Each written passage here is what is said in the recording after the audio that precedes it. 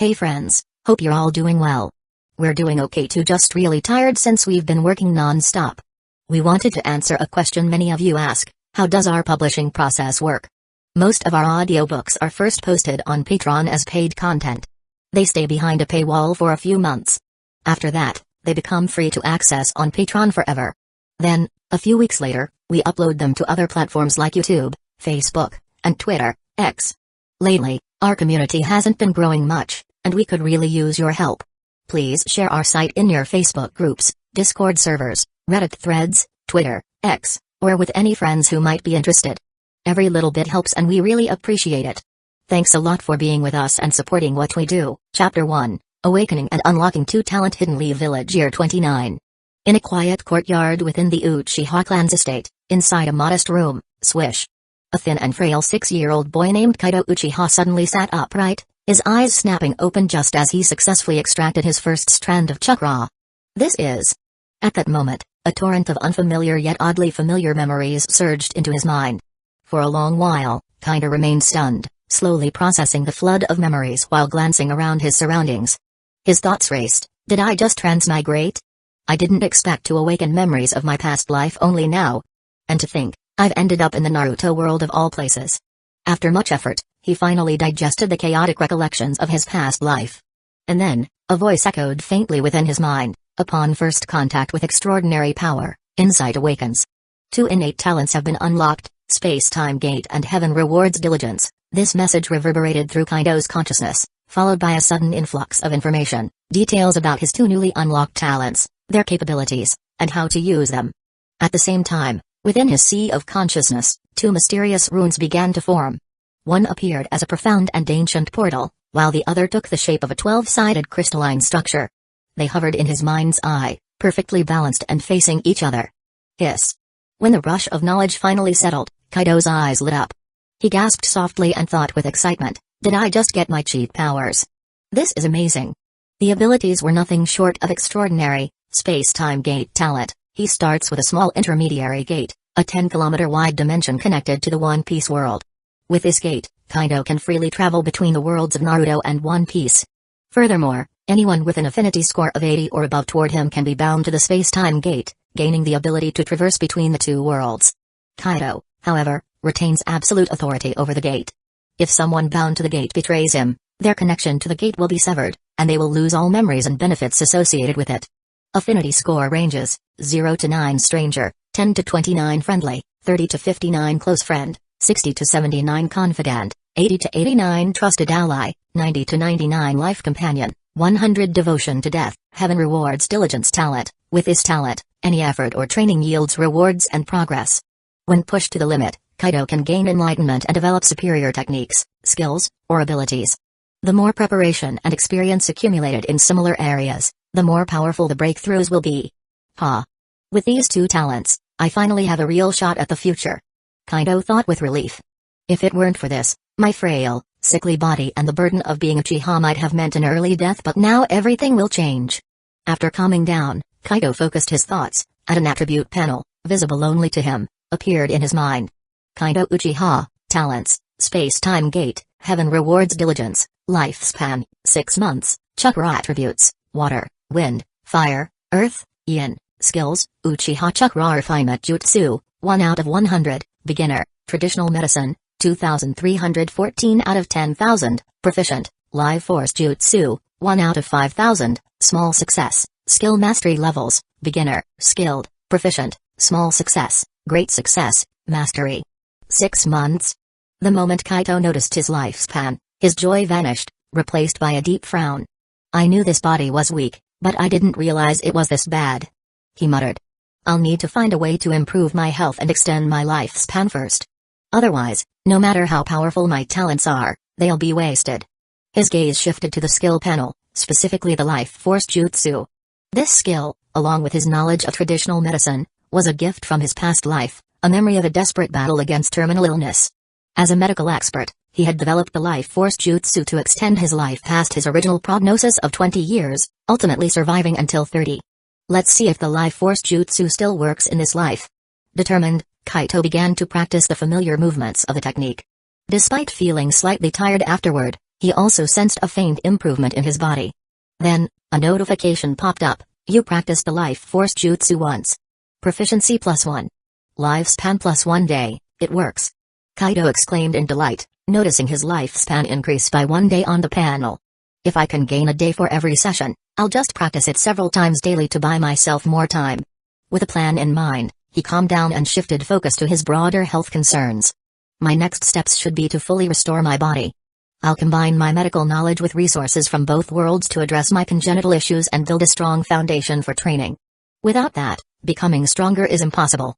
At this point, Kaido's thoughts turned to his mother, Naori Uchiha, the Uchiha clan's great elder, renowned for creating forbidden techniques like Izanami, one of the Uchiha clan's ultimate jutsu.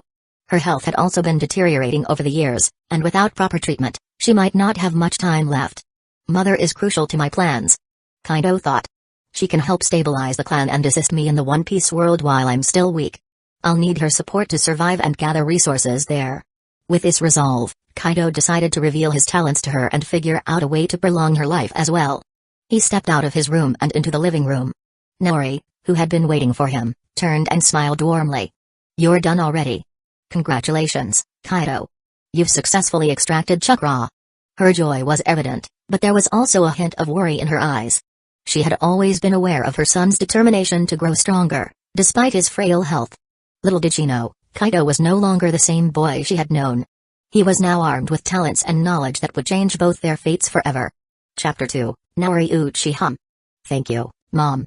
Kaido Uchiha replied with a warm smile and sat down opposite Naori Uchiha.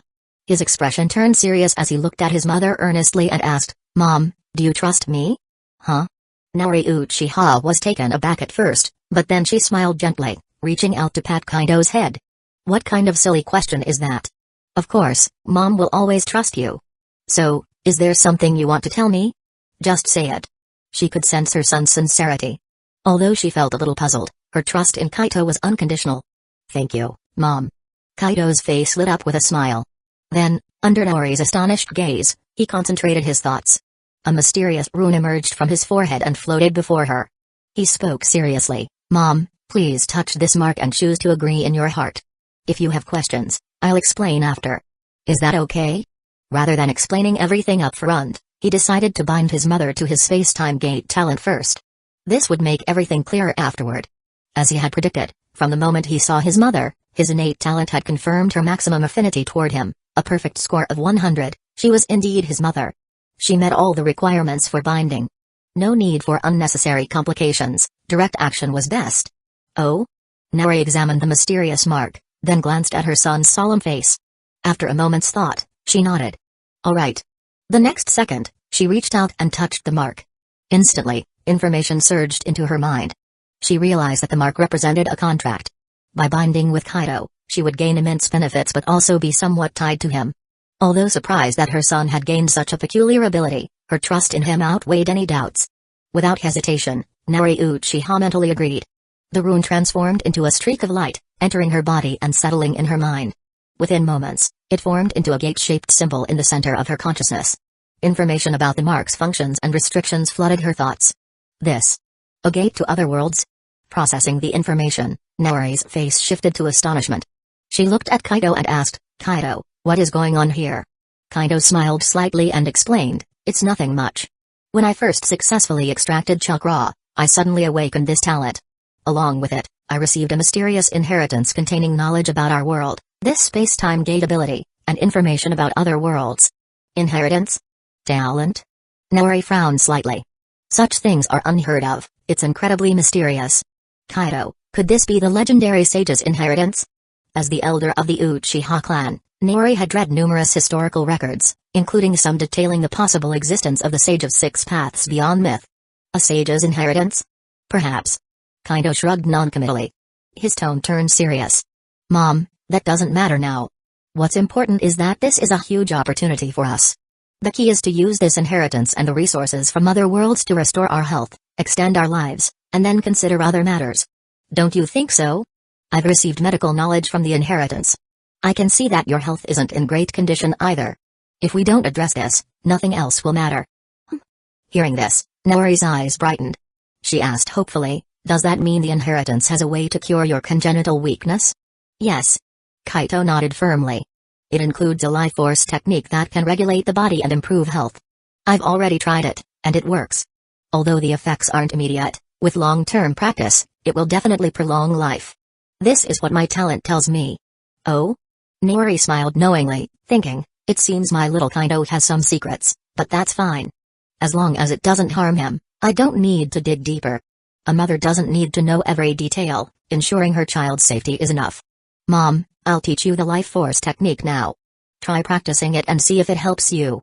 Without waiting for her response, Kaito stood up and began demonstrating while meticulously explaining each step. Nori didn't reject her son's goodwill. She listened attentively, activating her Sharingan to record his movements precisely. You practiced the life force jutsu once, proficiency +1, lifespan +1 day. How was it, Mom? Did you get it all? Kaito asked eagerly after finishing his demonstration. Sweat glistened on his brow. Got it. Nori nodded confidently, standing up. I'll try it once. Watch to see if I'm doing it correctly. Although she didn't hold high hopes for the technique's effectiveness, she cherished her son's thoughtfulness. If possible, she wanted to live longer, to protect him and ensure his happiness. Ever since the death of the second Hokage, Senjutobi Rama, the Sarutobi-led faction has increased its hostility toward the Uchiha. Even Kagami Uchiha has fallen victim to their schemes. Though Nori lacked concrete evidence, the circumstances surrounding Kagami's death convinced her it was the work of Denzo and his group. Now, her presence deterred them from outright moves against the clan. But her poor health gave them room for small, covert actions. If she were to die prematurely, the consequences for the Uchiha, and for Kaito, would be dire. She couldn't allow that to happen. With such thoughts, Nori began practicing the technique. For her, it wasn't difficult. Even without the Sharingan, her genius-level intellect made it easy to master. Under Kaito's watchful eyes, she flawlessly completed the first practice round. Mom, you're amazing. You mastered it in one go. How do you feel? Does it work? Kaito clapped and cheered. Ah. Nori exhaled a deep breath, carefully sensing her body's changes. A gentle smile appeared on her face as she turned to Kaito. It works. The effects aren't dramatic, but I can feel a slight relief from my chronic ailments and a lightness in my body. With consistent practice, I believe I can recover some lost vitality and extend my life. My dear Kaito, you truly are my good fortune. She wasn't exaggerating. Her precise understanding of her body confirmed the technique's benefits. Combined with proper nutrition and medicinal support, it could heal old wounds, restore vitality, and even reverse some damage. Realizing this, Nori felt a rare sense of joy and hope. Chapter 3, First Travel into the Pirate World. Phew. Did it work? It works. That's what matters. Kaito Uchiha breathed a sigh of relief upon hearing his mother's confident response. A wide smile spread across his face. If that's the case, Mom, you and I can keep going strong. Also, Mom, didn't I gain a wealth of knowledge and experience in medicine from the inheritance? Wait for me to check your condition. I'll craft a prescription tailored to you to help restore your health and speed up your recovery. Of course, I'll need to take care of myself too. If Nori Uchiha's health could be restored and her lifespan extended, the path ahead would be much smoother. Oh? Nori Uchiha raised an eyebrow at his words. You even got knowledge of medical books? This sage inheritance really is comprehensive. In that case, Kaito, start by taking a good look at Mom's condition. As for the medicinal herbs, leave it to me. Our family isn't short on money. All right. Without hesitation, Kaito Uchiha began examining his mother's health. Before long, he pulled his hand back from her wrist, frowning deeply, his expression grave. Your condition is far worse than I imagined. Besides the various internal injuries, your cells have suffered severe damage over the years from repeatedly extracting chakra. Your vitality and cellular regeneration have been greatly diminished, significantly affecting your lifespan. But that's not even the most critical issue. At this point, Kaito looked up at his mother, his expression heavy, as his gaze lingered on her right eye, now dim and lifeless. The real problem is that when you used Izanami, it not only left your right eye completely blind but also drained a significant amount of your life essence and soul energy. That's the real danger. He had assumed the forbidden technique only caused blindness.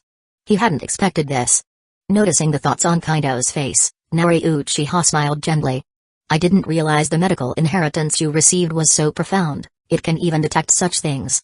And to think, it even recognizes Izanami, the forbidden technique. It seems your knowledge of two world secrets and information is much more than just surface level. However, your assessment isn't entirely accurate. The primary reason for the depletion of my soul and life essence isn't Izanami itself. After perfecting the technique, it no longer carries such side effects when properly used. The only cost truly is the blindness of a Sharingan. But back then, I was developing Izanami on my own to prevent a civil war within the Uchiha clan. Trial and error in the process was inevitable. That's why my soul and life essence were depleted so abnormally. It couldn't have been helped. Creating such a groundbreaking forbidden technique single-handedly was already a miracle. The fact that she hadn't died during the process was a testament to her defiance of fate and sheer luck. I see. Kaito nodded in realization and gave his mother a thumbs up. Mom, you're incredible. To think you could pull off something like that. However, he frowned, to make up for your lost lifespan, merely healing your body and removing internal injuries won't be enough. We'll have to restore the essence of your soul and life itself. Isn't congenital weakness essentially a form of life essence deficiency? And for that, the medical knowledge I currently possess isn't sufficient. Perhaps we need to head to the pirate world through the dimensional gate to find a solution. Of course, if he could enhance his traditional medicine skills to mastery or even perfection through his heaven rewards the diligent talent, he might find a way. But that would take time. He might be able to wait, relying on his health regimen and talent, but his mother might not have the luxury. Besides, the ninja world was too dangerous. Restoring both his and his mother's health and increasing their strength as soon as possible was the key. Time was of the essence. Oh? Naori was slightly surprised. Are there doctors in that world capable of solving our health problems? If so, that would be fantastic. Possibly. Kaito nodded hesitantly. That world has its own wonders. He then briefly explained the basics of the pirate world to his mother, including devil fruits and their abilities. Among the devil fruits, the heal fruit and hormone fruit, for instance, might have the potential to treat our problems. Of course, they won't be easy to find. But we can visit Drum Island and seek out Dr. Kira.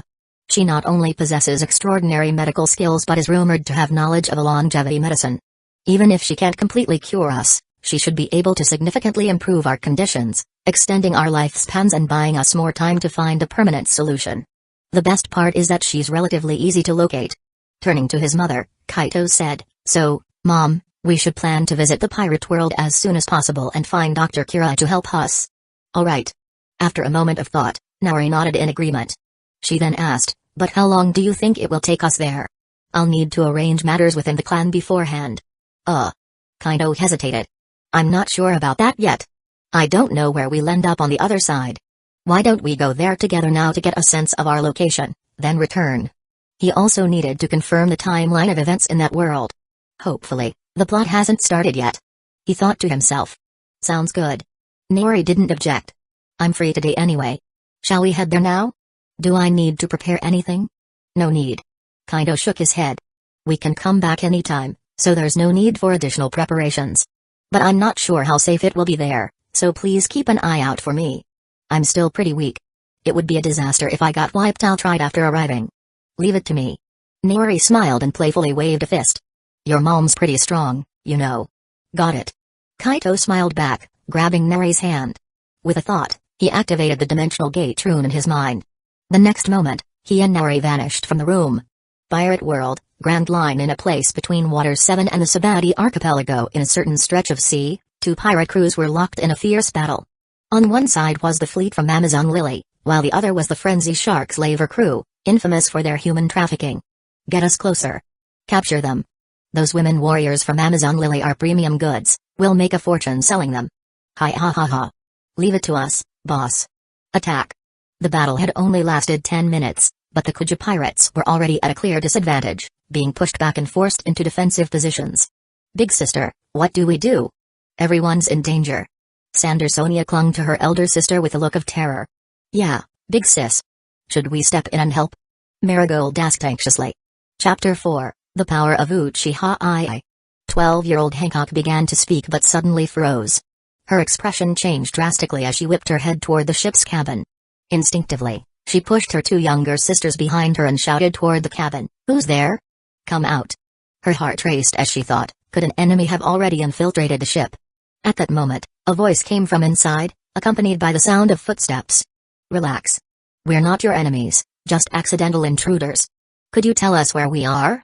Soon, two figures, a woman and a boy, emerged from the cabin. The newcomers were Naori Uchiha and Kaito Uchiha. Neither had expected their first teleportation to place them directly on a ship. As soon as Kaito stepped out, he surveyed the surroundings. Spotting the two massive serpents coiled on the ship, he immediately recognized it as one of Amazon Lily's vessels. Then his eyes fell on the three young sisters. Based on their appearance and the ship, he speculated, are these the Hancock sisters? Does this mean the timeline is before Hancock was enslaved? This realization brought him a sliver of relief. She's so beautiful. The three Hancock sisters stared at Naori Uchiha, unable to suppress their admiration. Naori's beauty was breathtaking, but it was her composed and gentle demeanor that captivated them. Despite this, Hancock quickly shook off the moment of awe. Although the newcomers didn't seem hostile, she remained cautious and asked, "Who are you? And what are you doing here?" "Relax." Naori, noticing their wariness and taking stock of the situation, spoke softly. "My name is Naori Uchiha, and this is my son, Kaito Uchiha. We're here seeking medical treatment, and our arrival here was accidental." She gestured toward the distant commotion and added, "It seems you're under attack. If you allow it, I can help eliminate your enemies. In return, I'd only ask that you tell us where we are and later take us to Drum Island." "What do you say?" "Huh?"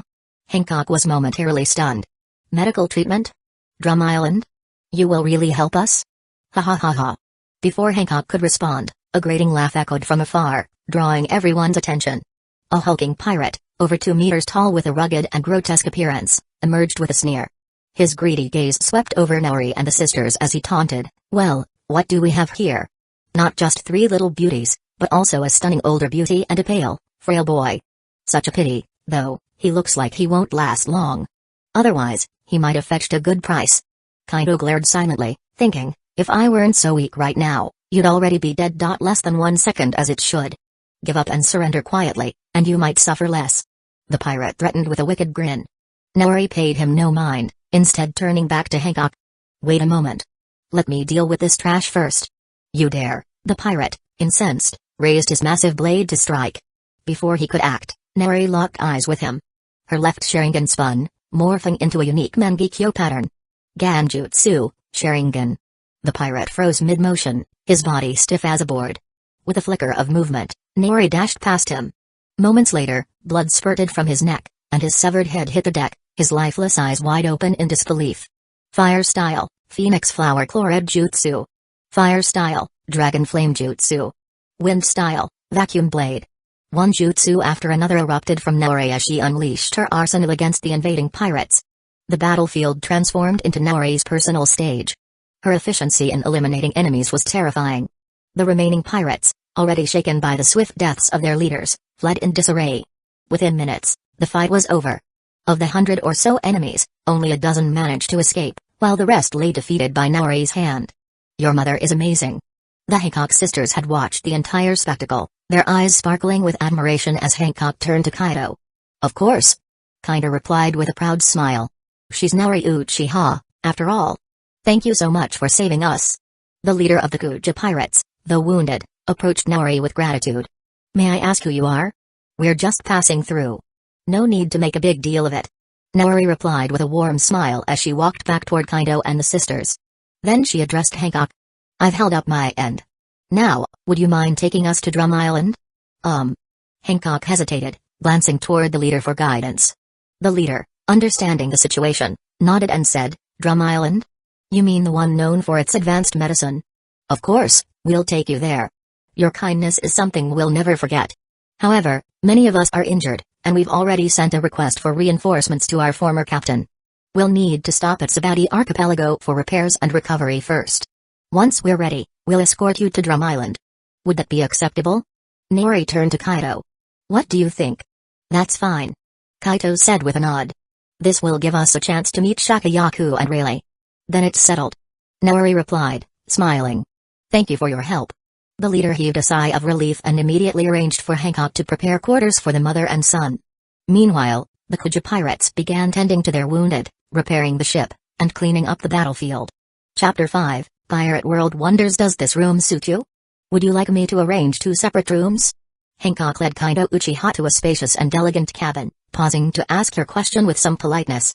"This is fine. 1 room will suffice," Naori Uchiha replied with a glance around, nodding approvingly. She then added, "By the way, how long will it take to reach the Sabati Archipelago from here?" Hancock hesitated for a moment before responding, "It'll probably take another day or 2. Is there a problem?" Hancock held a favorable impression of Naori and Kaido. Without their intervention, she and her sisters would have likely been captured and sold as slaves. No, it's nothing. Just curious. Naori said with a dismissive wave of her hand. You should go, your companions still need your help. Once you're done, feel free to come back. You can bring us some food later. Understood. Thank you again. I'll check on them and return shortly with something for you to eat. Hancock replied earnestly before hurrying off. Once alone, Naori closed the door and turned to Kaido. It seems like you know quite a bit about young Hancock and this pirate crew. Care to share with me? Of course. Kaido agreed readily, recounting what he knew in detail. Oh? Naori listened intently, her expression shifting to one of intrigue. An all-female warrior tribe from Amazon Lily, many of whom have mastered armament hockey, and some even observation hockey. A faction with dual hockey expertise? Fascinating. It does remind me of Nadeshiko village back in the shinobi world. She mused, a place also populated entirely by women. Kaito immediately thought of Jiraiya and his dubious ties to that village, which even managed to drag Naruto into the mess. So, what do you think about asking for their dual hockey training methods as a reward? Would that work? Naori asked. She was clearly intrigued by this world's power systems and wanted to delve deeper into them. From what she had seen in battle and heard from Kaido, both observation and armament hockey held immense potential. I wouldn't recommend it. Kaido responded, shaking his head. Hockey is integral to Amazon Lily's heritage. Asking for that could easily offend them, even if they owe us a favor. It's not worth the risk. They're about to meet their former captain, Shaki, who also happens to be Amazon Lily's previous empress. Shaki is a master of dual hockey and has incredible intelligence networks. Not to mention her partner, Silver's Rayleigh, the former right-hand man of the Pirate King. Rayleigh is a peak-level master of all three forms of hockey. In terms of raw power, he's likely stronger than most Kage-level shinobi, and only legends like Hashirama Senju or Madara Uchiha could beat him. Kaido's tone carried both admiration and anticipation. We can ask for Rayleigh or Shaki's insights into mastering all three forms of hockey, as well as the Marine Six Styles techniques and life return. These are not tied to Amazon Lily's traditions, and they'll find it hard to refuse such a reasonable request from their benefactors. That does sound more appropriate. Naori agreed thoughtfully. But are you certain they'd agree? Insights from someone on that Rayleigh's level must be incredibly valuable. Absolutely. Kaido replied confidently. Shaki and Rayleigh aren't petty people. They value honor and gratitude. If necessary, I can even offer them exclusive information they can't refuse in exchange. Either way, I won't leave this world without those techniques. Naori nodded, smiling at her son's determination. If you're this confident, I'll support your plan. By the way, what exactly are Marine Six Styles and Life Return? They sound intriguing. They are. Kaido confirmed. Marine Six Styles is a set of superhuman physical techniques developed by the world government. It focuses on unlocking the body's potential and greatly enhancing physical capabilities. In fact, Marine Six Styles is often a precursor to mastering observation and armament hockey. And Life Return? That's the pinnacle of body control. It allows a practitioner to regulate every cell, enhance digestion, accelerate recovery, and even convert consumed food directly into life energy. Imagine how much that could help us recover and strengthen ourselves. Kaido's eyes gleamed as he elaborated. Think about it, combining Life Return with our own training techniques and chakra systems could significantly enhance our recovery and even restore lost vitality. After hearing his detailed explanation, Naori's eyes widened in understanding. Controlling every part of the body. Accelerating recovery. That could have immense implications for chakra regeneration as well. This is indeed a rare and powerful skill. Yes, but mastering it isn't easy. Kaido cautioned. Even in this world, only a handful of geniuses have managed it. Among the CP9, for example, only someone named Rob Lucci is known to have achieved it. Difficulty isn't an issue. Naori said confidently. If we have the training methods, I'll master it. After all, I'm a genius too. Kaido chuckled at her self-assurance. Of course, Mom. You're amazing.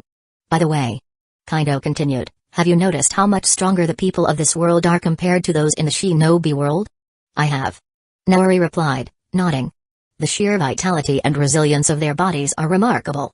It's likely due to the environment here. The oceans are teeming with massive, powerful creatures, some stretching thousands of meters long. She added thoughtfully, if the creatures on land are anything like that, it's no wonder the people here have such incredible physiques. Exactly. Kaido agreed. That's why I suggest we regularly hunt sea kings and other beasts for their meat. Consuming such nutrient-dense food while training could significantly accelerate our recovery and strengthen our bodies.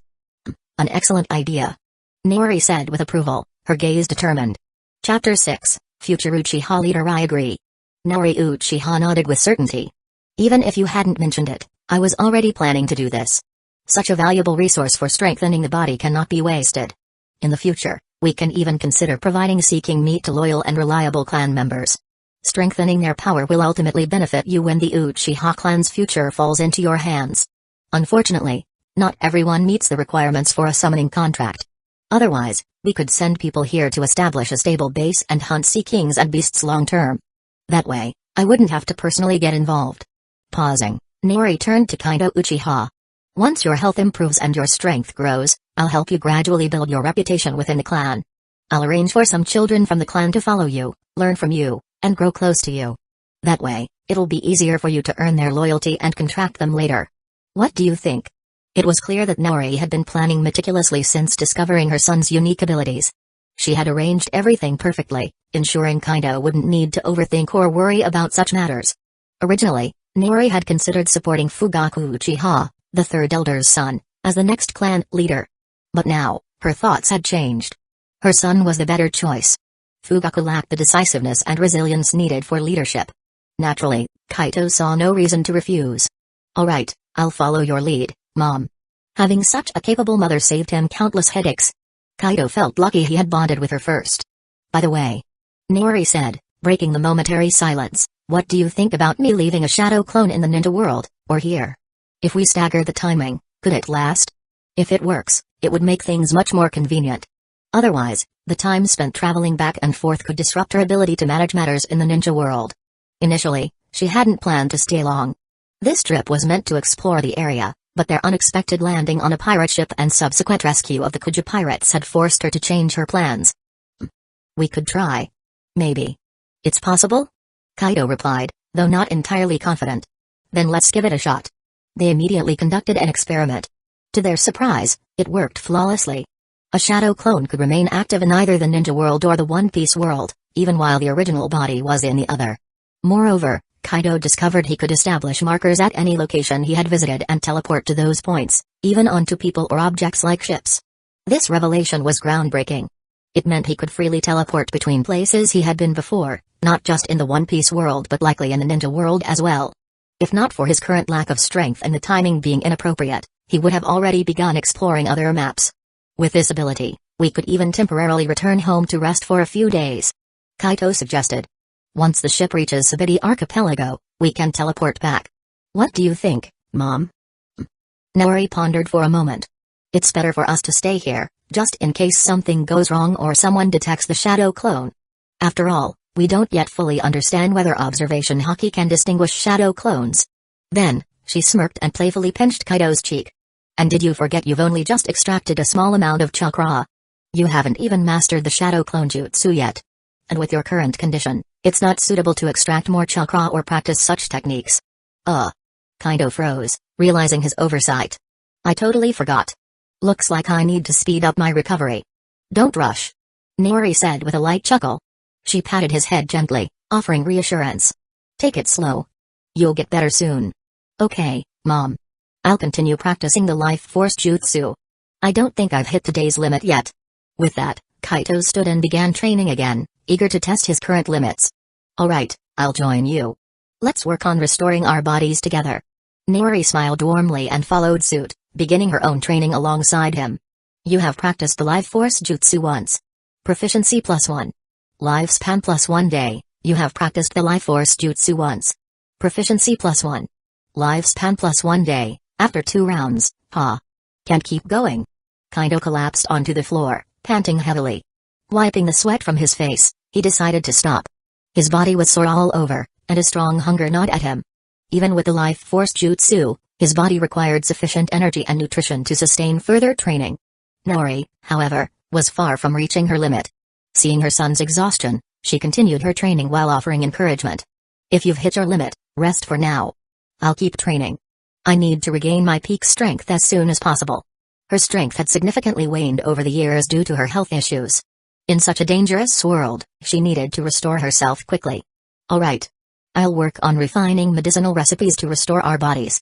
At the same time, I'll copy some medical texts to offer as compensation to Dr. Kira. She's not easy to deal with without proper payment. The infamous witch of Drum Island wasn't known for her generosity. You've thought everything through. Go ahead with your plans. Naori replied, pleased with his maturity. Kaido didn't know his mother had already deduced so much from his subtle behaviors. She had connected his urgency and crisis mindset to the potential dangers looming over their clan's future.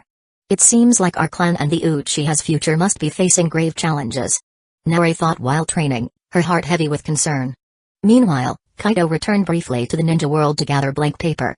Back on the ship, he copied medical books and devised personalized prescriptions to aid both his and Naori's recovery. Time passed quickly. After dozens of rounds of the life force jutsu, Naori finally paused her training.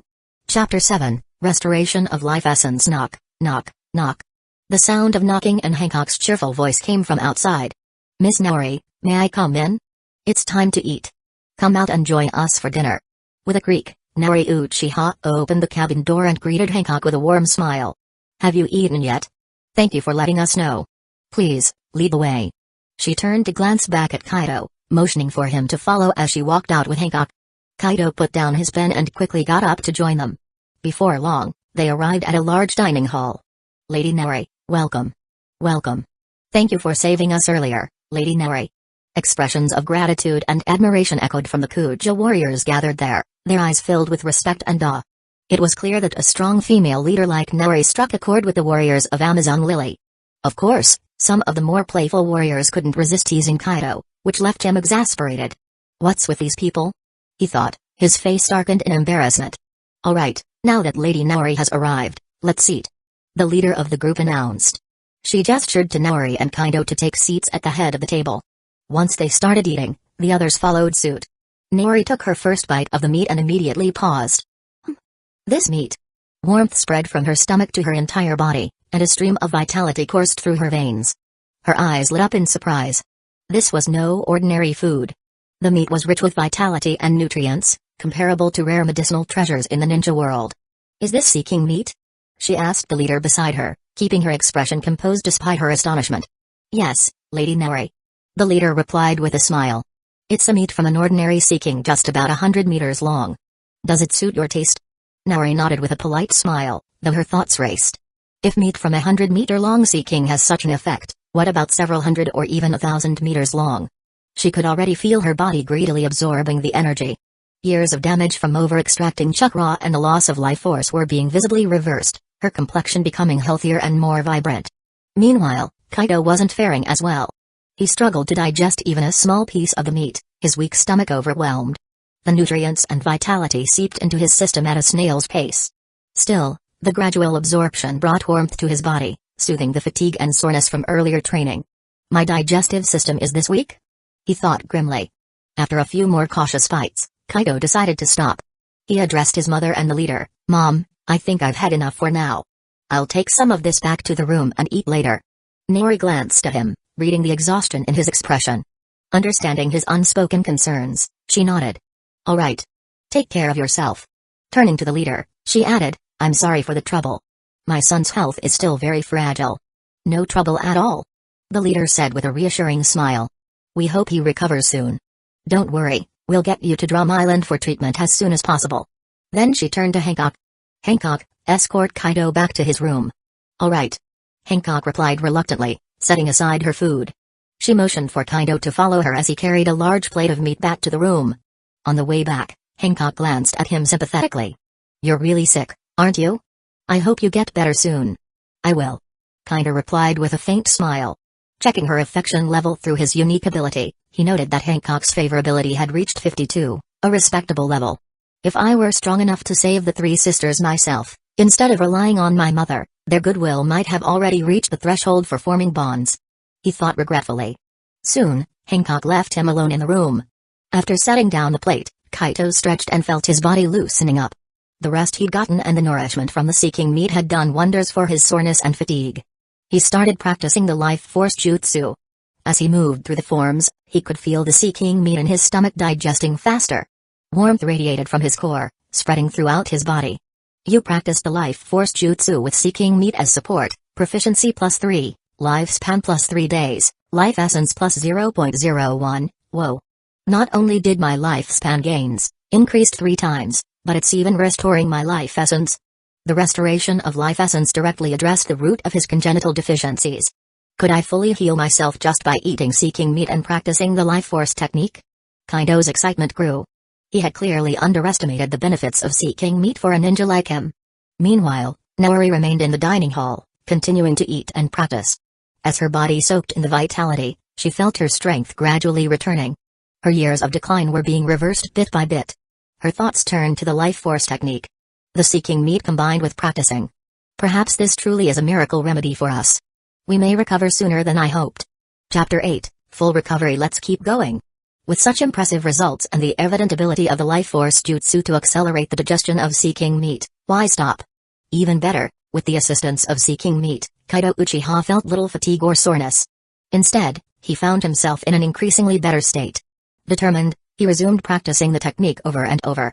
You practiced the life force jutsu with seeking meat, proficiency plus 3, lifespan plus 3 days, life essence plus 0.01. You practiced the life force jutsu with seeking meat, proficiency plus 3, lifespan plus 3 days, life essence plus 0.01. As the seeking meat in his stomach rapidly digested, its vitality and nutrients were absorbed, visibly improving his body. His complexion, once pale and sickly, took on a faint rosy hue, making him look significantly healthier. After practicing the technique over 10 times, Kaido finally felt the limits of his physical stamina. Most of the seeking meat in his stomach had been consumed, and he decided to stop. Exhaling deeply, he wiped the sweat from his face. Although his body was tired and sore, he felt as though a massive weight had been lifted. A new energy coursed through him. He sat at the table, gazing at the remaining seeking meat. After a moment's thought, he waved his hand and stored it in the space of the dimensional gate. Within this space, he designated a specific area and froze its time flow to preserve food and prevent spoilage. Thanks to his complete control over the dimensional gate's powers, such a feat was simple. Curious about his progress, Kaido opened his status panel to check. Lifespan, 7 months, 12 days, congenital deficiency, life essence, 3.43 out of 10, seeing the updates, his eyes brightened. Not only had his lifespan increased by over a month, but the status now displayed his life essence, revealing just how depleted it had been. For a healthy 6-year-old, life essence should be around 10.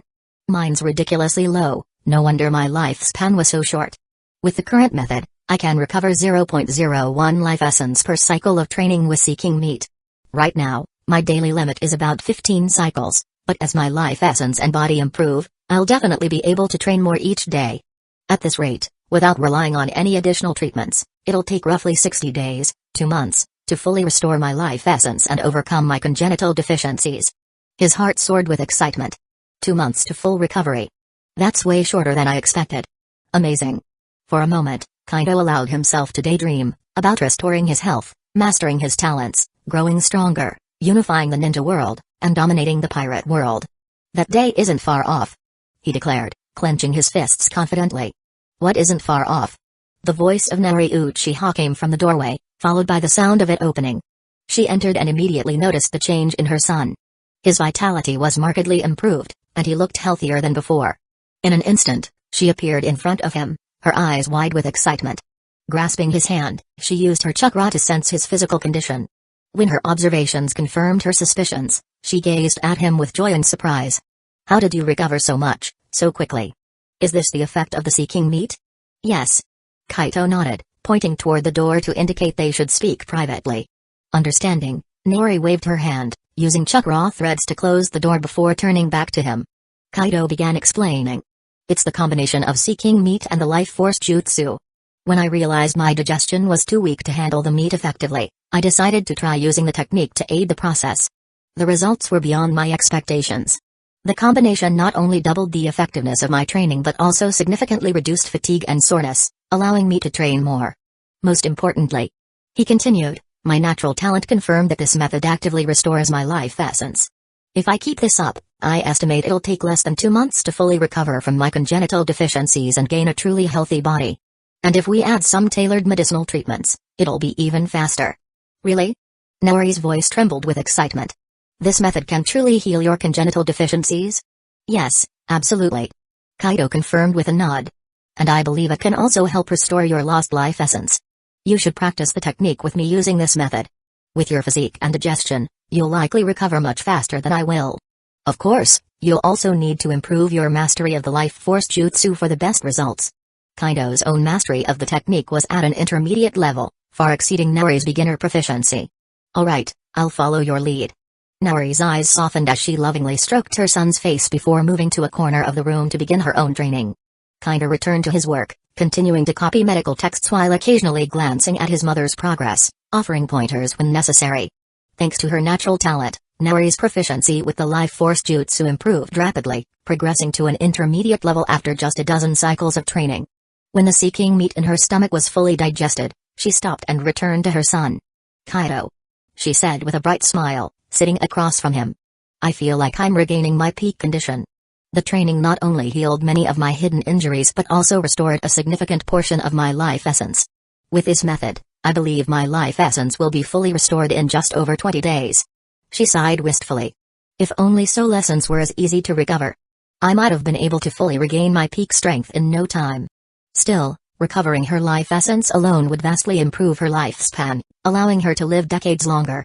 Over time, her restored vitality might naturally nourish her soul and gradually repair the damage.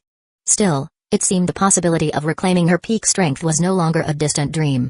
Who would have thought that a simple meal of seeking meat combined with the life force jutsu could produce such miraculous results? Even her blind right eye felt warm, as if beginning to heal. Chapter 9, Soul Recovery. That's great. Congratulations, Mom. Kaito Uchiha smiled brightly upon hearing the news. This was the best outcome he could hope for. As for the issue with the soul's essence, we can figure that out later. By the way, Mom, does the clan have any meditation techniques to enhance mental or spiritual strength? Even yin release techniques would work. Kaito Uchiha asked this earnestly. With his heaven rewards diligence talent, even if the current ninja world and the One Piece world lacked complete methods for spiritual cultivation, he was confident. As long as he had even partial or flawed techniques, he believed he could break through limits and innovate a genuine method for cultivating spiritual and soul strength. If that happened, restoring Naori Uchiha's damaged soul essence wouldn't be a problem anymore. Not at all. He might even use this to optimize the Sharingan awakening process, or perhaps even develop complete training methods for the Mangekyo Sharingan, Eternal Mangekyo Sharingan, and the Rinnegan. About that, Naori Uchiha frowned slightly. There are indeed meditation techniques for improving mental strength and practicing yin release, but the effects aren't particularly impressive. They require consistent, long-term practice. Do you want them? She guessed that her son might have a plan to use these techniques to create a method for enhancing mental power or even restoring soul essence. The inheritance from the sage was clearly far more profound than she initially thought. I do. Kaito Uchiha nodded eagerly. As long as it's effective, I can work on improving it further. Once it's perfected, there might even be a way to actively accelerate the recovery of your soul's essence. Alright. Naori Uchiha was touched by his determination. She nodded softly and said, I'll return home later to fetch it for you. But remember to take care of yourself. Don't push too hard, take it slow. My health has improved significantly, and I'll live for quite some time. You don't have to overwork yourself. No matter what terrible future you've seen, know that I'll always be here. I'm your eternal support, ready to shield you from any storm. Hearing her earnest tone and seeing her sincere expression, Kaito felt warmth in his heart. He smiled gently and nodded. I understand, Mom.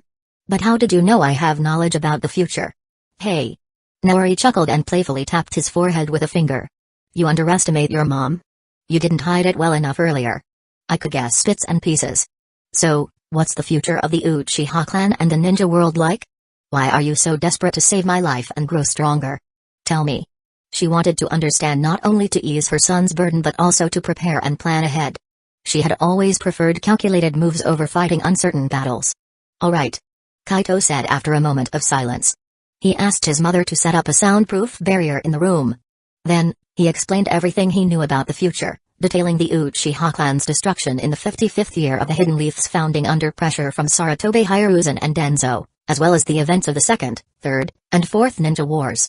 He even revealed information about Madara Uchiha still being alive, Black Zetsu's centuries-long scheming, Otsutsuki Kaguya, the Sage of Six Paths, and the Otsutsuki clan. He left nothing out, telling his mother everything. After all, Naori Uchiha was someone he trusted completely.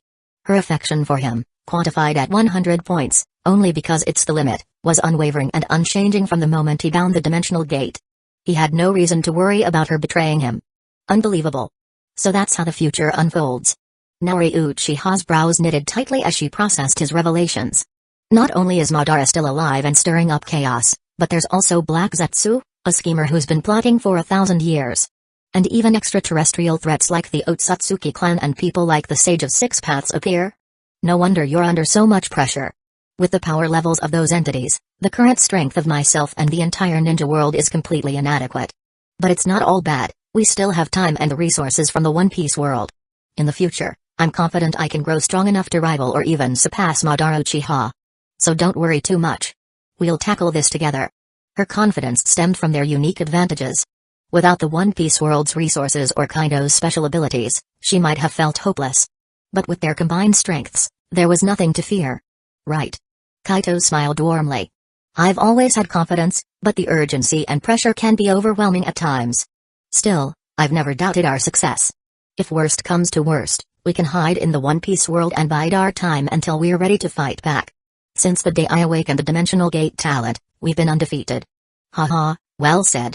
Naori smiled as well, her heart lightened. Looks like my comforting words weren't needed. You've got things figured out, Kaito. Now, about Hiruzen and Denzo. Her expression darkened. I never imagined they'd go to such lengths in the future. Fine. Very fine. I was too cautious and lenient in the past because I thought I wouldn't live long and wanted to ensure the Uchiha clan's future. But now, everything has changed. In the future, I'll make them pay dearly. They want to destroy the Uchiha clan? Then I'll annihilate the Sarutobi and Shimura clans. Humphrey. Her resolve was palpable. She wasn't one to sit back and wait for disaster, she preferred taking the initiative. Mom, you're amazing. Kaido gave her a thumbs up, his admiration genuine. Having such a strong mother was a great comfort. Hee. Naori smiled warmly, ruffling her son's hair. Leave it to me. I'll handle it. Of course, if you have any ideas, feel free to share, and we'll plan together. Absolutely. Kaito nodded eagerly. Then, Naori's tone shifted again, her expression souring. As for Itachi Uchiha, that boy has completely fallen for Sarutobi Hiruzen's brainwashing. To think he would personally slaughter the entire clan. His mind must be broken. Exactly. Kaido agreed vehemently. But it's not entirely Itachi's fault. Fugaku Uchiha bears a lot of the responsibility too. Dragging a 3 or 4-year-old Itachi to the battlefield under the guise of teaching him the horrors of war? What kind of lunacy is that? He set Itachi on the wrong path from the start. And later, his constant appeasement of Hiruzen and his policies only pushed the Uchiha clan further into despair. He was completely unfit to be the clan leader. And honestly, he doesn't deserve Sister Mikoto either. Chapter 10, Mikoto is mine. When Naori Uchiha heard the first part of what Kaito said, she nodded in agreement. But as soon as she caught the last sentence, she looked at Kaito with an amused expression. So, who do you think is worthy of your sister Mikoto? Of course, it's me. Kaito Uchiha blurted out his thoughts before suddenly realizing what he had said. His face turned red with embarrassment as he glanced at his mother, meeting her teasing gaze. He coughed awkwardly. Ahem. Anyway, Fugaku isn't good enough for Sister Mikoto, right? Mom, don't you agree? You. Naori laughed at Kaito's attempt to dodge and shift the topic. She playfully tapped his forehead with a finger and teased him. I didn't expect you to be such a little rascal at your age. You're already eyeing your sister Mikoto so early on. Still, you're right. Fugaku truly isn't worthy of Mikoto. Besides, from the future you described, it seems you didn't awaken your potential and there was no me or you in that timeline. Now that our fates have changed, the future is naturally different. So, I support you marrying Mikoto in the future. Moreover, I plan to groom you to become the next head of the Uchiha clan. From now on, you'll need to work hard, not just to improve your strength but also to establish your authority within the clan. I'll be by your side to help with that. Keep it up. Naori didn't mind her son being a bit cheeky. After all, he was her child. In fact, she'd be thrilled if he married multiple wives and had many children, expanding the family line. Over the next 2 days, Kaito mostly stayed on the ship. He alternated between training with a meet of Sea Kings to enhance his body and copying medical books. He also practiced the Uchiha meditation technique Naori had brought him. Perhaps because of his 2 lives, his soul and mental strength far surpassed those of his peers. His memory and comprehension were also exceptional. On the very day he got the technique, he managed to grasp its basics after a few attempts. He even successfully recorded it into his Heaven Rewards Diligence talent panel. With this system, further progress became much easier. 2 days later, the group successfully arrived at a port in Area 13 of the Sabati archipelago. There, they met Shaki and Rayleigh, who had been waiting for them. Congratulations on your safe return. As soon as the ship docked, Shaki and Rayleigh boarded. After greeting the crew leader, they turned to Naori and Kaido. You must be Naori Uchiha and Kaido Uchiha, who saved our Uchiha pirates. On behalf of Amazon Lily, I thank you. I'm aware of what Naki promised you. Sending you to Drum Island isn't enough to repay your kindness. If you have any requests, don't hesitate to let me know. As long as it's not too much, I'll do my best to fulfill it. Additionally, I have access to a lot of information. If there's anything you'd like to know, feel free to ask. I'll provide it to you free of charge. Once again, thank you. If Naori hadn't shown up in time, Shaki couldn't imagine the devastation the Uchiha pirates might have faced. There was a real possibility that Hancock and her sisters would have been captured by those despicable slave traders and sold to the Celestial Dragons. If that had happened, the consequences would have been unthinkable. Hancock was a candidate for the next Empress of Amazon Lily. Her safety was paramount. You're too kind. It was merely a coincidence, and we acted on impulse. Naori said modestly, smiling. No. Shaki shook her head firmly. A favor is a favor. That's non-negotiable. Please make your request. If you haven't thought of one yet, you can come to me anytime to redeem it. Haha. At this moment, Rayleigh laughed, patting Shaki's shoulder. Alright. There's no rush for that. This isn't the place to talk. Why don't we all head back to the shop first? He glanced at Naori, seeking her opinion. Sure. We'd be imposing, but thank you. Naori agreed without hesitation. Soon, the group arrived at Shaki's establishment. Upon seeing the signboard labeled Shaki's Rip-Off Bar, Naori blinked in mild surprise and instinctively glanced at Shaki. Shaki. Ahaha. Though embarrassed for a moment under Naori's gaze, Shaki quickly recovered with a chuckle and waved it off. You know how it is. This place is full of shady characters, pirates, and scoundrels. A name like this adds to the intimidation factor. Huh. Naori and Kaito nodded in unison, feigning belief. With the awkward moment behind her, Shaki welcomed the mother and son into the shop, offering drinks, juice, and cake. She then asked, I heard you're heading to Drum Island for medical treatment. Would you like me to recommend a skilled doctor? I know an excellent one who might be able to help with your condition. Both Naori and Kaido's health issues were apparent to anyone observant. In Shaki and Rayleigh's eyes, even though Naori was a formidable fighter who had defeated pirates worth over 100 million Baileys, her vitality and physique seemed unusually fragile. They could sense a strange energy within her, which they assumed contributed to her strength. But out of respect, neither Shaki nor Rayleigh inquired further. It would have been impolite. Not for now. Kaito spoke up before Naori could reply. We plan to consult Drum Island's witch, Dr. Kira, first. She should be able to address my and my mom's issues. If not, we'll come back and trouble you. Oh? Shaki and Rayleigh exchanged surprised looks at Kaito taking the initiative. The witch Dr. Kira. I know of her. Shaki nodded. Her medical skills are indeed exceptional, perhaps even superior to Crocus in some ways. But she's not easy to approach. Without the right payment, she won't lift a finger. I hope you're prepared for that. Understood. Kaito replied with confidence. I've accounted for that. Good, then. I wish you success. Shaki said with relief. Now, have you decided on your reward? Please, don't decline. We've thought it through. This time, Kaito spoke up again, glancing at Shaki and then at Rayleigh. I'd like to use this favor, along with information about the Pirate King Roger's son, to trade for your training insights on the 3 forms of hockey, the Navy's 6 styles, and life return techniques. Is that acceptable? Rayleigh's eyes widened in shock. What? Information about Roger's son? That guy actually has a child? He momentarily forgot to question how Kaito knew his true identity, utterly stunned by the revelation. Roger. You really keep surprising me. Rayleigh muttered. Shaki was equally astonished, her curiosity about Kaito growing. She also noticed that, since entering the shop, Kaito had taken the lead in decisions. This shift in dynamics between the mother and son intrigued her even more. Chapter 11, Truth About Ace. So, this sickly little guy isn't as simple as he looks. Never judge a book by its cover. Uchiha. Never heard of them. Quite mysterious.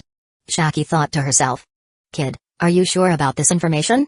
It took a while for Rayleigh to calm down, and his gaze was sharp as he questioned Kaito. This isn't something you joke about. Of course. Kaito Uchiha nodded affirmatively. Back then, after your Roger pirates disbanded, Roger went to the South Blue. On Bayterla Island, he met and fell in love with a woman named Portgas de Rouge. After a year together, Rouge became pregnant with Roger's child. After that, Roger turned himself in, sparking the Great Pirate Era. The world government caught wind of rumors about Roger's child in the South Blue. They sent numerous agents to search the area, even killing many pregnant women in the process. You must remember that, right, Aunt Shaki? Surely you heard of the chaos back then? Yes. Shaki nodded solemnly. It was a tragic time. I was following the news closely since it involved Roger.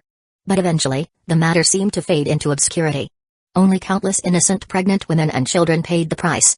So, Portgas de Rouge actually escaped the world government's hunt? It was hard to imagine how she managed that. Correct. Kaido confirmed. With secret help from Vice Admiral Garp, Rouge endured unimaginable pain, delaying the child's birth for 2 full years to evade the government's grasp. Tragically, the moment she gave birth, she passed away. The room fell silent as his words sank in. Rouge's resolve and sacrifice left both Shaki and Naori Uchiha deeply moved. What an incredible woman. Naori murmured, admiration evident in her tone. I never expected this. Shaki added, her voice tinged with sorrow. Wait, Garp? Rayleigh's expression twisted in confusion. You're saying it was Garp who helped Rouge? That scoundrel Roger trusted a Navy man over me? Ha. Typical of that idiot. Sounds exactly like something Roger would do. Shaki shook her head with a small smile. Honestly, it was the best decision. Garp is known for keeping his word. If the child had been entrusted to any of you, the world government would have noticed immediately.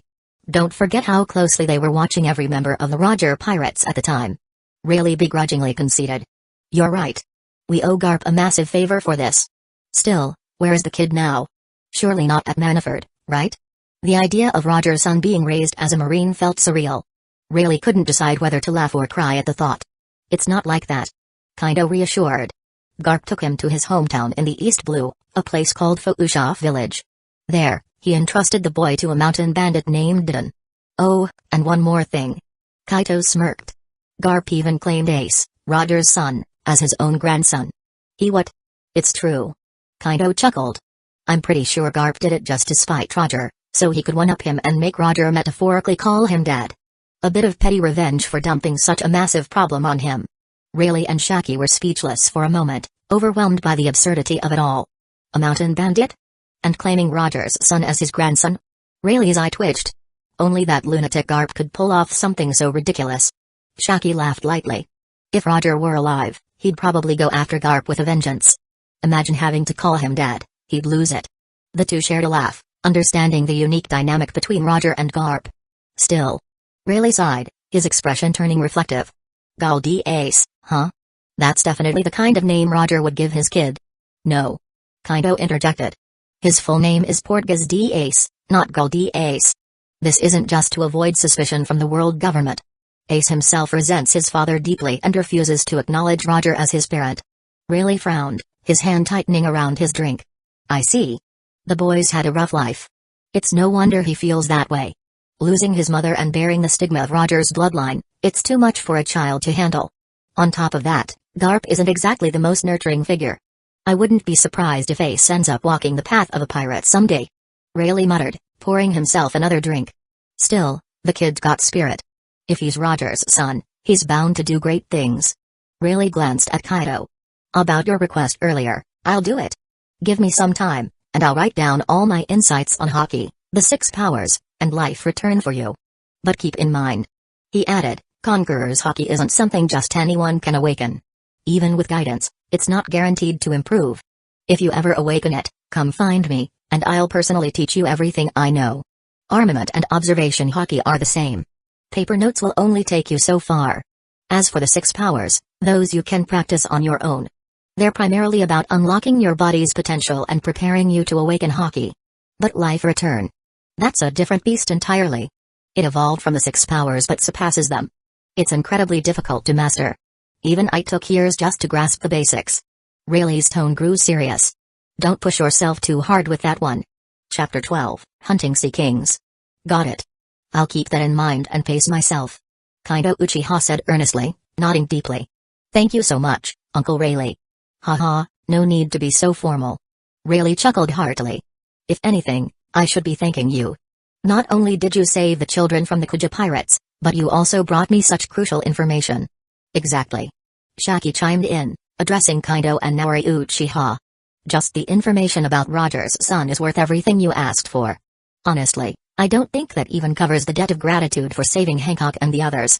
How about this, if you have any other requests, let us know. Otherwise, I'll feel uneasy. She understood the immense importance of Ace's identity to Rayleigh.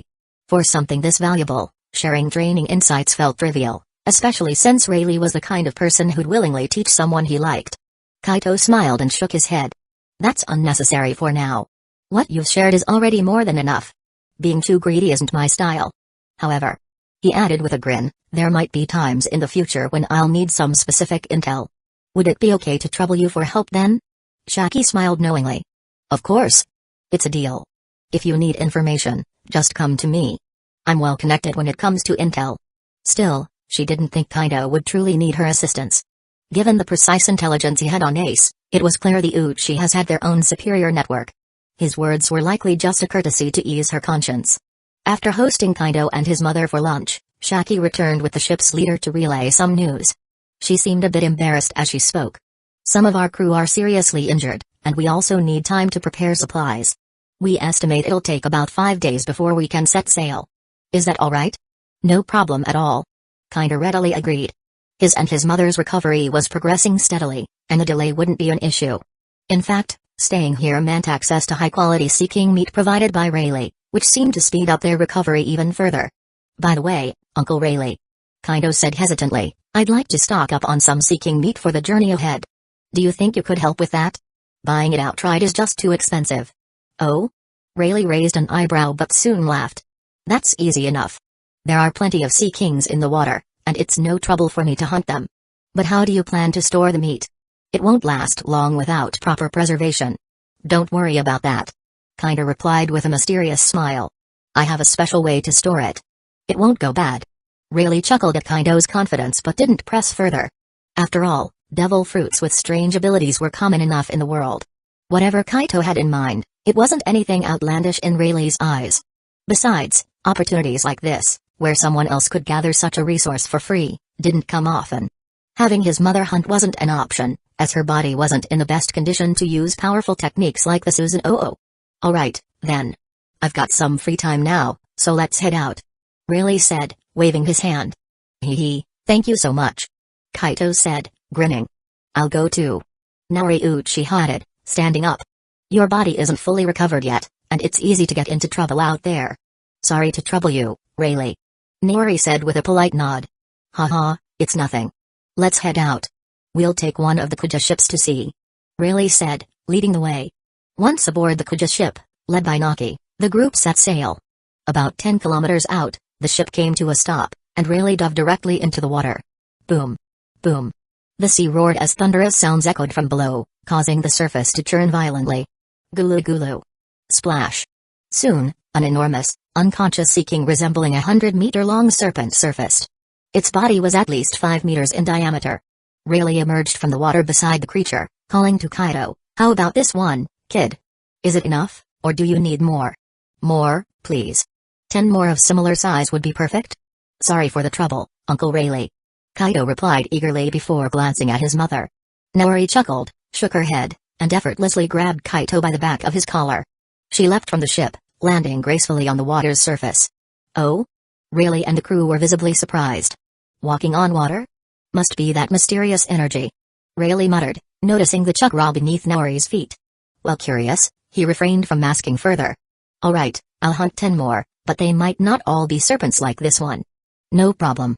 Kaido nodded enthusiastically. Any sea king will do. Thanks, Uncle Rayleigh. I'll treat you to some fine liquor when we're done. He recalled the excellent wine stored in their family's cellar, rare vintages Rayleigh likely hadn't tried. His mother wouldn't mind trading some for such an abundance of sea king meat. Haha, that sounds great. You've got yourself a deal. Rayleigh laughed, diving back into the water. Meanwhile, Naori carried Kaido to the floating sea king. Kaido touched the creature's massive body, activating his spatial ability. With a flash, the sea king vanished, stored securely in his space-time gate. Inside the storage, Kaido used his control over the space to ensure the sea king was swiftly dispatched and butchered into manageable portions. The meat was then stored in a special area where time was frozen, preserving it indefinitely. Witnessing the Sea King's sudden disappearance, both Rayleigh and the Kuja crew were stunned. "Kid, you're full of surprises," Rayleigh exclaimed, his sharp eyes glinting with intrigue. "Alright, since you've got such an efficient storage method, I'll keep going." With that, Rayleigh dove back under, leaving Naori to return Kaido to the ship. Kaido. What was that ability you just used? Some kind of spatial devil fruit?" Hancock ran over, her curiosity brimming. "Something like that," Kaido replied with a chuckle. "That's amazing. I had no idea you were a devil fruit user," Hancock said with admiration. At this stage, Hancock wasn't yet the proud, aloof empress of the Kuja. Instead, she was lively and approachable, making her excitement all the more endearing. Chapter 13, Drum Island. Boom. Boom. Boom. Over the next few hours, Rayleigh tirelessly hunted down 10 massive Sea Kings, each over 100 meters long. All of them were carefully stored away by Kaido, finally bringing the hunt to an end. To accomplish this, they had to move the ship to several different locations. In the end, Rayleigh even captured an additional Sea King, planning to use it as food for the coming days. The extra Sea King was swiftly butchered by the female warriors of Amazon Lily and temporarily stored in the ship's freezer. A quick conversation happened between Kaido and Rayleigh. "All done. Time to head back." "Got it. Thank you, Uncle Rayleigh. I know it was a lot of work." "Haha. No problem. It's good to stretch my muscles once in a while. Just don't forget that fine liquor you promised me." "No worries. I'll make sure you get it as soon as we're back." "Deal." On the return journey, Kaido took some time to step into a private room, using the moment to return briefly to his home in the ninja world. From his family's wine cellar, he selected over 10 bottles of the finest liquor. Once the ship docked and they returned to Shaki's shop, he handed the bottles to Rayleigh. "Here you go, Uncle Rayleigh. These are my family's prized spirits. I guarantee you've never tasted anything like them. Want to try some?" "Oh?" Rayleigh's curiosity was piqued as he examined the unfamiliar packaging. "It does look a bit like something from Wano. Alright, let's give it a shot." He uncorked one of the bottles, and a rich, heady aroma filled the room. Rayleigh's eyes lit up. Now this is good liquor. Without hesitation, he took a few long gulps straight from the bottle. "Ah. Fantastic. This is the real deal." "Haha. Uncle Rayleigh, I'm glad you like it. I picked out the strongest ones just for you."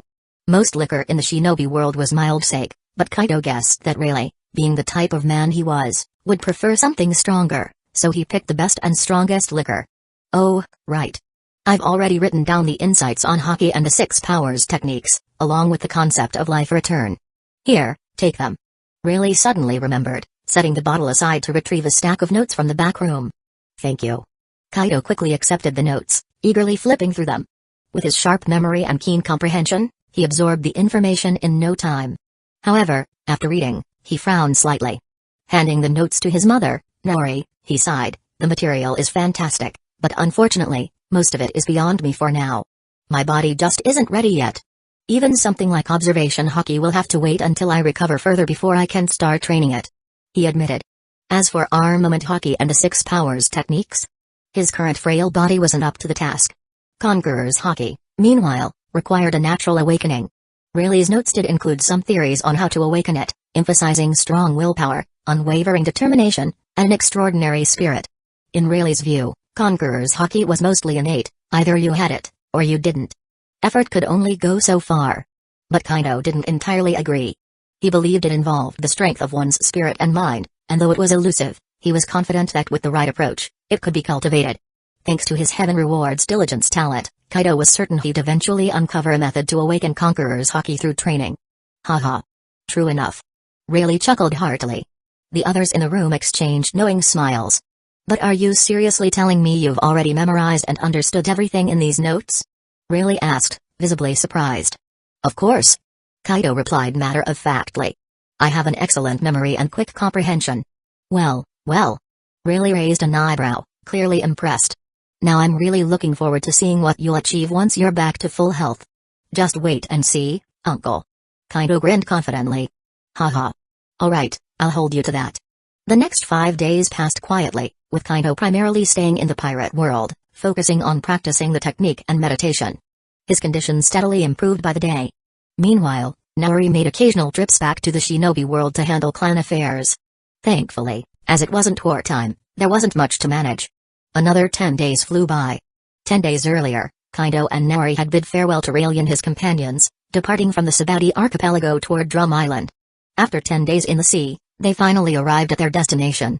In those days, Kaido's congenital defects had improved by nearly half.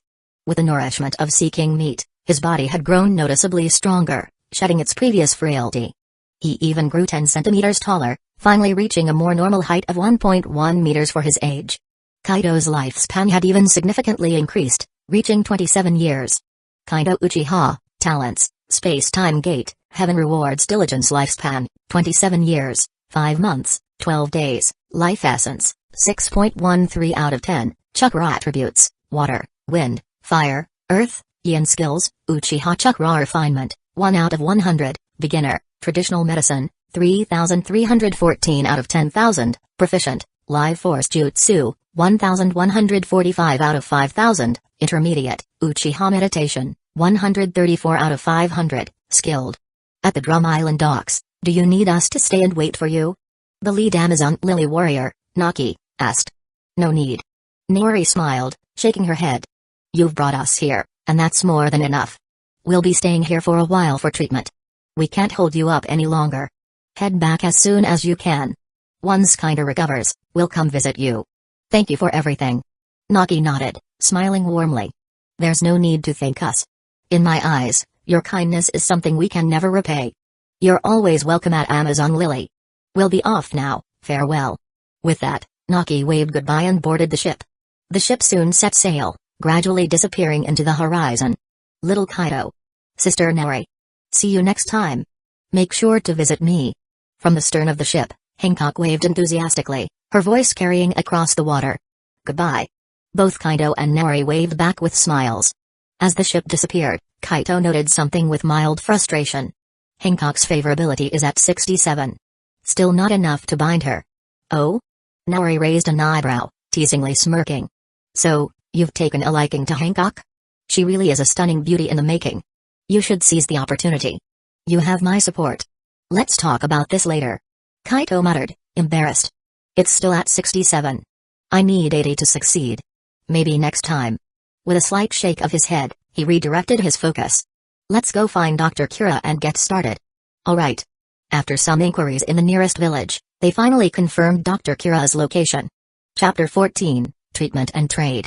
After some time, Kaido and his mother arrived at Dr. Kira's residence. They knocked on the door. Who is it? An aged yet sharp female voice called out from inside. With a creak, the door opened, revealing a tall, stylishly dressed elderly woman. As her sharp eyes scanned Kaido Uchiha and Nori Uchiha, Kira's instincts and perceptiveness kicked in, allowing her to quickly assess their conditions. A congenital deficiency in one, and damaged life essence in the other. But from what I can see, you're both recovering rapidly. It seems like you don't need my treatment. She remarked, raising an eyebrow. Kaido couldn't help but praise her. Impressive, Dr. Kira. Just one glance, and you've figured out most of our conditions. Admirable. Ha ha ha. Kira laughed heartily. Flattery won't work on me, kid. If you don't need my help, you can leave now. Wait. Seeing her about to close the door, Kaido quickly called out and handed her half a medical manuscript. Please take a look at this first. Though he and his mother were indeed recovering well with the combination of seeking meat, live force techniques, and his growing medical skills, Kaido had more in mind. The lingering issue of the damaged soul essence could eventually be resolved through enhancing his life essence or by advancing the Uchiha meditation method. Still, with such an incredible doctor available, it would be foolish not to learn from her. Moreover, Kaido had his eye on acquiring Kira's secret medicine formula. Oh? Kira raised an eyebrow, intrigued, and took the half manuscript from him. Interesting, kid. You've got my attention. Let's see what you're trying to impress me with. She began reading, and before long, her full focus was absorbed by the content. Minutes passed as she carefully examined every word.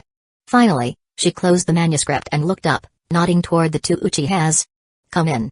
Without waiting for a response, she turned and walked inside. Kaido and Nori exchanged a glance before following her, remembering to close the door behind them. The trio arrived in Kira's living room, which doubled as her workspace. Shelves filled with medical books, various instruments, and even a patient bed lined the room. After inviting them to sit, Kira poured them tea before grabbing a bottle of plum wine for herself. She took a swig, then raised a manuscript in her other hand. Kid, where did you get this? The ideas in this book are entirely different from any medical theories I've encountered. It doesn't seem to belong to this world, or this era, for that matter. Oh? Kaito was taken aback. He hadn't expected Kira to glean so much from just half a manuscript. Still, he wasn't stupid enough to confirm her suspicions. Unless her goodwill toward him reached a certain level and a binding contract was in place, he wouldn't divulge information about other worlds. I'm not sure what makes you so certain this manuscript isn't from this era. He countered. It could very well be a secret text passed down in my clan. You couldn't possibly have seen every medical book in existence, could you? Haha. Kira chuckled, catching onto his evasiveness but letting it slide. Well, kid, you're not entirely wrong. There are few medical books I haven't read, but I can confidently say texts like this are rare, if not non-existent, in this world. She waved dismissively. Enough about that. You've piqued my interest. I'll treat you too, but in return, I want access to every bit of these medical texts you're willing to share. Of course, I understand that this might seem unfair, so I'll sweeten the deal. You'll have access to my entire library of medical books. How about it? Deal? Her collection contained thousands of volumes, and she knew this exchange would benefit both sides. Kira's excitement grew as she considered the possibilities. If I can incorporate these revolutionary ideas, I might finally break through the limits of life itself, perhaps even glimpse a higher state of existence. Her passion for exploring the mysteries of life remained undiminished despite her century-long career. Deal. Kaido agreed with a nod, but then he added, however, my texts aren't just a few, they number in the hundreds, possibly thousands. And they form a cohesive system. You won't find anything like them anywhere else in this world. So your terms alone won't suffice. I have 3 additional conditions. He raised 3 fingers. First, besides curing our conditions, I want you to create or improve a formula for a nutritional supplement or strengthening tonic to enhance physical training. Second, I wish to study and exchange medical knowledge with you. You cannot decline. Third, I want the formula for your secret medicine that increases lifespan. If that's not possible, I'm willing to provide the materials for you to craft it instead. By acquiring the medicine, Kaido was confident he could reverse engineer it as his medical skills advanced. Oh? Hundreds or thousands of texts? Kira was delighted, her previous wariness overshadowed by excitement. Ha ha ha ha. Very well. I accept all your conditions. She said, grinning. Nutritional supplements, training formulas, and medical exchange are no problem at all. As for the medicine formula, sure, I'll give it to you. However, I must warn you, crafting it requires dragon bones from a real 1,000 years dragon. Without them, it's impossible to make. I'm aware. Kaido replied calmly. That won't be an issue. The location of Millennium Dragons and their bones was no secret to him. The marine island trench had plenty, and a living dragon still resided there. Haha. I like how prepared you are, kid. Kira said, clearly impressed. So, any other requests? Speak now, and let's settle everything at once. No, that's all. Kaido shook his head. I'm already grateful. It's important not to overreach. Chapter 15, Uchiha High Potential. Ha. Excellent. Let's do it this way. I'll examine you both first. Kira laughed heartily, clearly satisfied with the straightforward attitude of this little brat. Without further ado, she began to conduct a thorough checkup of Kaido and Naori Uchiha. Within 10 minutes, the examination was complete. Her expression turned to one of surprise as she looked at the two. Your conditions are better than I anticipated. It's obvious your recovery occurred within the past 2 weeks. Little one, what method did you use to heal yourselves? This isn't something ordinary medical techniques could achieve. Did you use some sort of secret vitality-enhancing technique? She paused, then waved dismissively. Never mind, I won't pry into that. In any case, your recovery is beyond expectations. I'll prescribe 2 more formulas to speed it up. With my prescriptions and your methods, Kaido, you should be fully healed within a month. And as for you... Her gaze shifted to Naori Uchiha. With the damage to your body's essence, using my treatment alongside Kaido's techniques, 10 days should be enough for your physical recovery. But the loss of your soul's essence is more complex. Even if I prepare a specific soul restoration potion, it will take at least 6 months, maybe a year, to fully recover. When that's done, your right eye should also recover, provided we use the right methods. Kira's blunt words left Naori in shock, but she continued, unfazed. Your blindness in that right eye is directly linked to the loss of your life and soul essence, correct? This kind of technique. Best not to use it again. It's a life shortener.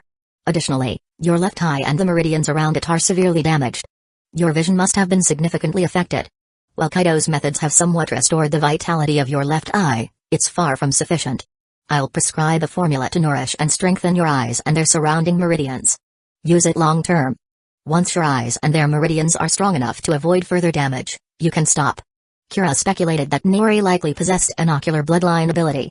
However, she suspected the bloodline was either incomplete or had weakened over generations. This likely caused the recurring damage to the eye and its meridians whenever its power was used. Her prescription was merely a targeted treatment, not the ultimate solution. The best approach would be to strengthen and purify the bloodline itself, fixing the issue at its root. But that process would require rare materials and far more effort than Kira cared to expend. She decided it was better to leave the problem-solving to Kaido after he mastered her medical techniques. From the speed of his recovery, she had no doubt about his potential. As for the chakra-related drawbacks, she'd noticed them too but chose to stay silent. In her view, as long as nutrition was maintained, and they avoided overusing cellular energy to the point of abnormal cell death, it wouldn't be a problem. And nutrition, as well as life energy, were plentiful in this world. Even something like this is possible? Then thank you, Lady Kira. Nori couldn't hide her joy. The thought of resolving the Mangekyo Sharingan's vision regression filled her with hope, and she expressed her gratitude sincerely. Her mind raced with possibilities. If this formula can strengthen my eyes and meridians, could it resolve the Mangekyo's deterioration entirely? Could it even push my Sharingan to the eternal Mangekyo level like Madara Uchiha's? Yes, Nori was well aware of the eternal Mangekyo Sharingan. After all, she'd lived through the Uchiha clan's golden era. Though she had been young at the time, her family's status as part of the great elder lineage meant she knew many of the clan's secrets. Unfortunately, after Madara's departure from Hidden Leaf Village, many ancient texts, jutsu scrolls, and clan knowledge were lost, leaving even middle-aged and elder clansmen in the dark about much of their heritage. No big deal. Kira waved her hand dismissively and handed over written prescriptions for Kaido and Nori, including one to nourish and repair their eyes. Here, these are your prescriptions. The ingredients can all be found on Drum Island. I won't bother mixing them for you. As for the nutritional tonics, body-strengthening potions, and the soul recovery medicine for your mother, those will take a few days to prepare. Oh, and the formula. I already have a copy. I'll fetch it for you now. Come along, and I'll also show you my medical library. You'll need it if you're planning to learn from me. Take what you need in the future. Follow me. She headed to a room at the back, and Kaido followed closely. They soon arrived at a massive room lined with shelves, all filled with medical texts. Kira went to the far end, activated a mechanism, and retrieved a treasure box. She opened it and pulled out a sheet of paper. Here's the formula. Memorize it and give the paper back. I don't feel like writing another copy, and this prevents you from losing it. With your soul and mental strength, you should be able to remember it in one go, right? She'd noticed plenty of peculiarities during her earlier examination. For instance, Kaido's exceptional soul and mental strength, the threefold cellular density he and his mother possessed, and some unique traits in their eyes and brain. But Kira was a person of principle. She wouldn't delve into their secrets without permission. Based on her observations, she was confident that with proper nutrition and effort, Kaido and his mother could easily surpass normal limits in physical training and hockey, even reaching for Emperor's level strength in the future. Yes, I can manage that. Kaido took the paper, glanced at it, and effortlessly committed its contents to memory. Then he handed it back. Ha! Kira locked the paper away, chuckling. You're the ones who let me examine you, so don't blame me for noticing things. Still, she couldn't resist offering one last piece of advice. With 3 times the normal cellular density, your potential in body strengthening and armament hockey is immense. But keep that detail a secret. It could attract the wrong kind of attention. Of course, once you're invincible, disregard my warning. There used to be a tribe called the Lunarians, known as the God Clan. They had exceptional flame abilities and survivability. But because of their talents, the world government targeted them and nearly wiped them out. The last known survivor is said to be under Emperor Kaido's command in the New World. Kaito nodded solemnly. I understand. Thank you for the warning, Lady Kira. Indeed, as his body recovered, he had noticed the benefits of his triple cell structure in physical training. Nori's progress was even more obvious. Chapter 16, Restorative Potion. Wait. Not just me and my mother. Almost everyone in the ninja world naturally has this kind of innate trait. So does this mean, if people from the ninja world came to the pirate world, or had access to the resources of this world, they'd all be geniuses at physical training? Kaito Uchiha mused to himself. However, he understood that even with the same triple cell count, individuals would still show significant differences in talent for body training. Might Guy's aptitude for physical training far surpassed the majority of people in the ninja world. Once Might Guy is born, I'll find a way to bring him under my wing. He thought decisively. In fact, I can start by showing favor to his father now, earning his loyalty and goodwill, and make him an ally first.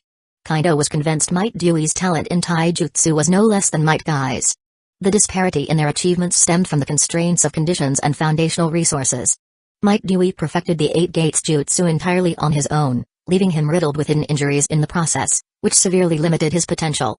And resources? Forget it. In comparison, Might Guy had his father's guidance and access to some resources. Though limited, they were far better than what Dewey started with. You get it now. Kira, seeing that Kaito was listening, didn't press further. Instead, she began walking toward the door, asking as she went, I've shown you my sincerity. Shouldn't you hand over those medical texts now? Following her, Kaito chuckled. All my medical knowledge is in my head. Recently, I've transcribed over 100 volumes, which I can give you for now. The rest will take more time to copy. I hope you understand. And even if she didn't, it wasn't like he had a choice. Oh? Kira shot him a surprised glance but didn't doubt his words. Fine. Over 100 books will keep me busy for a while. Your memory is even better than I thought. Soon, the two returned to the living room. Under Kira's watchful gaze, Kaito waved his hand, summoning over 100 transcribed medical books from his spatial storage. He turned to Kira and said, Here you go. You can read them, but I won't be giving them to you permanently. I don't want to copy them all over again. You can make your own copies. No problem, right? Kaito planned to use some of these medical texts to trade with Tsunade for her medical ninjutsu knowledge and related techniques. As for trading with the village, that idea had never crossed his mind. For now, he wanted to avoid any entanglements with the third Hokage and his faction. You brat. Making things difficult for an old woman like me. Kira's expression stiffened slightly, but she snatched up a book and began flipping through it. As for Kaito's ability to pull so many books out of thin air, she barely raised an eyebrow. In her century-long life, she had seen plenty of incredible devil fruit abilities. Spatial storage abilities, though rare, weren't unheard of. Hey. Kaito spread his hands with a grin. You wouldn't let me take your originals either, right? It's only fair we copy each other's books. Kira had thousands of medical books. If Kaito wanted to copy them all, who knew how long it would take? For now, he planned to memorize them all first. Later, he would copy specific ones as needed. Having a good memory made everything so much easier. Accompanied by his mother, Kaito visited a nearby town to purchase a large quantity of medicinal herbs, enough to last them a long time. Once back, he began preparing medicinal concoctions. At first, Kira noticed Kaito's movements were a bit clumsy, but his skills and precision improved rapidly. She wasn't surprised in the least. Kaito's prior life experience in pharmaceutical preparation made it easy for him to adapt and succeed. His initial awkwardness stemmed from his body's unfamiliarity with the task, but that was quickly overcome. You have prepared a restorative potion. Proficiency in pharmacology +1. Proficiency in traditional medicine +1. After preparing over 20 potions, Kaito handed one to his mother. Here, Mom. Try this and see how it works. Alright. Naori Uchiha drank the potion without hesitation. Soon, a soothing warmth spread through her body. Wherever it flowed, lingering injuries and hidden ailments quickly healed. Then hunger struck her like a storm. Kaito had anticipated this. With a wave of his hand, he brought out pre-prepared gourmet dishes from his spatial storage, placing them on the table. Eat. Once you're full, practice the life force technique to maximize the effects. After saying this, Kaito took a potion himself, stored the remaining ones, and closed his eyes to feel the changes in his body. You consumed a top-grade restorative potion. Body functions recovering. Lifespan increasing. He could clearly feel the weaknesses in his organs, which he had long attributed to congenital deficiencies, rapidly healing.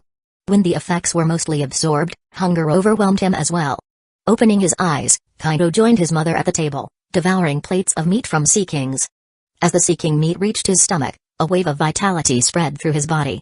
His digestive capabilities had increased tenfold since he first began eating Sea King meat, thanks to his life force training and restoration of his life essence. After finishing a large plate of Sea King meat, Kaito moved to an open area and began practicing the life force technique. You trained with Sea King meat as an aid. Proficiency +7. Lifespan +7.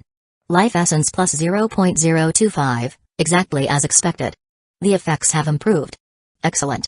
Seeing the notifications, Kaito's face lit up with a broad smile. At this rate, he could fully recover within a month. You brat. If you make so many potions at once without proper storage, the efficacy will degrade over time. Kira, occasionally glancing up from her book, reminded him while thinking, This must be their primary method of recovery, a sort of health system. Impressive. She wanted to learn it herself, it could undoubtedly benefit her. But now wasn't the time. She didn't have the right bargaining chips yet. For now, she planned to observe and build a better relationship with Kaido. Thank you for the reminder. Kaido replied without pausing his training. I have special storage methods to prevent efficacy loss. My mistake, then. Kira said, casting another glance at the fresh, steaming food on the table. Suddenly, everything clicked. I appreciate the thought, though. Naori interjected with a warm smile. This witch doctor was far easier to get along with than expected, and her skills were extraordinary. Naori felt it was essential to maintain a good relationship with someone like Kira. A top-tier medical expert was an invaluable ally. Chapter 17, Plans for Uchiha. You exchanged medical knowledge with Kira. Proficiency in traditional medicine plus 15, you studied Kira's collection of medical books. Traditional medicine skill merged into medical skills. Proficiency plus 12, over the next 10 days, Kaido's daily routine was exceptionally structured. Each morning, he consumed a bottle of restorative medicine, followed by a hearty meal of seeking meat, and practiced his health techniques. He trained until he reached his limits before stopping. In the afternoons, he would delve into Kira's medical books, spending 1 or 2 hours sharing knowledge and experience with her. Additionally, he allocated time to transcribe the traditional medicine books stored in his memory for Kira's benefit. This routine accelerated both his physical recovery and personal growth. The days passed in a flash, and 10 days were gone in no time. Phew. Naori Uchiha completed another round of training, her body feeling light and refreshed, as if every burden had been lifted. I think my body is completely healed. After finishing her practice, she addressed both Kaido and Kira. Oh? Let's confirm that. Kira responded, setting down the book in her hands. Kaido paused his training as well. They examined Naori in turn and nodded in agreement. Indeed, your body has fully recovered. Kira added, in fact, thanks to the soul-restoring medicine, even your damaged soul source has recovered by about 3%. To fully repair the damage to your soul, you'll need to continue taking the soul-restoring medicine daily. Don't neglect your training either, keep at it. Also, combining the nutritional and body-strengthening medicines can help further improve your physique and vitality. This will also aid in accelerating the recovery of your soul. And of course, your meditation techniques, continue practicing those as well. They'll contribute too. In short, you're good to go now. You don't have to stay here any longer. Over the days they spent together, Kaido and Naori hadn't gone out of their way to conceal their movements, so Kira noticed that Naori disappeared daily, leaving behind something like a clone. To a top-tier doctor who also excelled in observation hockey, such tricks were riddled with flaws. Naori, having recently begun mastering observation hockey herself, understood that shadow clones couldn't escape its perception. Thus, she and Kaito stopped trying to cover it up. Without delving into the truth, Kira likely assumed Naori was using some spatial technique to leave temporarily. Meanwhile, Kaito observed that his medical knowledge exchanges with Kira had significantly boosted her goodwill toward him, raising her favorability to 64, a respectable level. The two had become unlikely companions across generations. Thank you very much, Ms. Kira. Naori said gratefully, nodding to her. Sorry for troubling you during this time. Going forward, I won't be around much. I'll leave Kaido in your capable hands. Kaido's recovery was progressing well, though he still needed about 10 more days to fully heal. It's no trouble. Kira waved dismissively. The boy and I have been mutually benefiting from this exchange. I wouldn't say I'm taking care of anyone. She wasn't one to give herself undue credit. Over the past days, she had discovered Kaido's immense potential. Despite his young age, his understanding of medicine, particularly traditional medicine, was already impressive, making him a worthy partner for medical discussions. What stood out even more was his extraordinary learning speed. In just 10 days, Kaido had not only made rapid progress in his specialty but also absorbed much of Kira's knowledge. His talent left even Kira astonished. A prodigy, she thought, eager to see the day when Kaido's medical skills surpassed her own. Medical skills, 9,314 out of 10,000, proficient. This was Kaido's progress in medical skills over the past 10 days. He was just one step away from reaching mastery. He estimated that even Kira's skills didn't exceed the mastery level. Even so, this was already among the best in the One Piece world. It was difficult to imagine what the mastery level, especially when integrating knowledge from both worlds, might achieve. After finishing her conversation with Kira, Naori took Kaido to his room. With a wave of her hand, she set up a soundproof barrier and spoke to him. From now on, I'll only be able to spend limited time here. Take care of yourself. If you miss me, you can always return to the ninja world or the dimensional gate space. Alright. Kaido agreed readily. I'll take care of myself. But Mom, I think you can begin reforms within the clan now. Start with the Uchiha Police Force and the Clan Academy. For the police force, select the elites to form an elite guard. Create a dedicated training ground for them and implement enhanced training routines. Organize regular combat drills, ideological training sessions, and the like. Improve their compensation and remove them from mundane patrol duties in the village. If the village lacks enough personnel for patrols, recruit civilians or ninjas from other clans to fill those roles. Let these troublesome tasks fall to others. Uchiha members in the police force should focus on critical responsibilities. Establish a public arbitration department within the police force to handle disputes among villagers. Let them settle their conflicts through fair hearings. We'll step back from direct involvement, which will significantly reduce misunderstandings and hostility toward us. For minor civil disputes, separate them from more severe cases involving security or life-threatening matters. Assign different departments to handle them. For small issues, have the clan's more amiable members or interested villagers take charge. Offer an enticing title, like captain, and there'll be no shortage of volunteers. Publish the details of resolved cases, excluding confidential matters, on a public bulletin board outside the police force. Let the public scrutinize and learn from them. Let troublemakers experience the consequences of their actions. In summary, all reforms should focus on offloading troublesome tasks, consolidating the police force's elite, and strengthening the clan's foundation. What do you think? Naori nodded thoughtfully. Kaito was determined to prevent the Uchiha clan's reputation from worsening further. After all, his ultimate goal was to control Hidden Leaf Village, and eventually the entire ninja world. Only then could he fully harness the potential of the Dimensional Gate's abilities. As for abandoning the police force altogether, that would be foolish. The police force wielded significant power, including the authority to arrest, patrol, judge, and detain. Handled correctly, it could even become a counterbalance to the Hokage's authority. Chapter 18, Clan Ideology Classes. Great ideas. You spoke well. Have you been thinking about these ideas for a long time? Naori Uchiha's eyes lit up as she looked at her son. The surprises her son gave her never seemed to end. In the past, both she and other Uchiha leaders had considered changing the hostility villagers felt toward the police force. But they never found a good solution. Now, hearing Kaido's approach, her mind suddenly opened up. Indeed, having elite Uchiha handle trivial matters, personally arguing with villagers over small disputes, not only is it beneath our dignity, but it also wastes effort without gaining any goodwill. Such tasks should be left to civilian ninjas or those from other clans. The Uchiha should focus on being fair referees and judges. Establishing an elite police force could also create a truly powerful unit within the clan to intimidate the third Hokage and his supporters. Let's proceed as you suggested. Do you have any ideas regarding clan education? Naori Uchiha looked at her son expectantly. In her mind, these insights were undoubtedly the result of the sage's teachings combined with her son's brilliance. I do. Kaito Uchiha nodded confidently. Currently, the clan's education is virtually non-existent. I propose we establish preschool clan classes, after-school reinforcement classes for academy students, advanced classes for Geinin and Chunin, and an exchange program for Jonin. For the preschool classes, the curriculum should include ideological education, ninja world history, Uchiha clan history, basic taijutsu training, and kunai and shuriken throwing. In essence, every Uchiha ninja at every stage should be striving for excellence. If we continue to let them slack off like this, how will they grow stronger? How can they uphold the Uchiha's glory? As the future clan leader, he was putting in the effort. How could the rest of the clan justify being lazy? He wouldn't allow it. I will review all the existing taijutsu techniques, related experience, and training methods in the clan soon. I'll compile and refine them into a more comprehensive foundational taijutsu training system for the preschool classes and the academy reinforcement programs. Additionally, the preschool classes should have access to my optimized medicinal baths based on clan recipes to strengthen the children's foundation. We can even provide small amounts of seeking meat for nutrition. Of course, it's best not to reveal the seeking meat source for now. So, in the coming days, I'll develop a special ration pill made from seeking meat. Let's call it the nutrient pill. For this, Mom, I'll need you to provide me with the clan's knowledge and recipes related to ration pills.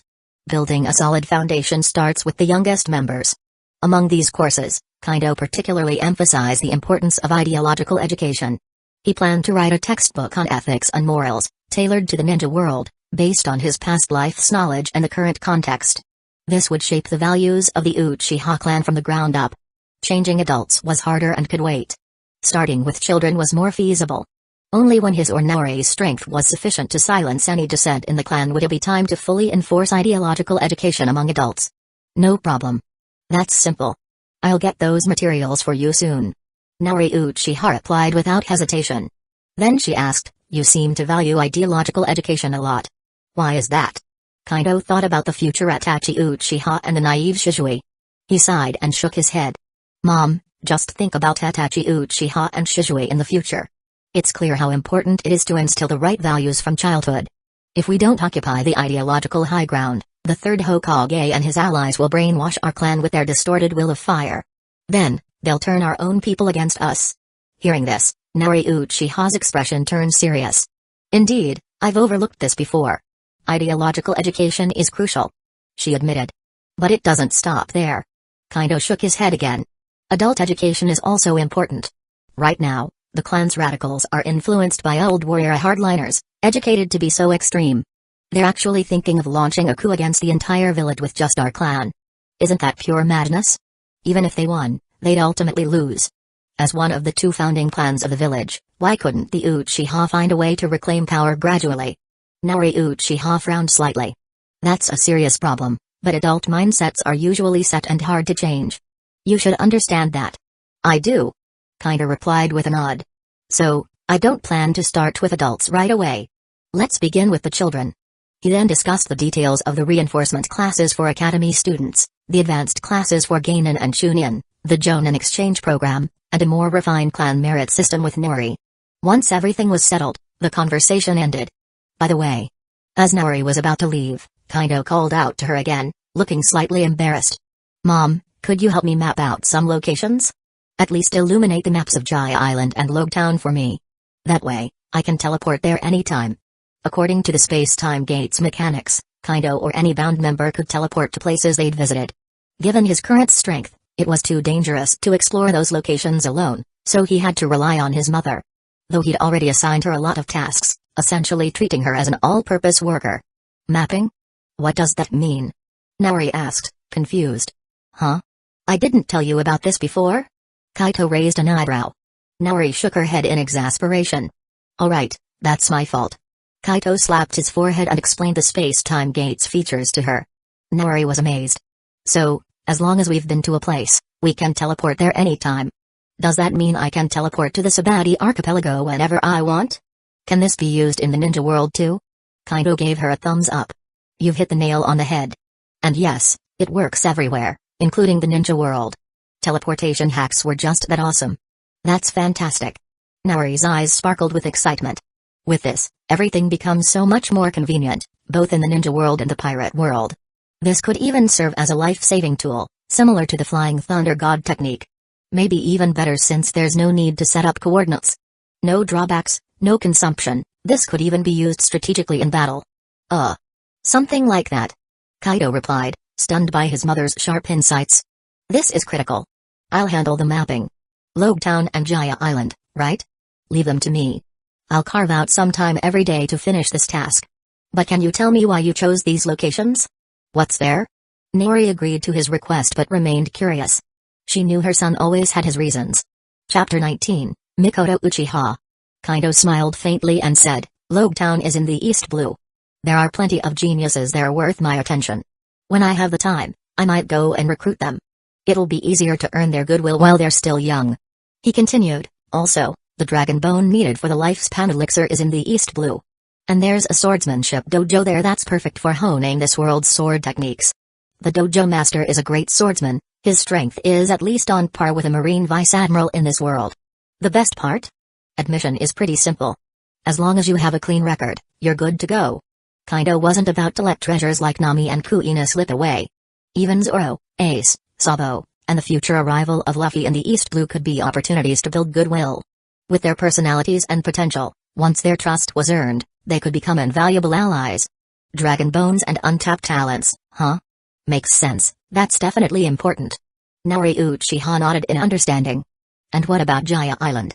Kaido continued, Jaya Island involves the legend of the City of Gold. The City of Gold? Naori Uchiha raised her eyebrows. That's great. Reforming and empowering the clan will require substantial financial resources. While our current finances are decent, The proposed reforms will demand a significant investment. Little Kaito, are you trying to ease Mom's burden by addressing this issue? How thoughtful of you. Hey, you got me. Kaito scratched the back of his head with a laugh. That's exactly what I'm thinking. He proceeded to explain the situation on Jaya Island and the existence of Skypia. He even mentioned the yet uneaten Logia-type rumble fruit in Burka. Hiss. Naori Uchiha couldn't help but gasp. Who would have thought the One Piece world would have such wonders? A knock-up stream launching an island 10,000 meters into the sky. Permanent white sea clouds and the existence of sky islands. This is truly fascinating. I can't wait to see it. Compared to all that, the City of Gold seemed less enticing. There'll be an opportunity. Kaito reassured her with a smile. But we'll need a means of flight. Otherwise, relying on a knock-up stream would just be gambling with our lives.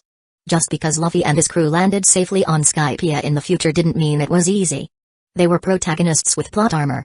For anyone else, it wasn't 10 deaths out of 10, but at least 9 were guaranteed. Relatively speaking, reaching Skypia from the summit of the West in the West Blue was more feasible. Of course, the safest method would be to find Visalia, a small sky island, and use their airships. Thankfully, the Shinobi world did have some flying techniques. Flying methods? Naori Uchiha pondered aloud. In the Shinobi world, we do have some options. For instance, the Uchiha clan's perfect Susanoo can fly. Unfortunately, the ordinary Mangekyo Sharingan isn't enough to achieve perfect Susanoo, not yet, at least. If I can multiply my physical and life energy several times over, it might be possible. Kaito nodded knowingly.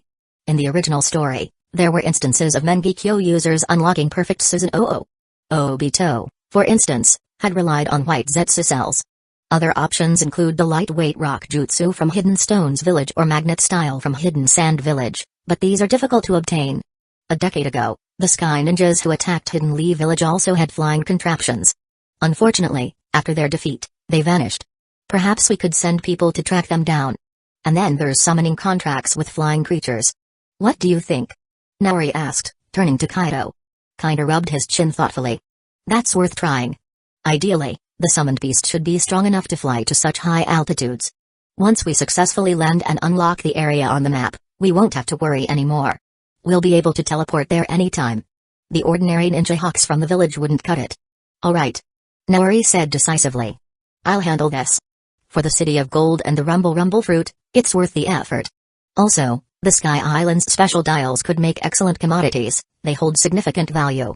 Selling these in the Shinobi world could generate massive profits.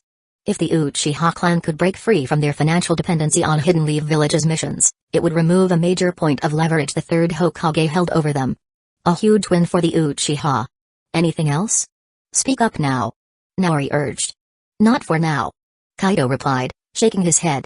Though I'd like Mikoto to come over so I can check if her favorability is high enough. If it's satisfactory, we can contract her right away and start her training to become stronger. I've heard that Fugaku's been pursuing her. I'd love to see his face when he realizes he can't hold a candle to her in strength. Kaito smirked slyly. Hey, you're quite something. Naori said, chuckling as she tapped Kaito's forehead. Poor Fugaku, he must have done something to offend you. Humphrey. Kaito snorted, raising his chin. It's not just about Mikoto. The man's incompetence nearly led to the clan's annihilation. Alright. Naori replied, clearly amused. I'll let Mikoto know to come over for dinner. Be home by 6, and I'll also have the ninja pill research notes ready for you. With that, Naori waved her hand, dispelling the soundproofing barrier before disappearing from the One Piece world. Kaito left the room and headed to Kira's library to study medical texts. Later that day, nearing 6 o'clock, Kaito informed Kira before leaving for his room and flashing back to the Shinobi world. The moment he arrived home, the aroma of freshly cooked food wafted through the air. In the living room, he saw Mikoto Uchiha setting the table. Yo, Mikoto ne. Kaito greeted with a smile, raising his hand. At the same time, he activated his innate talent to check her favorability. It was at an impressive 87 points. Perfect? Right on target. Kaito thought, grinning to himself. Huh? Kaito? Mikoto froze in surprise. When did you grow so tall? And you look so much healthier. Have you recovered? It had only been a month since Mikoto last saw him, but in that time, Kaito had grown over 10 centimeters taller and looked much sturdier. If it weren't for his familiar, handsome face, now even more refined, she might not have recognized him. No, he wasn't just the same, he'd become even more striking. A true heartthrob in the making. Yeah, Pretty much. Kinda replied with a smile. I'm almost fully recovered. Soon, I'll be able to start training. Chapter 20, Contract with Mikoto. Really? Congratulations. It seems you've finally achieved your wish. Mikoto Uchiha's face lit up with joy, genuinely happy for Kaido. She knew how much Kaido had wanted to train in the past but had been unable to due to his frail body. Now, it seemed his wish was coming true. Kaido, you're back? Come and help with the dishes, we're about to eat. From the kitchen came the voice of Naori Uchiha. Coming. Kaido quickly responded and headed to the kitchen with Mikoto. Before long, they finished serving the rest of the dishes and sat down at the table. Wow! And Naori, your cooking keeps getting better. This is delicious. Mikoto exclaimed as soon as she tasted the food, her eyes lighting up with delight. Haha, I'm glad you like it. Eat as much as you want. Naori said with a warm smile, but her tone suddenly grew more serious. Other than being tasty, do you notice anything else? Huh? Mikoto paused, confused, and glanced at Naori. Noticing the curious look in Naori's eyes, Mikoto focused on the sensations in her body. That's strange. The food feels highly nutritious. There's this warmth spreading through my stomach and into the rest of my body. I feel lighter, and even the fatigue from recent training seems to have eased significantly. My cells feel like they're craving this warmth. It's incredible. And Naori, what kind of meat is this? Mikoto asked, her expression full of shock. Naori smiled mysteriously and gestured toward Kaido. You'll have to ask Kaido, he brought it. Oh? Mikoto turned to Kaido with a questioning look. Without wasting words, Kaido raised his hand, and an intricate rune formed at his brow before floating toward Mikoto. Touch this mark and accept it. Then you'll understand everything. Mikoto stared at the mysterious symbol, bewildered. From the moment Kaido returned, he had been shrouded in secrecy. Now he was displaying abilities she had never seen before. After a quick glance at Naori, who nodded encouragingly, Mikoto made up her mind and reached out to touch the mark.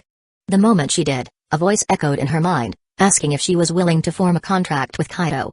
The contract promised great benefits but also required her to submit to Kaido's authority to some extent. Clenching her teeth, Mikoto chose to accept, trusting that neither Kaido nor Aunt Naori would harm her. The mark dissolved into her hand and quickly traveled to her brow, settling into her spiritual sea as a rune-shaped door. Suddenly, an influx of information flooded her mind, about the space-time gate and the world of One Piece. Mikoto fell silent as she absorbed this newfound knowledge. Compared to what Naori had received earlier, the amount of information was overwhelming. Kaido had deliberately included additional details about navigating maps and the One Piece world, sparing himself from explaining everything repeatedly. After a while, Mikoto opened her eyes, staring at Kaido and Naori in disbelief. This. Is all of this real? Another world? So this meat is from a Sea King? Exactly. Kaido nodded affirmatively. Eating more will benefit you. It'll enhance your physical strength, vitality, and chakra reserves. Starting tomorrow, set aside some time each day to train with me in the One Piece world. Strengthening your body is crucial. While he considered having Mikoto help map out the One Piece world, her strength at 9 years old was barely at a regular Gainin's level. For now, it was better to focus on her training. There would be plenty of opportunities to rely on her in the future. Huh? Mikoto was taken aback. She glanced at Naori, who nodded in approval, and then looked at Kaido. Alright, but you know I still have school. I might only be available after class and in the evenings. Do you know the Shadow Clone Jutsu? Kaido asked. Of course. Mikoto replied. As the granddaughter of the clan's second elder and a naturally talented Kunoichi, she had mastered it long ago. Then use a clone to attend school. Your real body will come to the One Piece world to train with me. Kaido decided firmly. Is that even allowed? Mikoto mused aloud before nodding thoughtfully. Alright, I'll use this method except during practical combat lessons. The chance to train in another world and grow stronger was too good to pass up. Since Aunt Naori approved, Mikoto had no doubts about its benefits. After dinner, Kaido brought Mikoto to Drum Island in the One Piece world and introduced her to Kira. Kira-san, this is my cousin, Mikoto Uchiha. She'll be training here regularly. I'm just showing her around for now. Nice to meet you, Kira-san. Mikoto. This is Kira-san, a top-tier doctor, she's amazing. Oh? Kira looked at Mikoto with mild curiosity.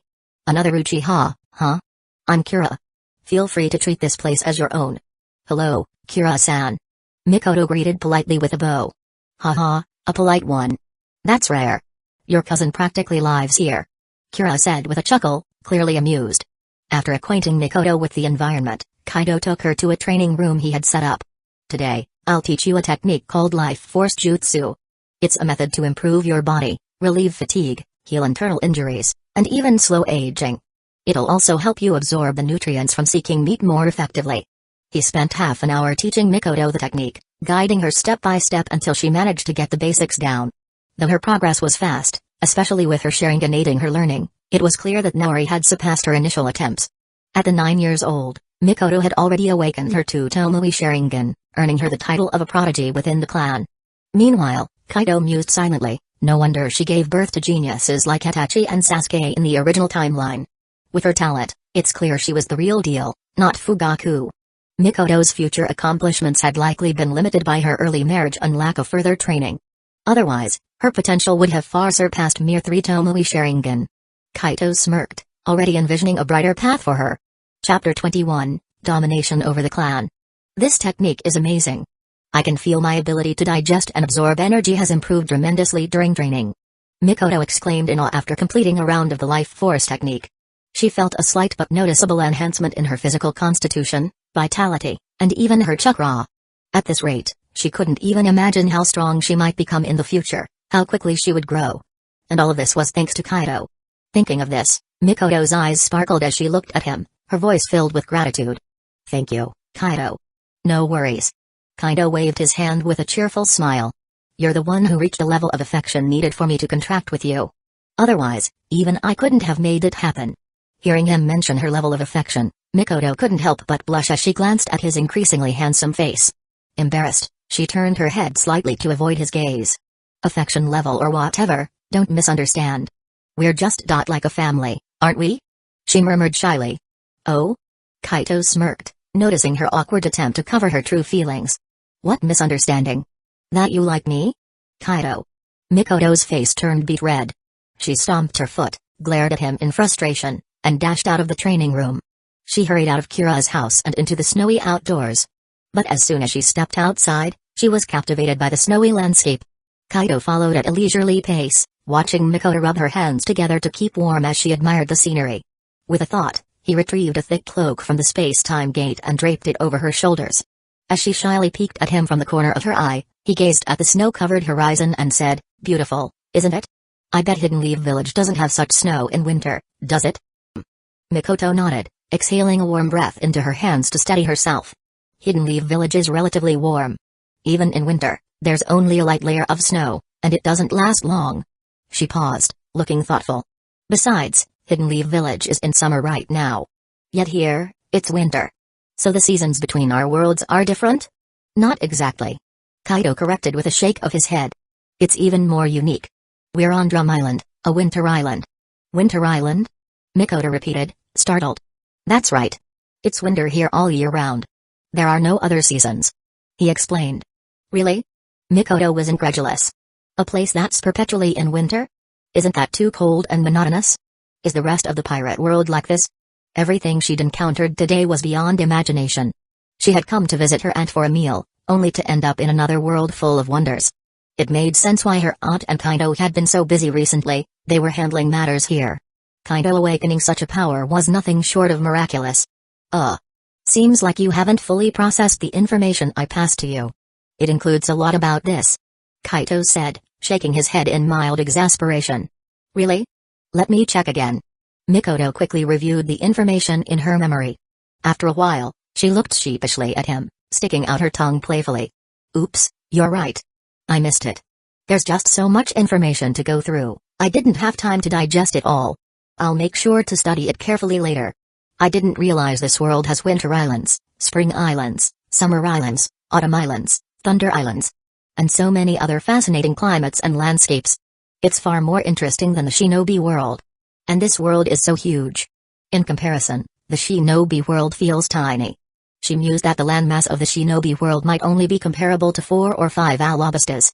And the pirate world's total landmass, not even counting its vast oceans, could easily exceed hundreds of alabastas. More or less. Kaito agreed. The shinobi world wasn't always this small. It used to be larger, especially in terms of fertile, life-filled lands. The God Tree had a significant impact on this. The God Tree? What's that? Mikoto asked, puzzled. Nothing you need to worry about for now. Kaito said, cutting off the topic. When the time is right, I'll tell you. Mikoto wasn't his mother, so knowing too much wouldn't benefit her at the moment. Alright. Mikoto replied, though she made a mental note to revisit this topic later when she could learn more from him. Come on, let's head back. It's too cold out here, you might catch a cold. Back in the Shinobi world, in Hidden Leaf Village, after discussing the Uchiha clan's reform plans with Kaido, Naori Uchiha immediately convened a clan meeting.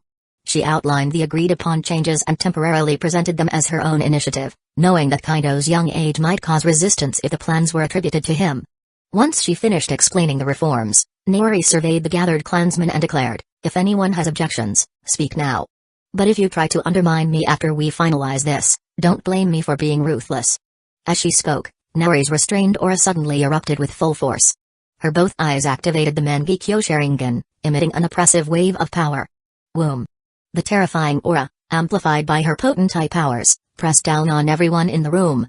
The Uchiha present felt an overwhelming weight on their bodies, making it difficult to lift their heads or even breathe properly. Their Sharingan deactivated involuntarily. Impossible. The clan elders gasped, their faces pale with shock. Lady Naori. Your body has recovered? Your eye powers are back to their peak? The third elder stammered in disbelief. Others exchanged astonished glances, their minds racing. They had never heard of Mangekyo Sharingan powers being fully restored. The rest of the meeting went on under Naori's ironclad authority, leaving no room for dissent. Chapter 22, New Uchiha Clan Rules. Exactly. Naori Uchiha nodded with satisfaction at the gathered crowd's reactions, her face expressionless. Through a fortunate encounter, I've made a breakthrough in this area of research. I've developed a medicinal formula that nurtures the eyes and the optic nerves. It can repair the wear and tear of the Mangekyo Sharingan. Furthermore, this formula strengthens and nourishes the eyes and optic nerves of all members of the Uchiha clan. In the future, I'll add this formula to the reformed merit hall as a redeemable item. Anyone who contributes sufficiently to the clan will be able to exchange their merit points for it. Now, give me your answer, do you agree with my proposed reforms? Over the years, as Naori's health declined, her strength diminished as well. This led to a noticeable drop in her influence within the clan, especially among the younger and middle-aged generations.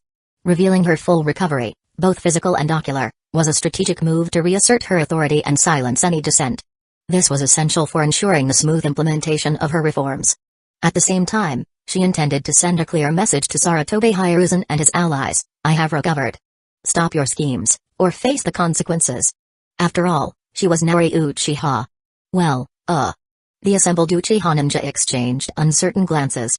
Finally, the second elder stepped forward and spoke, I agree. I believe that under Lady Naori's leadership, these reforms will greatly benefit the development of the Uchiha. It wasn't just the reforms themselves that the second elder supported, he trusted Naori's capabilities. Her strength and intellect were beyond question. Years ago, when the Uchiha clan teetered on the brink of self-destruction due to infighting, members hunting each other Sharingan-like trophies, it was Naori who created Izanami. With her overwhelming power, she ended the chaos and restored order.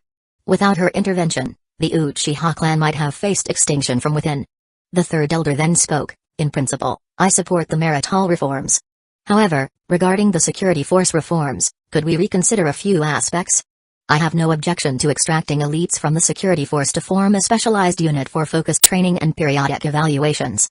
This structure reminds me of the Anbu, and it could indeed strengthen our clan's overall power while freeing our elites from mundane security force duties. However, opening security force positions to civilians and even other clans, and going as far as to assign a division captain from outside, seems excessive. After all, the security force has always been our stronghold. This sentiment was echoed by several clan members aligned with the third elder, who expressed concerns about inviting outsiders into the security force. Fools. Naori's cold voice silenced the room. Didn't you understand me? This isn't relinquishing power, it's shedding a burden. Why do you think the second Hokage, Senju Tobirama, handed the security force entirely to us? It wasn't just to placate the Uchiha, it was a poisoned gift. What I'm discarding are the toxic parts. All of you should know that having our clan handle every petty dispute among villagers has done us no favors. Not only does it bring no benefit to the Uchiha, but it also erodes any goodwill the villagers, and even other clans, might have had toward us. Isn't the outcome of these years of development clear enough? At the village's founding, while we didn't have many allies, we at least had some friendly clans. Now, ask yourselves, do we have any left? Don't give me nonsense about how the Uchiha don't need allies or friends. If you want an Uchiha to become Hokage, how do you think that's possible without the support of the villagers and other clans? Even if we forcibly seize the position with sheer power, do you honestly believe we'd be able to hold it? We may be strong, but can we truly stand against the entire village? Naori's words left the third elder and his supporters visibly subdued, their heads bowed slightly in acknowledgement. Let me make it clear, the security force reforms are non-negotiable. Let civilian and minor clan ninjas handle the trivial, thankless tasks. Assign a division captain to oversee these duties. As for us, we'll focus on more significant matters, serving as judges for escalated disputes. Does anyone have an issue with that? Faced with Naori's undeniable logic and authority, even the third elder could only nod in agreement. The fourth elder hesitantly spoke up, Lady Naori, I support most of your plans, including the Clan Academy initiative. However, isn't the scope a bit too ambitious? And the benefits, aren't they too generous? There's the preschool, after-school tutoring, Geinin and Shunin enhancement classes, and even Jonin exchange programs. The resources and manpower required for this are astronomical.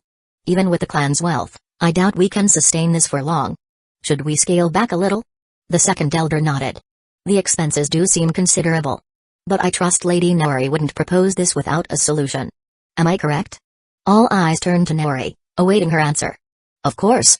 Naori's confident reply reassured the room. You don't need to worry about funding. I've been preparing high-value, rare commodities to sell. Once everything is ready, we'll generate the necessary funds. Naori planned to sell gold from the Golden City and Sky Island's unique shells. She also intended to produce and sell modified versions of the super soldier pills crafted by Kaido from Seeking Meat.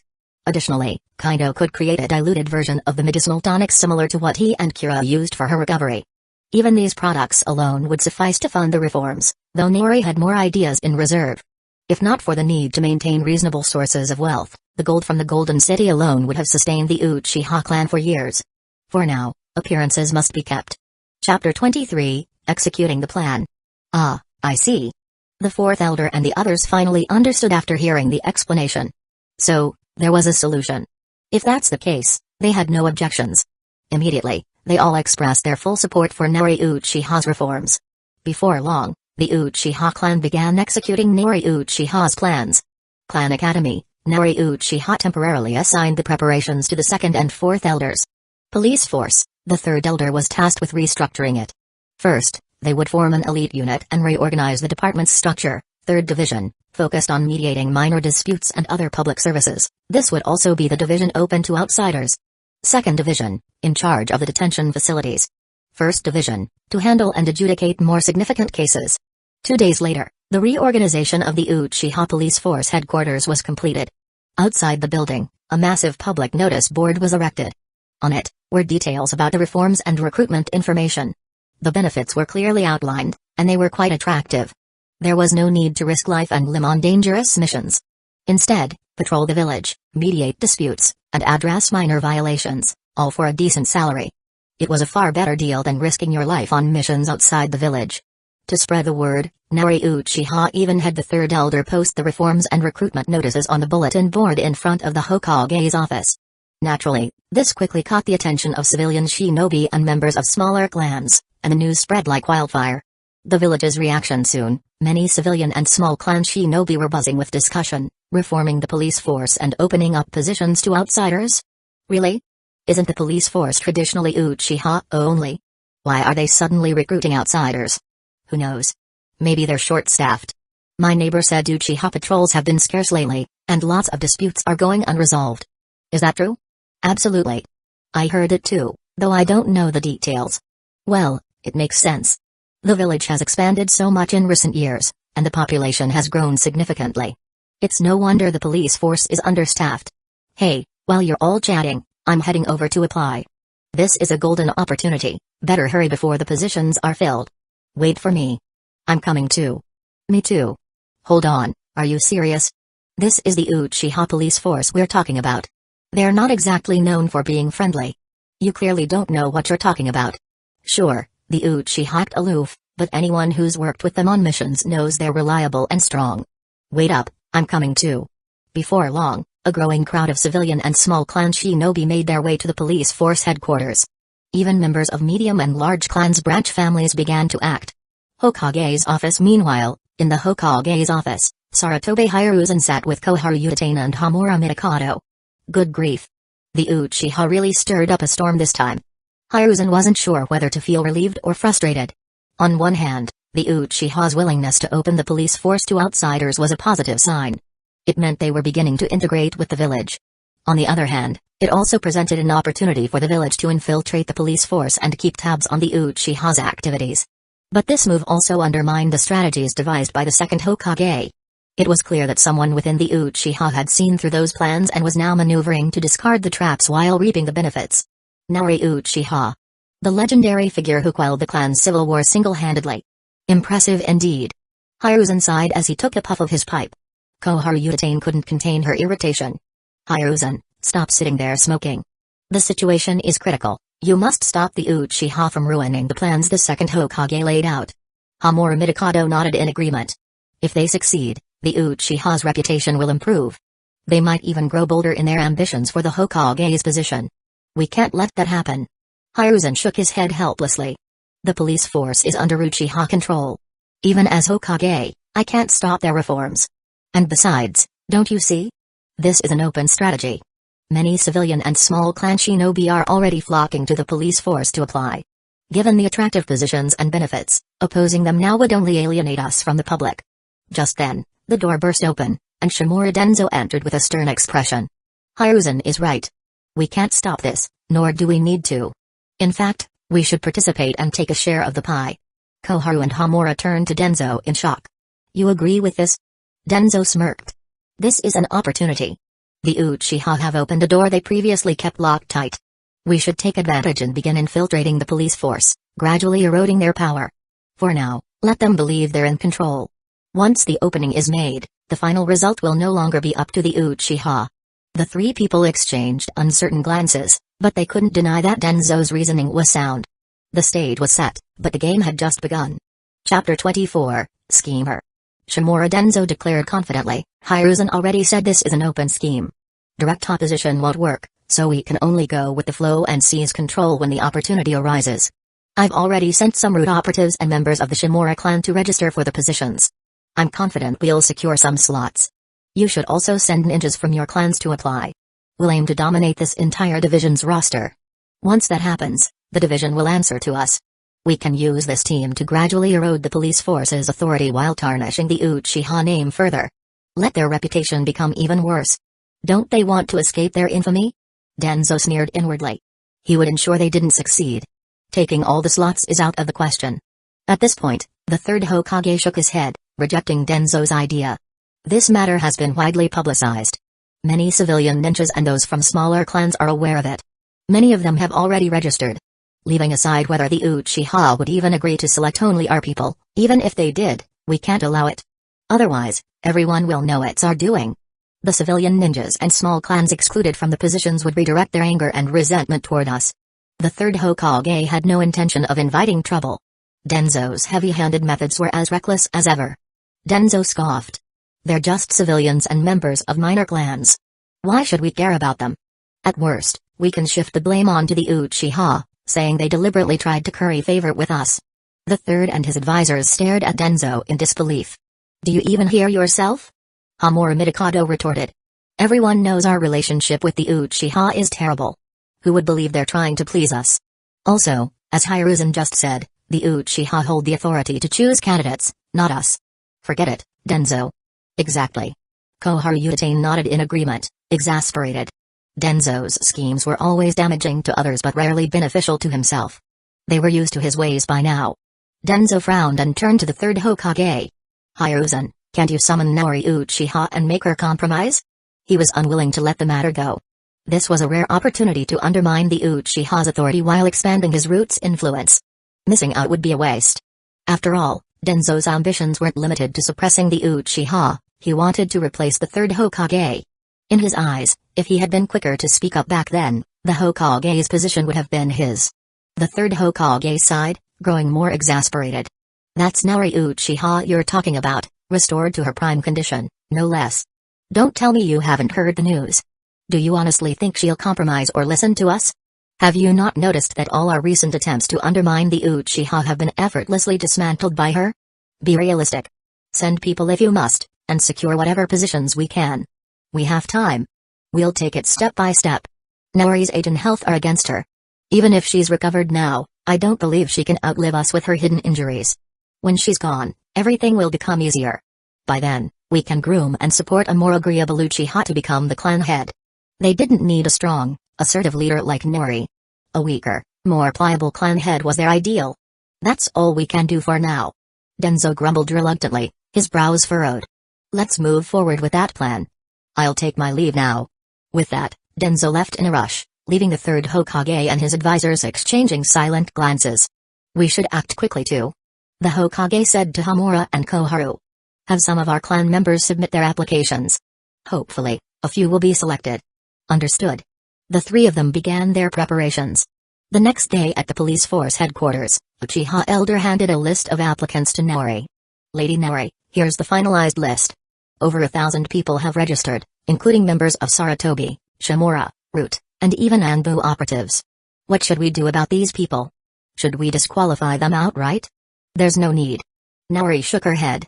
Prioritize civilian ninjas and those from smaller clans. Divide them into teams based on their residential districts, assigning them patrol areas near their own neighborhoods.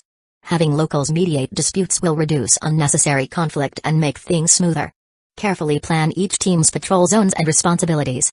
As for squad leaders and captains, assign those roles to members of the Shimura, Saratobi, Mitakato, and Utatane clans. Let them absorb the brunt of public grievances and backlash. This is an open scheme. Even if Hiruzen realizes it, he'll have no choice but to accept. After all, this is their chance to infiltrate the police force's authority. They won't pass it up. This was precisely what Naori wanted. But the elder hesitated. What if they act under the police force's name to tarnish our reputation? That won't be so easy. Naori smirked. Without Sharingan nor the Uchiha crest, who would believe they represent us? Everyone knows how poor our relations are with those four clans. Besides, we'll establish an oversight department within the 2nd Division to monitor the 3rd Division's actions secretly. We can continuously expose their true identities and redirect public outrage back at them.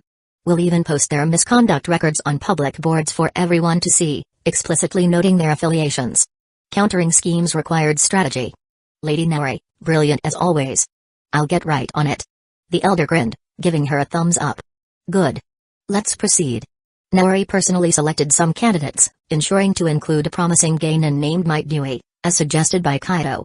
After finalizing her selections, she handed the list to the elder. I've chosen some. You handle the rest.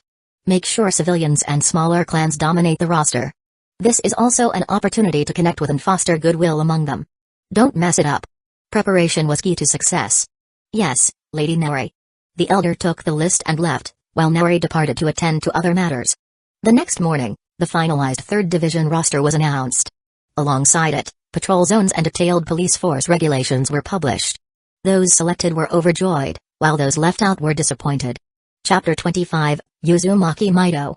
That day, after leaving the security department and returning home, Naori Uchiha left a shadow clone at home while her real body immediately went to the pirate world where Kaido was. She detailed all the arrangements and processes she had handled over the past few days to Kaido. Do you have anything to add or any suggestions? Oh, by the way, when selecting new members for the security team, I specifically picked Might Dewey. I remember you mentioning his remarkable character and incredible talent in taijutsu. He's worth cultivating as a fighter, right? Naori Uchiha asked. No objections, Mom. You've done excellently. 2 words, overwhelming charisma. Kaido gave her a thumbs up and added, as for Might Dewey, this is a good start. Later on, we can show him some favor, help him improve his physical condition and provide him with resources for body strengthening training.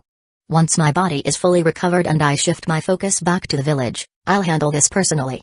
That way, I can earn his goodwill. People like him should be brought under our wing early to justify further investment. In the future, we could even bring him to the pirate world and accelerate his growth in taijutsu with the resources here. With his talent and determination, he could probably reach Kage level or beyond in just a few years. The pirate world was practically made for taijutsu geniuses like Might Dewey. Got it. We'll follow your plan. Naori Uchiha nodded, fully agreeing with the idea. Suddenly, she remembered something and continued, speaking of which, the clan's funds are running low due to the ongoing reforms. We need to open up a new revenue stream soon. Sky Island isn't reliable for now. You should quickly finalize the nutritional pills you're working on. Remember to weaken the effects, making them about 30% better than the clan's best military ration pills should suffice. Additionally, create a weaker version of the healing formula based on Cura's prescriptions. Even a 10% effectiveness version would work for external sales. These can all be sold for profit. What do you think? Sure thing. Kaito nodded confidently. No problem. I should have them ready by the day after tomorrow. In fact, not just these 2 pills and potions, Cura's super nutritional elixirs and body strengthening potions are almost done, too. When the time comes, I can create significantly weaker versions of those as well, specifically for external sale. Trust me, they'll sell like hotcakes.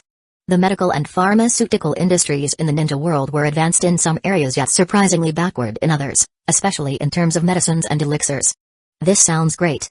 Naori's eyes lit up. These new products were sure to be popular. They would bring in money without empowering enemies too much. By the way, I'm planning to meet Uzumaki Mido soon. I'll try to form an alliance with her to counterbalance and restrict Saratobi Hiruzen's faction. Can you develop a gentle, vitality-restoring potion? If so, how long would it take? Naori asked seriously. A vitality-restoring potion, huh? Kinda rubbed his chin thoughtfully. Actually, the healing potions we use, the seeking meat we eat, the nutritional pills, and the super nutritional elixirs, all of these have such effects. But Uzumaki Mido's condition is unique. I'd need to assess her situation personally before providing an accurate solution. If that's not possible, using high-quality seeking meat to make fully potent nutritional pills would work. It'd just require a significant quantity. His judgment of Uzumaki Mido's condition was based on fragmentary memories from his previous life, so it wasn't entirely reliable. Fair enough. Naori thought for a moment before deciding. In that case, accompany me when I meet her. Let's plan this for after you're fully recovered. What do you think? This would make their proposal more convincing. After all, if Kaido appeared weak and ill, claiming to have a solution for Mido's problem would only lower their credibility and complicate negotiations unnecessarily. For now, Naori aimed to resolve matters with Uzumaki Mido without exposing too many of Kaito's secrets. As for revealing Kaido's medical talent and abilities, that might not be a bad thing. Maybe you could use this opportunity to learn everything Tsunade knows about medical ninjutsu? Naori glanced at Kaido with a playful twinkle in her eye. Hey. That's exactly my plan. Kaido grinned. We can include that as part of the negotiation terms. I'm genuinely interested in the ninja world's medical practices, especially Tsunade's techniques. If I can integrate their knowledge, my skills will undoubtedly advance even further, bringing enormous benefits. Additionally, I might take the chance to become her disciple and strengthen ties with her and the Senju clan. Being temporarily recognized as part of the Hokage faction would make my future plans in the village smoother. It would also pave the way for me to become Hokage and take control of Hidden Lee Village in the future. Who knows? Tsunade herself might even become a potential target for a contract. TSK. You little rascal, plotting something naughty again. Naori teased, noticing the mischievous glint in Kaido's eyes. Cough. Nothing of the sort. Kaido quickly composed himself, denying it vehemently while changing the subject. Ma, just tell me if this plan works or not. Old mom? Naori raised an eyebrow at the new nickname. Then, with a sweet smile and an icy undertone, she pinched both sides of Kaido's face, stretching them as she said in the gentlest tone, So, you think I'm an old mom now, huh? Sigh. My little Kaito doesn't love me anymore. He hates me now. MMPH. Kaito broke into a cold sweat, waving his hands frantically as he mumbled, And no, Mom. Why, you're forever youthful and beautiful. I was wrong. I swear. HMMPH. Good boy. This time, I'll let it slide. But if it happens again, you won't get off so easily, Kaito-chan. Naori finally let go, smiling mischievously. Yes. Kaito massaged his reddened cheeks while nodding fervently. I won't dare do it again. All right, then. Naori waved her hand in satisfaction. Let's finalize the plan. Before you fully recover, focus on developing the right medicine for Uzumaki Mido. Once that's done, we'll have the upper hand in negotiations. A living Uzumaki Mido, allied with the Uchiha, is far more beneficial to us than leaving her to waste away. With Mido around, she could restrain Saratobi Hiruzen's faction to some extent. Without her, the pressure on Hiruzen and his allies would be gone entirely. The Senju clan would collapse completely. In such a scenario, Hiruzen's faction would inevitably absorb the Senju and Uzumaki legacies, amassing immense wealth, jutsu, and power. Then, the Uchiha would become their primary target. That was a future Naori wanted to avoid at all costs. Chapter 26, Jaya Island. How could they let the third Hokage and his allies act so freely, without restraint? The solution was simple: create trouble for them. Keep them so occupied that they couldn't focus all their energy on targeting the Uchiha clan. This way, the Uchiha could gain more time for stable development. No problem. Leave it to me. Kaito Uchiha thumped his chest confidently. Good. Let's do it this way. Naori Uchiha nodded. I'll keep exploring. I'm almost at Jaya Island. Today, I should be able to finish this task. Next stop, Logue Town. It's a pity we haven't found a suitable flying beast for reaching Sky Island yet. We'll just have to wait a little longer. Otherwise, the clan's financial burden could be instantly alleviated. While gold wasn't convenient for direct currency exchanges, it could easily be converted into standard currency at the gold exchange in the Land of Fire. No rush. It's only a matter of time. Who says we can't find a suitable flying beast in this pirate world? Keep an eye out for such information while you're exploring. Kaito reminded her. You're right. Naori's eyes lit up at the suggestion. I'll keep it in mind. Gotta go now. Bye. With that, Naori Uchiha teleported away. A few hours later. Phew. So this is Jaya Island? It's as chaotic as I expected. The moment Naori landed on the island, she felt numerous hostile and curious gazes from all directions. As expected of the pirate paradise. Let's take a look around. I need to map out the area to find a secure foothold for Kaito later. With his current strength, wandering blindly could be dangerous. With that thought, Naori decided not to disembark immediately. Instead, she sailed her boat around Jaya Island, scouting the area. Her cautious behavior surprised many pirates on the island. Some hesitated to attack, while others began preparing. Having awakened her observation haki, Naori easily sensed their intentions. Her eyes glinted coldly as she murmured, "Fools courting death." A group of minor pirates daring to target her was nothing short of suicidal. Before long, Naori navigated her boat to a northern beach of Jaya Island. She leaped ashore gracefully, pressed her hand against her vessel, and stored it into her personal spatial dimension, a feature Kaito had granted her through the space-time gate. This spatial storage, with a capacity of 10,000 cubic meters, was specifically allocated for Naori's use. It allowed her to store essential supplies, goods, and more. Of course, Mikoto Uchiha had access to a similar privilege. After all, the space-time gate's dimensions span 10 kilometers in radius and height, offering immense storage potential. Its capacity would even grow as Kaito's strength improved. Who knew, one day, it might evolve into a complete world. Over there. She's landed. Ha ha ha. She couldn't resist after all. And she's a beauty. Maybe we can sell her for a good price. Sell her? Why not keep her for the boss? From the nearby forest came the sound of hurried footsteps and brazen voices. Naori frowned as she turned toward the commotion. Soon, a group of pirates burst from the trees. Seeing that she hadn't fled, they were overjoyed and charged at her. Fire style, majestic flame annihilation. In a flash, Naori completed her hand seals and exhaled a massive wave of fire. In an instant, the area ahead, over 100 meters, was engulfed in scorching flames. The inferno fanned out in a cone, incinerating the charging pirates. Ah! No! Screams of agony filled the air but were quickly silenced. Once Naori sensed no remaining life forms within the flame's radius, she ceased her chakra output. The fire subsided, revealing a scorched, glassy terrain littered with charred remains. Satisfied, Naori activated her body flicker jutsu and vanished. In just over 10 minutes, Naori had scouted most of Jaya Island, mapping key areas. To avoid unnecessary trouble, she used the transformation jutsu to blend in and evade detection. Alright, that's enough. Time to head back. After inspecting some shops in the town and finding nothing particularly interesting, she retreated to a secluded corner and teleported away. Meanwhile, in the Senju clan compound within the shinobi world. Grandma, you wouldn't believe it. The Uchiha clan is undergoing bold changes. They've even opened up the police force and created an elite division. Tsunade shared the news of the Uchiha clan's reforms with her grandmother, Uzumaki Mido, after returning home. This doesn't feel like something the Uchiha would have done in the past. After all, they've always treated the police force's authority as their private domain. They've fiercely guarded it and never allowed outsiders to interfere. I can't figure out what's gotten into them. Tsunade shook her head in confusion. I've heard about it too. Mido replied with a nod. Hiruzen has already spoken to me about it. Huh? My teacher? Tsunade blinked in surprise. Why would he bring it up with you? Was he asking you to stop them? Not exactly. Mido said, shaking her head.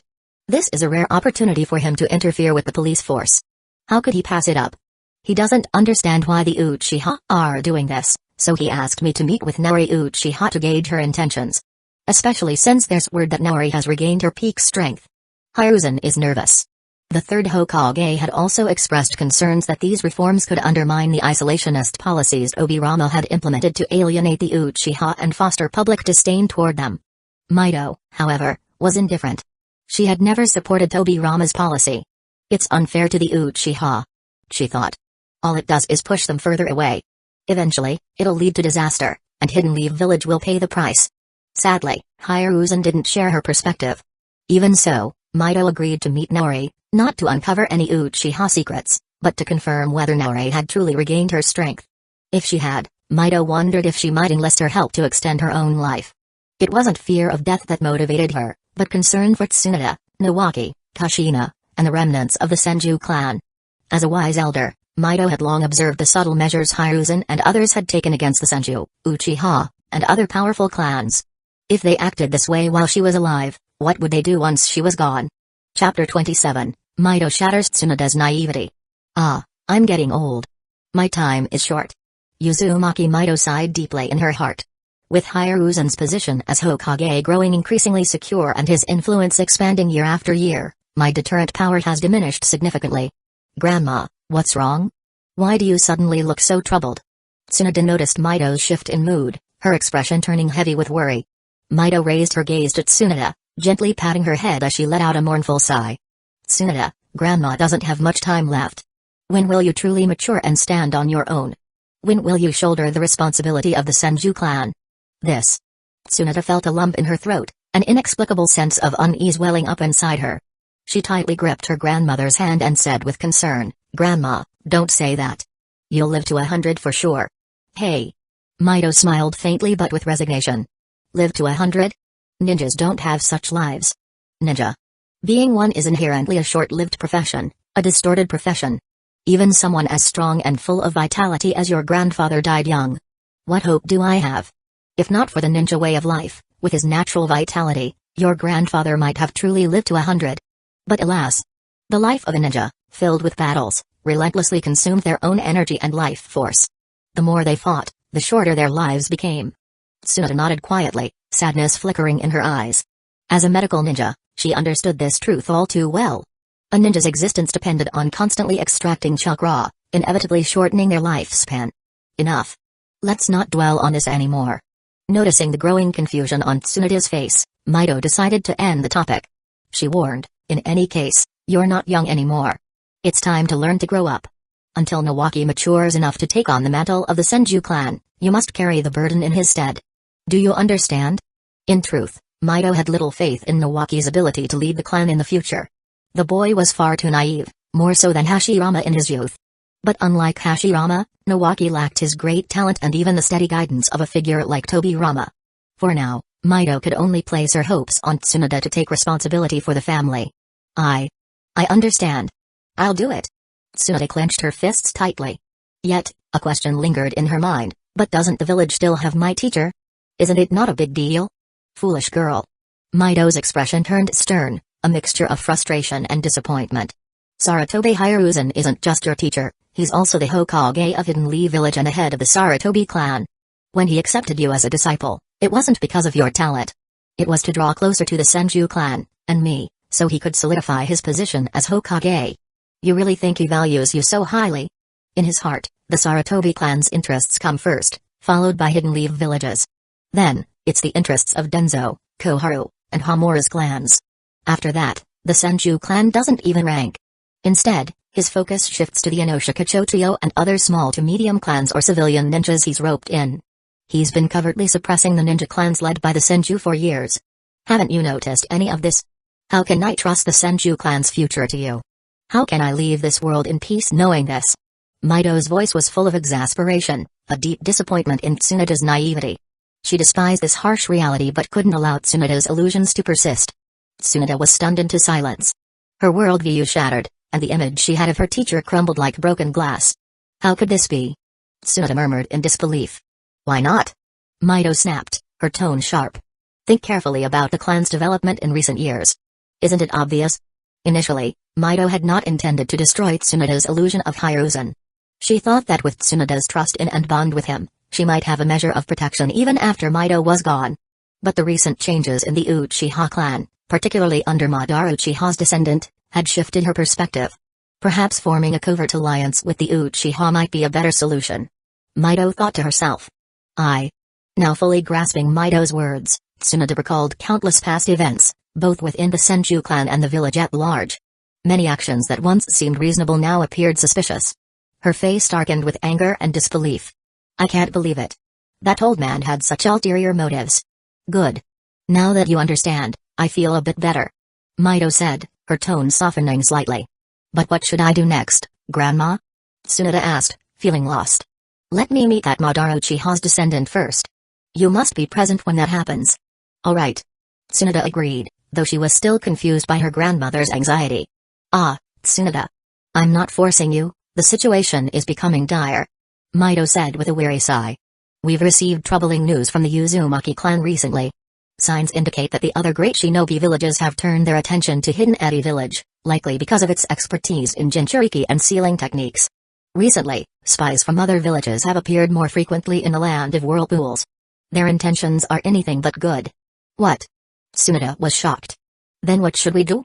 Does the village know? How will it respond? Will they send troops to aid the Uzumaki clan? As she spoke, Mito's earlier words about Hiruzen resurfaced in her mind, and her tone became uncertain. A chilling thought crept into her mind. What if aiding the Uzumaki clan didn't align with her teacher's interests? What if their destruction was more beneficial to him? With her previous illusions shattered, Tsunade could now see how Hiruzen's leadership had weakened the Senju clan over the years.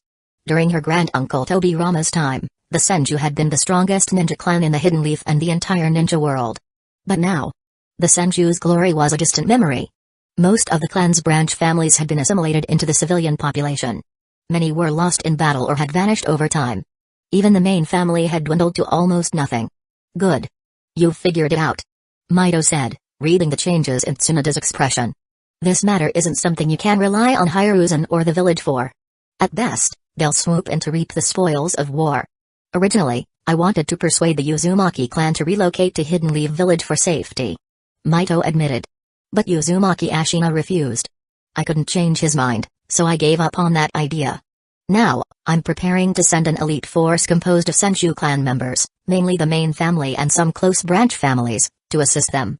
This decision will likely cost us what little strength the Senju clan has left. She said heavily. But I can't sit by and let the Uzumaki clan be wiped out. Chapter 28, Invitation to Uchiha. Hearing those words, Tsunade hesitated, struggling to speak. She could feel her grandmother's difficulty and pain. For a moment, her heart brimmed with anger toward her teacher, discontent so intense it was beginning to morph into hatred. If not for her teacher's selfishness, would her grandmother, her family, and the Uzumaki clan have been driven to this extent? Phew. Tsunade took a deep breath, her mind unusually clear. Recalling her grandmother's earlier words, her expression grew serious as she pieced together the key elements. Looking up at her grandmother, she asked, So, Grandma, after observing the recent changes in the Uchiha, especially Naori Uchiha, you've started thinking differently. Are you planning to ally with the Uchiha to save the Uzumaki and Senju clans, and to stand against the new Hokage faction led by the third? Oh? Uzumaki Mito's gaze sharpened as she looked at Tsunade, a flicker of gratification in her eyes. It seems you've finally come to your senses. That's right. I've been considering it. But everything depends on my meeting with Naori Uchiha. I need to probe her thoughts before making any decisions. Let's hope this plan works. If it worked, the future would be much brighter for both the Senju and Uzumaki clans. Moreover, this alliance would benefit the Uchiha greatly as well, a mutually advantageous arrangement. Mito knew this all too well. The Sarutobi and his faction were so entrenched in their quest for power and self-interest that they wouldn't stop at just suppressing the Senju. After the Senju, the Uchiha would be next. Following them would be the Hyuga, the Inoshikacho clans, the Inuzuka, the Aburame, and others. One by one, the great clans would face suppression until none could rival the Sarutobi faction's dominance. Only when the Sarutobi clan rose to be the strongest in Hidden Leaf village, perhaps even turning the entire village into Sarutobi village, would this suppression slow or stop altogether. This was the fatal flaw of replacing a major clan with a minor one as Hokage. In hindsight, neither she nor Tobirama had seen this clearly, leading to the current disaster. Tsunade nodded firmly. Then let's wait until you've met with Naori Uchiha. I hope it works out. By the way. Suddenly, a thought struck Tsunade, and she looked at her grandmother with a hint of excitement. Grandma, if Naori Uchiha has regained her peak strength, maybe she can help you recover too? Even if she can't bring you back to your peak, she might have a way to extend your life, don't you think? Didn't you check her condition a few years ago? I remember you mentioned that her life force and soul had suffered damage, right? Her condition back then was far worse than yours. Your life was only shortened because of the chakra and life force you expended to seal and suppress the tailed beast. If she could recover fully, surely she could help you as well, right? Thinking this through, Tsunade finally saw a glimmer of hope. Ever since her disillusionment with the third Hokage and learning of the trials ahead for the Senju and Uzumaki clans, she had been feeling crushed under the weight of it all. It was suffocating, too much for someone her age to bear. But if her grandmother could live for another 10 or 20 years, or longer, then Tsunade wouldn't have to shoulder these burdens alone. She could take a supporting role, helping here and there while letting her grandmother lead. That would be much easier. By the time another 10 or 20 years passed, Nawaki would be an adult. The responsibilities could then fall to him. After all, as the future head of the Senju clan, it was only natural for Nawaki to bear this responsibility, wasn't it? She was just a delicate woman, it wasn't right for her to carry such an overwhelming burden. Perhaps. Uzumaki Mido could easily see through Tsunade's thoughts.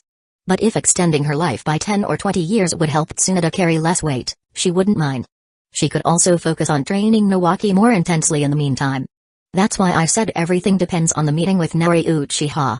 Only if we confirm that her recovery is genuine and that her methods aren't exclusive can we move forward with our plans.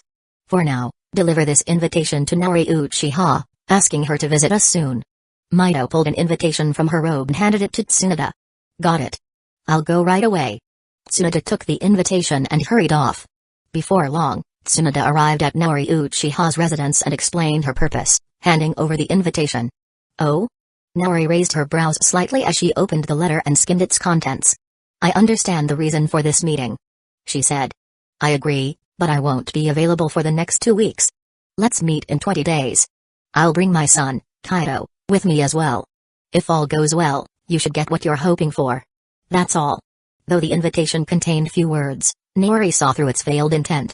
It was clear Mido wanted to extend her lifespan. So, she's thinking the same thing as me. Naori mused with amusement. Uzumaki Mido isn't foolish, nor is she one to sit back and wait for death. I'm sure our future negotiations will go smoothly. 20 days? Tsunade frowned. Can't it be sooner? The Uzumaki clan situation is dire. Who knows when the enemy might strike? Before Tsunade could press further, Naori's aura suddenly flared. The oppressive energy bore down on Tsunade, forcing her back to the ground. Her face turned red as her body trembled uncontrollably, nearly collapsing. Luckily, the pressure only lasted a moment before Naori reined it in. Casually sipping her tea, as though nothing had happened, Naori glanced at Tsunade and waved dismissively. My decisions are clear. You may leave now. Yes. Though frustration boiled inside her, Tsunade clenched her fists and nodded. Then I'll take my leave. Turning quickly, she left Naori's residence. Once outside, she exhaled deeply, her trembling finally subsiding. Looking back at Naori's home with a complicated expression, she muttered, what a terrifying presence. I've underestimated her. She's at least as powerful as Grandma. Not to mention, her vitality is astonishing. It's not just for show, she really has recovered. This was good news. At least it confirmed that Naori might have a way to save her grandmother. With this hope in mind, Tsunade hurried back home and recounted her experience to her grandmother, ending with a pout. Grandma, you have no idea how scary Naori Uchiha is. She's so fierce, she used her aura to pressure me without warning. It was so terrifying that I almost collapsed. Chapter 29, The Legendary Uchiha. Haha. Uzumaki Mido chuckled at Tsunade's complaints. Instead of showing sympathy, she teased, serves you right for acting so overconfident, doesn't it? Do you even know who Naori Uchiha is? She may appear gentle and composed, but only those who witnessed the Uchiha clan's internal strife back in the day, when she single-handedly suppressed the entire clan, truly understand her dominance and strength. She's a genius whose talent doesn't pale in comparison to mine. In fact, she might even surpass me. Back then, she was so fearless that she even openly opposed even your granduncle many times. And guess what? He couldn't do anything about it except back down. With a reminiscent expression, Mido sighed, if it weren't for the damage to her life essence and soul from developing forbidden Sharingan techniques. And losing one eye after using that jutsu, her legend might still be alive today. If that were the case, do you think Sarutobi and the others would have dared to suppress and bully the Uchiha clan all these years? But now that she's recovered to her peak condition, everything has changed. With her uncompromising personality, the fact that she only used her presence to warn you today is already a show of restraint. And Mido added, she likely did that to inform me, without ambiguity, that she's fully recovered, both in body and strength.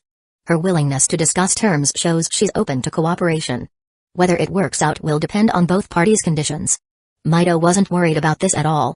As long as Naori was willing to talk, there was hope. If the terms weren't favorable, she could compromise further. After all, anything was better than facing the devastation of the Senju and Uzumaki clans, the deaths of Tsunoda and Nawaki, or complete annihilation. Wait, she was really that amazing? Tsunoda was visibly shocked. When she learned that even her granduncle had been powerless against Naori, her earlier feelings of grievance and dissatisfaction vanished in an instant. Comparisons really do put things into perspective. Of course, she was incredible. Otherwise, why would Sarutobi and the others tread so cautiously when targeting the Uchiha clan over the years? And now that they suspect she's regained her peak strength, they're practically in a panic. They don't dare to overstep with their reforms against the Uchiha, nor outright oppose them. Instead, the first thing Sarutobi did was rush over to me, trying to get me to probe her strength. Truthfully. Mido smirked. Sarutobi probably hoped to use my remaining influence to confront or intimidate Naori, to stop her from going too far. However, Tsunoda interjected with a sly grin, what the old man would never expect is that not only do you have no intention of intimidating Lady Naori, but you're planning to ally with her. Hey! I can't wait to see the look on his face when he learns the truth. It'll be priceless, Humphrey. Tsunoda felt a burning desire for revenge. After all, Sarutobi had nearly driven her family to ruin and her clan to extinction. If she didn't find a way to strike back, there'd be something wrong with her. Moreover, the legendary exploits of Naori Uchiha filled Tsunoda with newfound admiration. She couldn't help but change her tone when referring to Naori, addressing her with respect and even awe. Such a formidable woman commanded admiration from Tsunoda's heart. Let's wait and see. Mido said with a cold chuckle. It's about time Sarutobi learned some hard lessons. Otherwise, he might start thinking we're easy to bully. Humphrey. By the way, Tsunoda asked, puzzled, Grandma, why does Lady Naori want to meet 20 days from now? Wouldn't that delay helping the Uzumaki clan? I'm not sure. Mido admitted. But if she set that time frame, she must have her reasons. We just need to be patient. As for the Uzumaki clan, don't worry too much. For now, the four great nations are still in the reconnaissance and intelligence gathering phase. They haven't mobilized their forces yet, so we should have enough time. If things become urgent, I'll take the initiative to meet Naori sooner. However, doing so would put them at a disadvantage and could trigger unnecessary suspicions from Sarutobi and his allies. Unless absolutely necessary, Mido preferred to wait for Naori to come to them. Alright. Reassured, Tsunoda relaxed. Since you're prepared, Grandma, I'll stop worrying. Phew. Stretching her arms, Tsunoda felt a wave of relief wash over her. If there's nothing else, I'll go rest. Today's been exhausting. Between performing surgeries at the hospital and enduring the emotional roller coaster of revelations, she was utterly drained. Haha. Go rest. Mido said with a knowing smile, waving her off. Sometimes, a little mental strain was exactly what Tsunoda needed to mature quickly.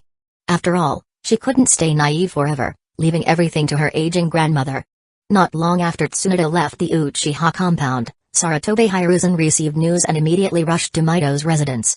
Mido greeted him bluntly, I've already sent an invitation to Naori. She agreed but insisted on meeting in 20 days. So, wait. And yes, I probed her strength. Tsunoda confirmed that she has fully recovered, it's not just an act. Think carefully about your next steps.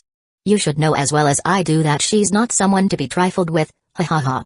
For a moment, Hiruzen detected a hint of schadenfreude in Mido's laughter. It made his heart sink. She must have noticed the little moves we've made against the Senju over the years. He realized grimly. We'll need to be more cautious moving forward.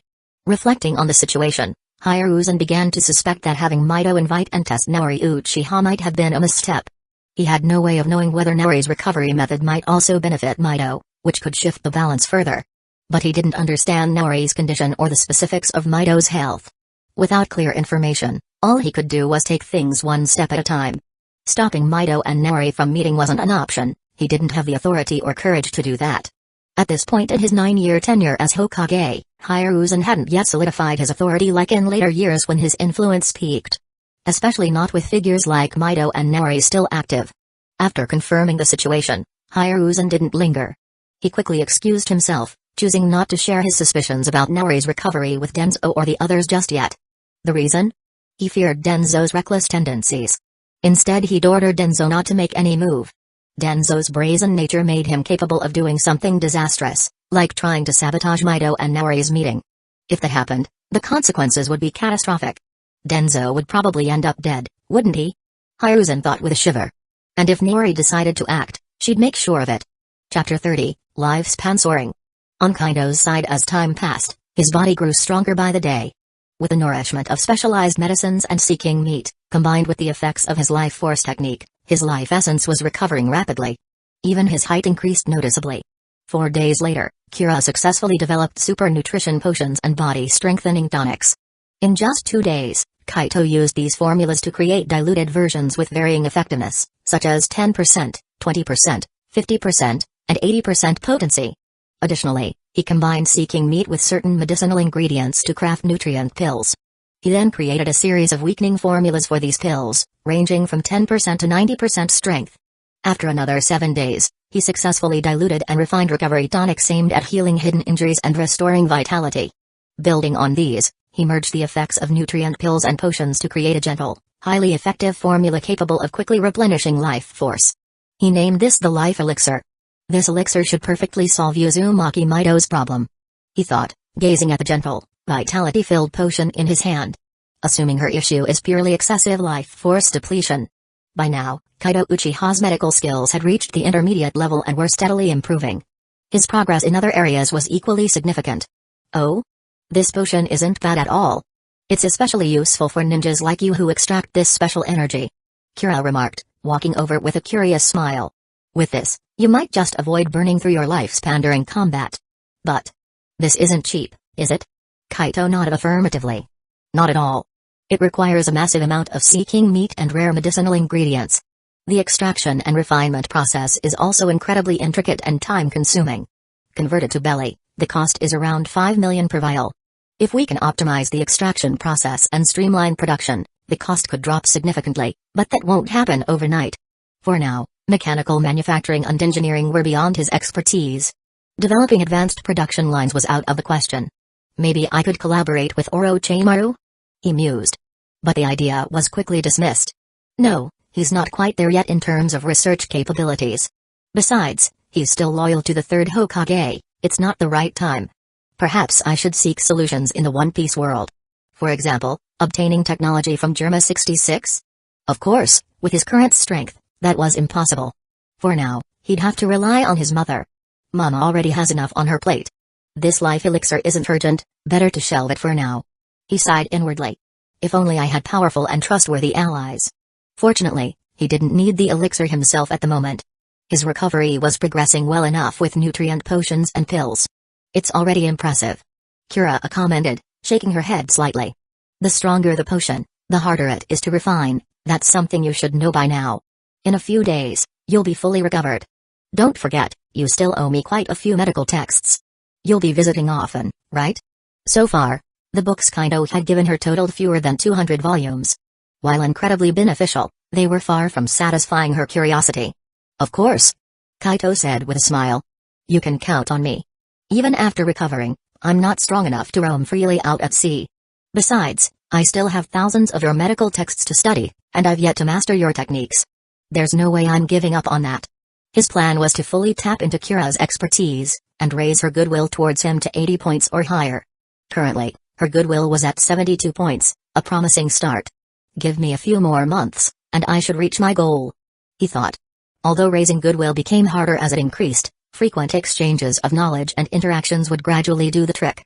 Kira laughed heartily. You're a greedy one. It won't be easy to learn everything I know. Be prepared to stay here long term. With that, she returned to her recliner and resumed reading. Another few days passed, and Kaido had been on Drum Island for almost a month. Finally, his body was fully healed. The congenital deficiencies in his life essence had been completely resolved. In fact, Thanks to his life force technique and the restorative process, his life essence now surpassed that of an average person. His physical strength was several times greater than that of his peers in the ninja world. Kaido Uchiha, talent, dimensional gate, effort brings reward lifespan, 95 years, 7 months, and 19 days, life essence, 13.2, chakra attributes, water, wind, fire, earth, yin, yang skills, Uchiha chakra refinement, 1 out of 100, beginner, medical skills, 7,568 out of 50,000, intermediate, life force jutsu, 5,145 out of 10,000, advanced, Uchiha meditation, 456 out of 1,000, proficient, basic taijutsu, 342 out of 500, skilled, haha. I'm finally healthy again. My lifespan has reached over 95 years, and with more training, I might break 100 soon. Seeing his updated attributes, Kaido felt a wave of relief. The past month had been a grueling but rewarding journey. Now, I can officially start training in chakra, ninjutsu, taijutsu, as well as the 6 powers and haki. Of course, everything needed to be approached gradually. For example, training in the 6 powers and haki would require carefully tailored plans to avoid overstraining his body. Even with nutrient pills and potions, chakra training needed to remain within reasonable limits. Huh? I awakened the yang attribute too? What a pleasant surprise. This will make learning medical ninjutsu and yang release techniques much easier. This must be due to the seeking meat restoring my vitality and enhancing my life essence. He speculated. It was an unexpected but welcome development. Only lightning remains for full elemental mastery. Maybe eating the rumble fruit will unlock it? Kaido couldn't help but imagine. However, he hesitated. Eating a devil fruit would come with a significant weakness. While Ninja World water wouldn't affect him, the seawater of the One Piece world was a real concern, especially since he planned to conquer that world someday. Is there a way to eliminate this weakness? Sigh, I'll deal with that later. Setting aside the thought, Kaido called for Mikoto. After bidding Kira farewell, the two returned to their home in the ninja world. Chapter 31, Senju Residence. Naori Uchiha was already waiting at home by the time they returned. Seeing Kaido and the others arrive, Naori smiled warmly. You're back. If you had taken any longer, I was about to come pick you up myself. Kaido, are you fully recovered? Let me check. She said, stepping forward. Placing her hand gently on his shoulder, she infused her spiritual energy and chakra into his body to examine him. After confirming that there were no issues, in fact, Kaido's life essence felt stronger than most people, she finally retracted her energy. Smiling brightly, she patted his head. Wonderful. You've truly recovered. She exclaimed. I've been waiting for this moment for so long. Relief and joy filled her. The worry that had been weighing on her heart for years was finally lifted. Hee hee. Kaido chuckled, grinning. I've caused you a lot of worry all this time, Mom. But things will only get better from now on. I can finally start training seriously and getting stronger. That's right. Naori nodded, her smile unwavering. But enough talking for now. Let's have breakfast first. After that, we'll head to the Senju clan as planned. She led Kaido and Mikoto to the table, and as they ate, she turned to Mikoto. Are you going to school today? Nope. Mikoto shook her head firmly. But I've planned to go shopping with Kushina later. If you're going to the Senju clan, we'll be heading in the same direction. As Kushina's close friend, Mikoto knew that Kushina lived in the Senju compound. Oh? Naori raised an eyebrow. Uzumaki Kushina? I've heard of her. It's good to maintain a strong relationship with her. Yes, although in the short term, Kushina might not become the Nine-Tails Jinchuriki. After all, if today's agreement went smoothly, Uzumaki Mito would live for many more years. The Uzumaki clan was known for their long life, and Mito's life had only been shortened due to the burden of the Nine-Tails. If her vitality draining issues were resolved, much of her lifespan would naturally be restored. I will. Kushina is a really nice person. Mikoto said earnestly. She didn't fully understand the implications of Naori's words, but she simply enjoyed her friendship with Kushina. Breakfast soon ended, and after tidying up the dishes, Naori set out with Kaido and Mikoto for the Senju clan. It took them about 10 minutes to reach Uzumaki Mito's residence. Naori, you're here. Welcome. Please, come in. Greeted Mito warmly, accompanied by Tsunade. Welcome, Lady Naori. Tsunade added. Mito personally escorted Naori and her group inside. Thank you for having us. Naori replied politely, returning the gesture with a slight bow as they entered. Outside, several Anbu and Root ninjas were stationed at a distance, trying to spy on the meeting. But Mito simply glanced at them and then closed the gate. With a light tap of her foot, She activated an array of barriers around the compound, including soundproofing and anti-surveillance seals, completely cutting off any attempts to gather information from the outside. Even in the Hokage's office, Saratobe Hiruzen stared at his blank crystal ball with a resigned sigh. As expected, no luck. He muttered. Looks like I'll have to ask Lady Mido about this later. Hopefully, it's not something bad. Humphrey. Shimura Denzo snorted from nearby. You're always bragging about how great your telescope jutsu is. And yet, this is what we get? At least it's good for peeking at the women's bathhouse. Denzo added dryly. You. Hiruzen's face flushed with embarrassment. Beside him, Yutane Koharu scoffed, while Mitakato Hamura stifled a laugh. Hiruzen, feeling cornered, hurriedly defended himself. Denzo, stop spouting nonsense. When have I ever used this to peek at the bathhouse? He turned to Koharu. Koharu, don't believe him.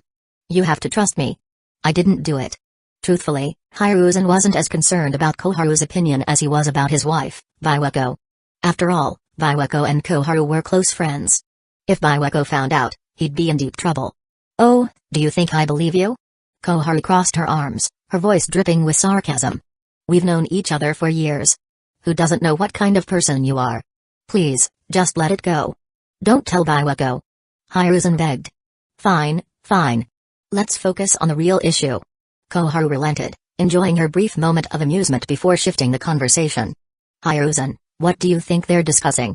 Has Naori truly recovered? Almost certainly. Hiruzen said grimly. Denzo and I have kept a close watch from a distance. Even if she's not fully recovered, she's at least 80 to 90% there. For now, she's not in any immediate danger. Her strength likely hasn't been affected much either. That was the real problem. It meant that they couldn't act against the Uchiha easily for the foreseeable future. Naori wasn't someone they could handle lightly. Since her recovery, she had systematically dismantled the various schemes they had set up against the Uchiha.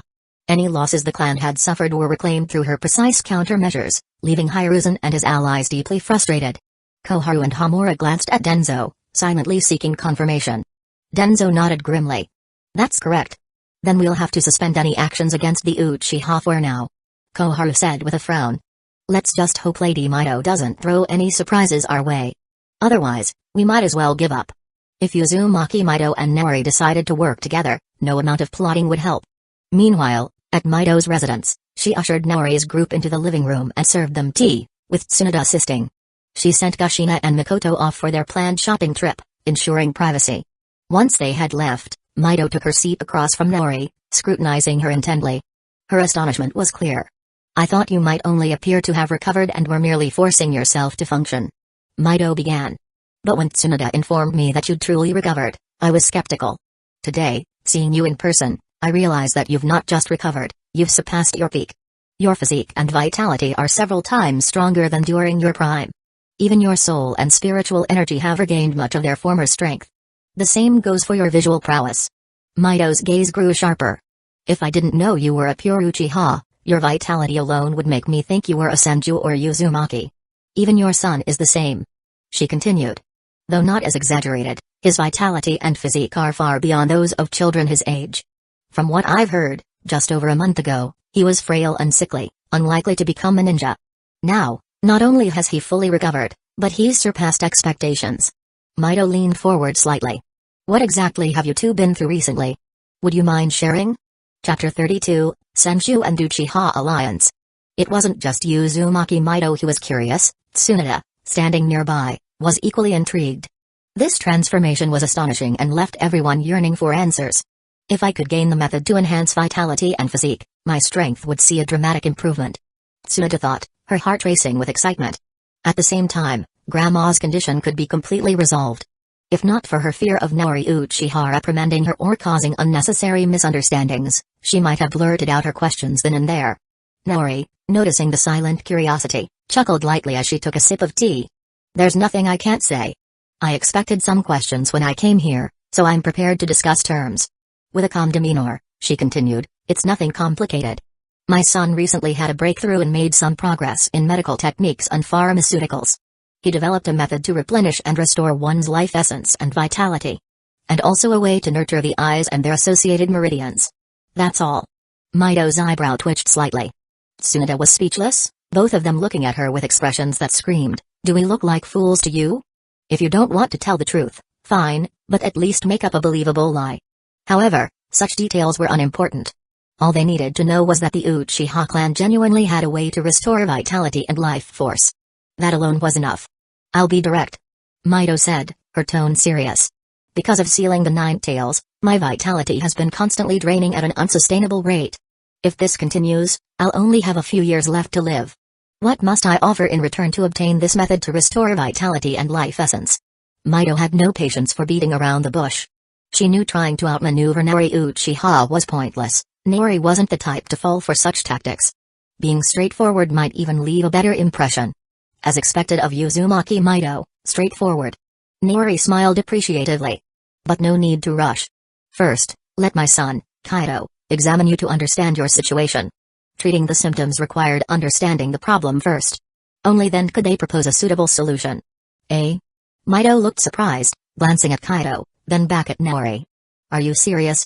Was she so committed to this fabrication that even she believed it? Nori caught the doubt in Mito's expression but didn't explain further. She simply smiled. Try it, and you'll know. Mito scrutinized Nori for several seconds before nodding. Fine. Let's see how you'll cover this up.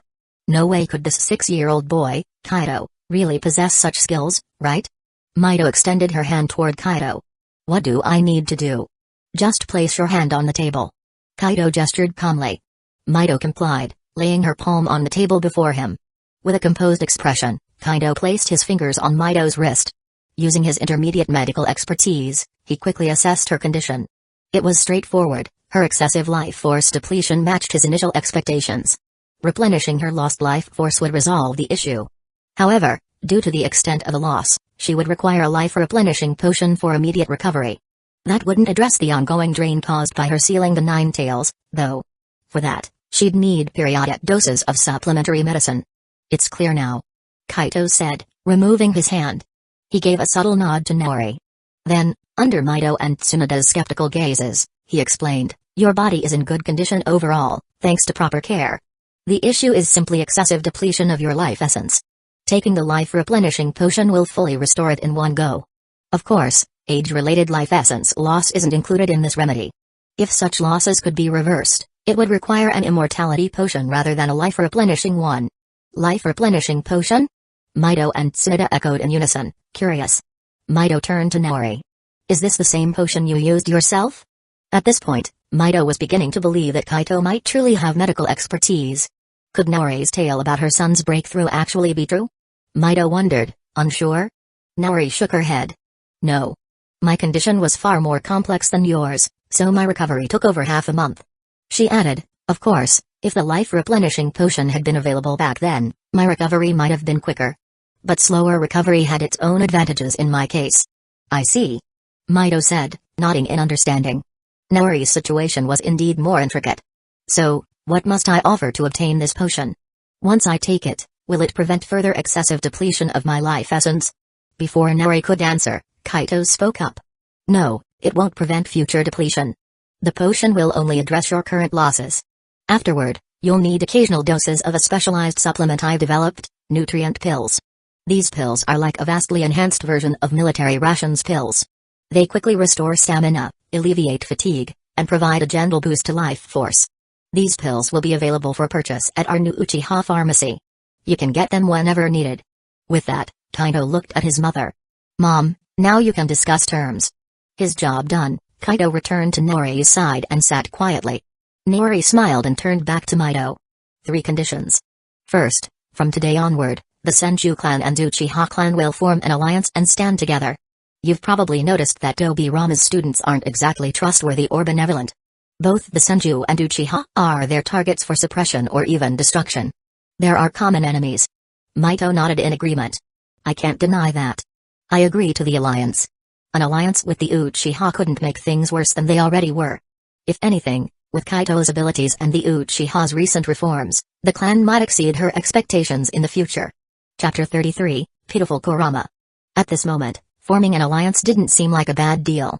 As for the ancient grudges between the Senju and Uchiha clans, those were long buried in the past. If things continued as they were, the Senju clan would eventually vanish. What was the point in clinging to old rivalries? It was meaningless.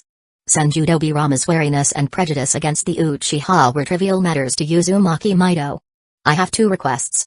First, I want the Flying Thunder God Jutsu, Senjutobirama's water-style jutsus, and all the sealing techniques in your possession. Naori Uchiha stated again. She didn't even mention money. Once the Uchiha's pharmacy opened, the clan wouldn't lack funds.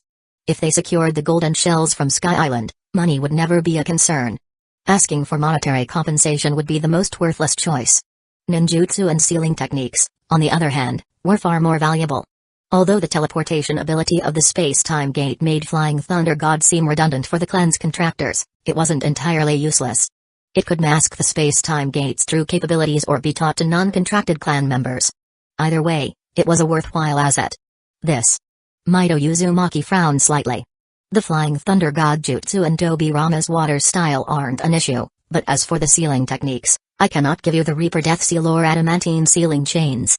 The first is self-explanatory.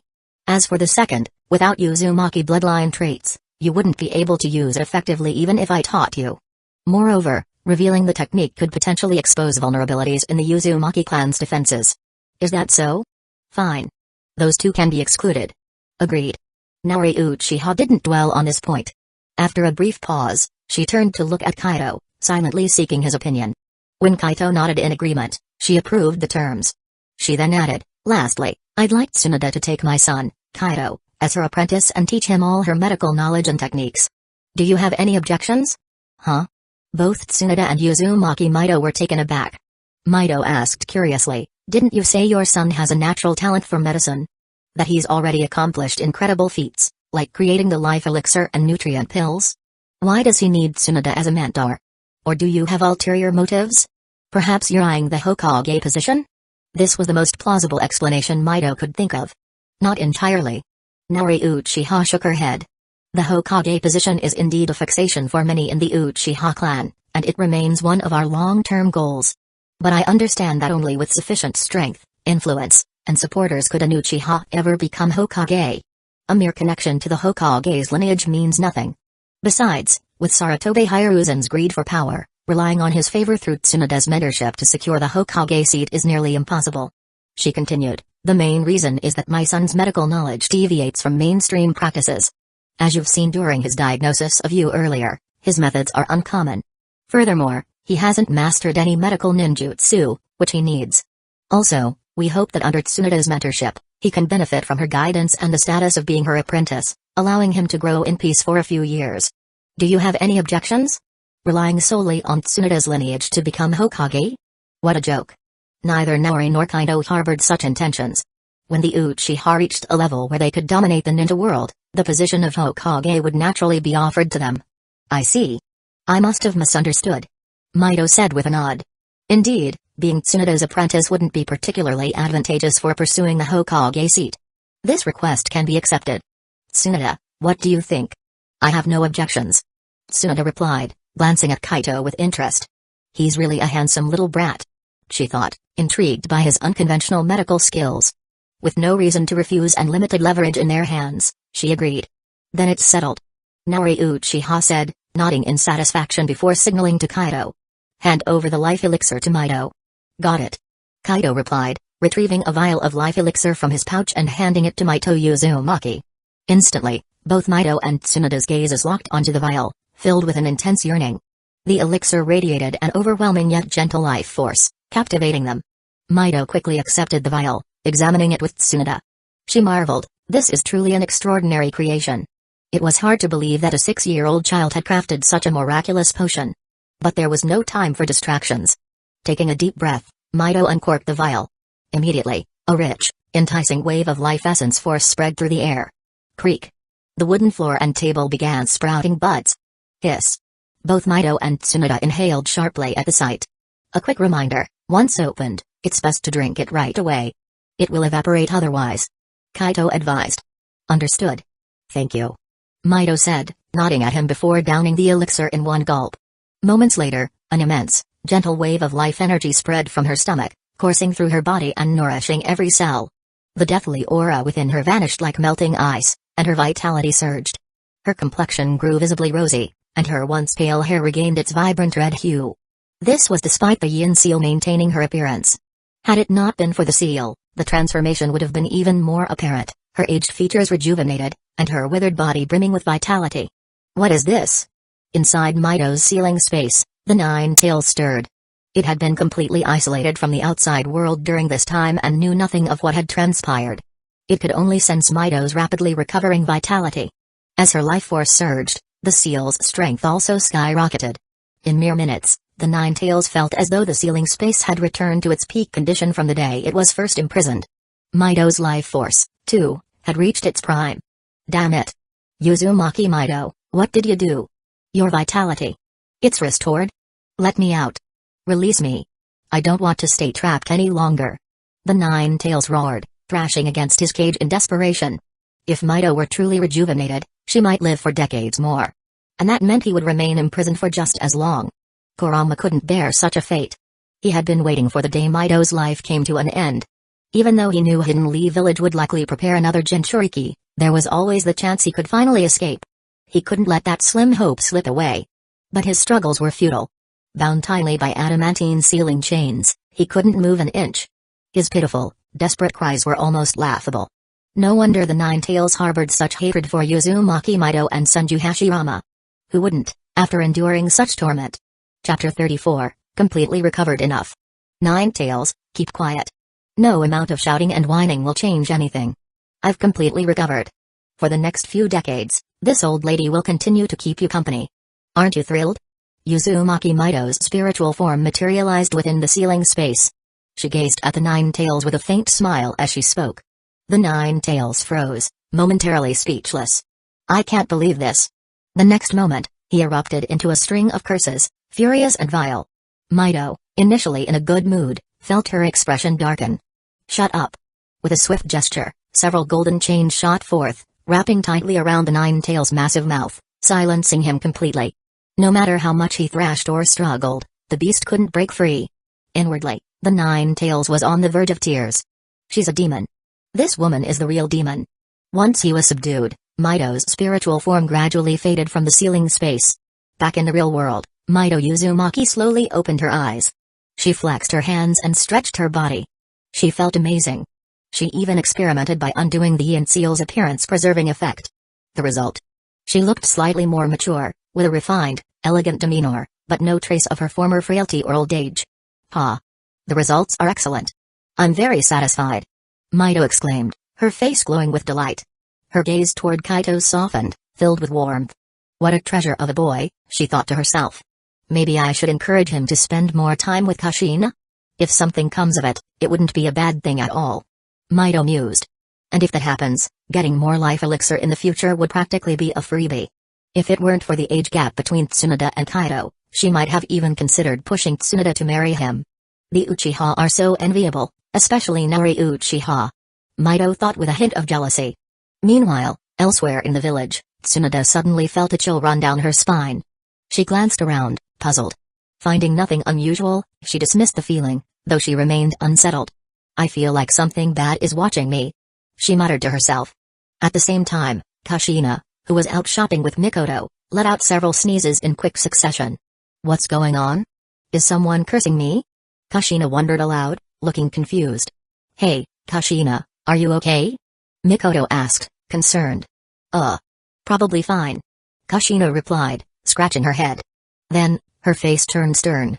It's probably that girly Minato talking smack about me. Humphrey.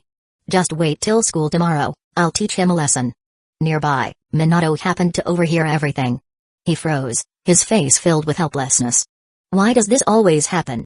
Despite his efforts to be kind to Kushina, his intentions were consistently misinterpreted as malicious.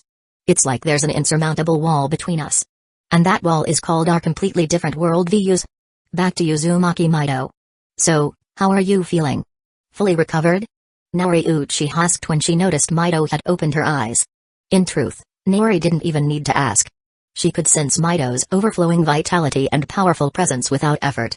Naori estimated that if she were to fight Mido now, it would be a 50-50 match, just because of Nine Tails. Yes. Mido confirmed with a nod, her face alight with joy. I've completely recovered. This elixir is exactly as advertised. Thank you so much. With this, I can live for decades longer. Now, she had the time to set everything in order for the Senju and Uzumaki clans. She could also guide Nawaki and Tsunade to full maturity. No need to thank me, Naori said with a light chuckle. It's just a deal, after all. Besides, having you alive benefits the Uchiha even more. With you here and the Senju clan standing as a buffer, the pressure on the Uchiha eases considerably.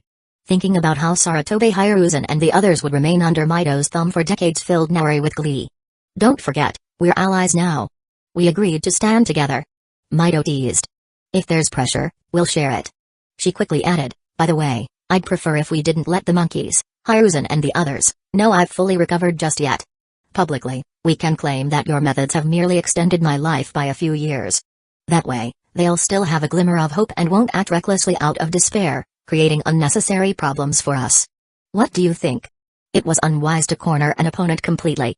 It was better to proceed gradually.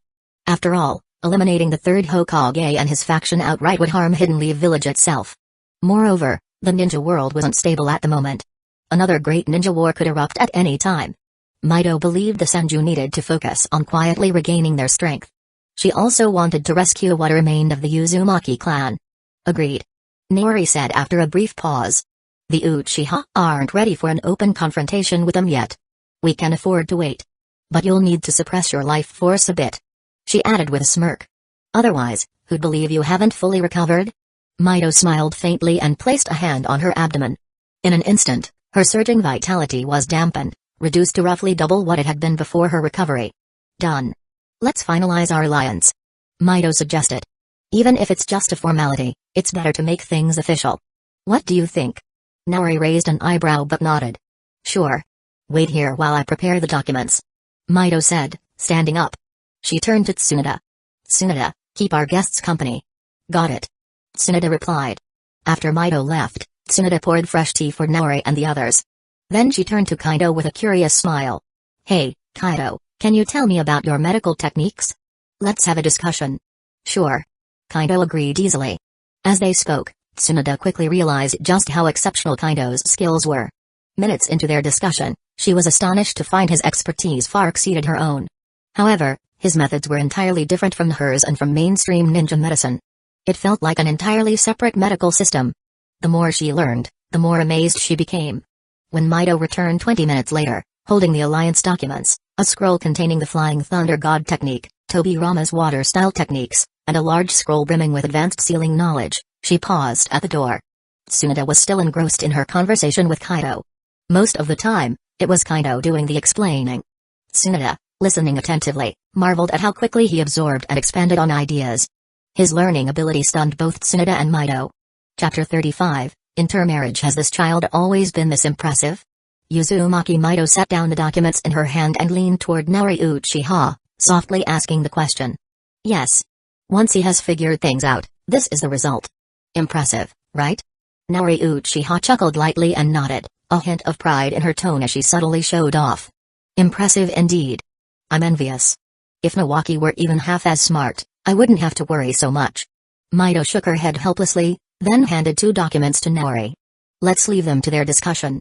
We should finalize the alliance first. I've already signed and sealed it. Just waiting on you. All right. Without hesitation, Naori signed her name on both copies of the alliance document and stamped her handprint on them. Each of them took a copy, and with that, the agreement was officially sealed. Here. This contains the Flying Thunder God Jutsu, Tobirama's water-style techniques, and various scrolls on sealing arts. Check them over, Mito said, handing over a stack of scrolls. Naori simply waved her hand, sending the items into her dimensional storage space. No need to check. If something's missing, I'll come back to you later. After all, you can't exactly run away. Mito's eyes narrowed slightly as she witnessed Naori's spatial technique, curiosity and surprise flashing across her face. She chose not to ask further, knowing Naori wouldn't answer. After a brief pause, Mito asked, have the Uchiha received any information about the situation in the Land of Whirlpools? Oh? Naori raised her brows slightly, a playful smile tugging at her lips. Of course we have. The Uchiha's information network is quite effective. It seems the other 4 great ninja villages are planning to attack the Land of Whirlpools, aiming to seize its bloodline and sealing techniques in their pursuit of Jinchuriki and power. So? Are you seeking our help? Indeed. Mito didn't deny it and nodded affirmatively. Naori responded bluntly, That's not part of our alliance agreement. An ally of my ally is not automatically my ally. If you want our help, there will need to be additional terms. Although preserving the Uzumaki clan would benefit the Uchiha, nothing comes free. That's fair. Mito wasn't surprised or offended. Name your terms. She understood that the Uzumaki's troubles were separate from the Uchiha Senju alliance. Unless another formal agreement was reached between the Uchiha and the Uzumaki, their aid couldn't be assumed. Naori pondered for a moment. After this event, it'll likely be impossible for the Uzumaki clan to remain in the land of whirlpools. Otherwise, the 4 great villages will never stop targeting you. When the time comes, I imagine the Uzumaki will have to relocate to Hidden Leaf Village and officially join its ranks, correct? Indeed. Mito confirmed. I intend to personally see to it. Even if Uzumaki Ashina objects, I will make it happen. I can't constantly shield the Uzumaki from every threat. To the major ninja villages, including Hidden Leaf Village, the Uzumaki clan was a prime target, a feast too tempting to ignore. Only by joining Hidden Leaf Village could the Uzumaki ensure their survival and secure the best path forward. This would also benefit the weakened Senju by bolstering their strength with the Uzumaki's alliance, creating a mutually advantageous situation. In that case, my terms are these. First, I want a copy of the Uzumaki's sealing techniques that don't involve bloodline secrets. Second, I propose that our 3 clans, Uchiha, Senju, and Uzumaki, establish a system of intermarriage going forward. Mito was caught off guard. The first condition was within her expectations, but the second came as a surprise. Even Tsunade, engrossed in her discussion with Kaido, turned her attention to the conversation. Why? Mito asked, puzzled. As I recall, the Uchiha don't forbid marriage outside the clan, but they don't encourage it either. Why push for intermarriage with the Senju and Uzumaki? Was this simply to deepen the alliance between the 3 clans? Mito was skeptical. Naori chuckled knowingly and exchanged a glance with Kaito before continuing. This touches on a little-known secret about our clans. From ancient texts in my clan, I've found evidence suggesting that 1,000 years ago, the Uchiha, Senju, and Uzumaki all descended from a single ancestor, none other than the Sage of 6 Paths. Mito and Tsunade were stunned. What? Are you serious? The idea that the Senju and Uchiha, who had warred for a millennium, shared a common ancestor, let alone the Sage of 6 Paths, sounded like a legend, or perhaps a joke. More or less. Naori nodded, turning to Tsunade. Have you ever studied the blood or cells of the Uchiha and Senju? Tsunade shook her head. That's more Orochimaru's area of interest. But I get what you're implying, that their genetic makeup overlaps or complements each other, which could point to a shared ancestry. Exactly. Naori affirmed. If that's true, doesn't it make sense that combining our clans could result in children with enhanced potential and abilities? Mito remained skeptical but intrigued. And this idea is based on. In the ancient texts, it's said that the Senju and Uzumaki inherited the sage's body, while the Uchiha inherited his eyes. Over the centuries, these traits have weakened due to bloodline dilution. But if the 3 clans intermarried, it might restore some of that lost power. The notion struck a chord with Mito. If true, this would benefit all 3 clans. However, she suspected Naori had deeper motives. Still, she chose not to question further. Even if Naori wasn't entirely forthcoming, the potential advantages of intermarriage were enough to warrant consideration. After all, it seemed like a win-win for everyone involved. Chapter 36, Uchiha Hidden Scheme. Naturally. Naori Uchiha nodded affirmatively, pointing at herself as she explained, this idea came to me after reflecting on my recovery this time, combined with an ancient legend. In the past, I never took it seriously, nor did I believe it.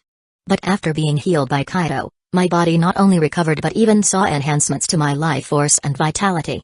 She paused, then continued, I noticed that under the influence of this enhanced vitality and physique, my damaged left eye began to heal and recover.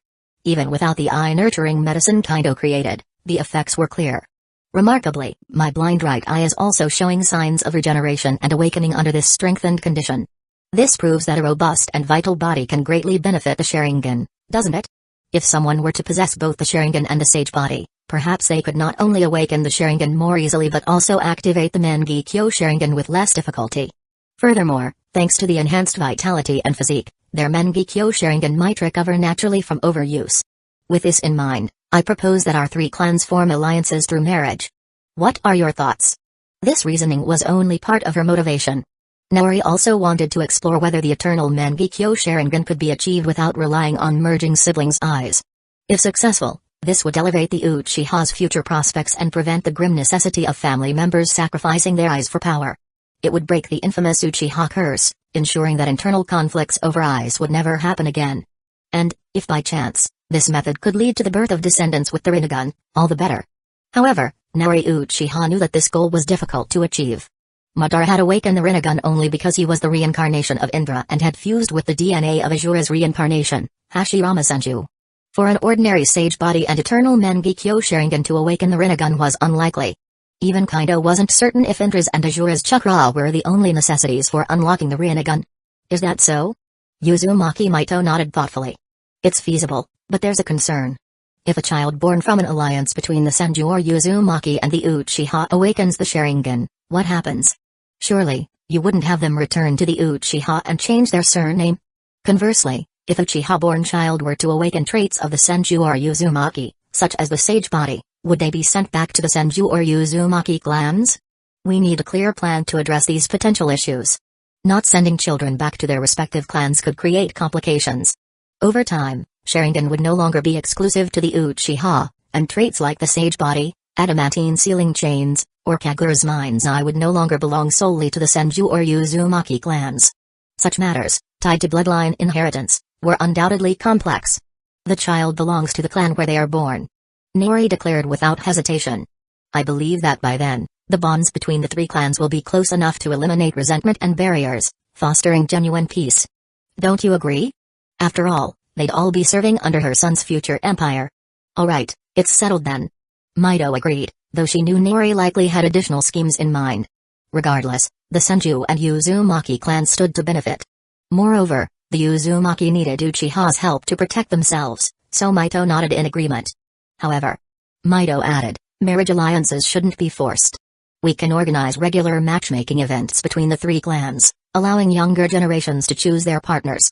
As long as the number of marriages is balanced between clans, that should suffice.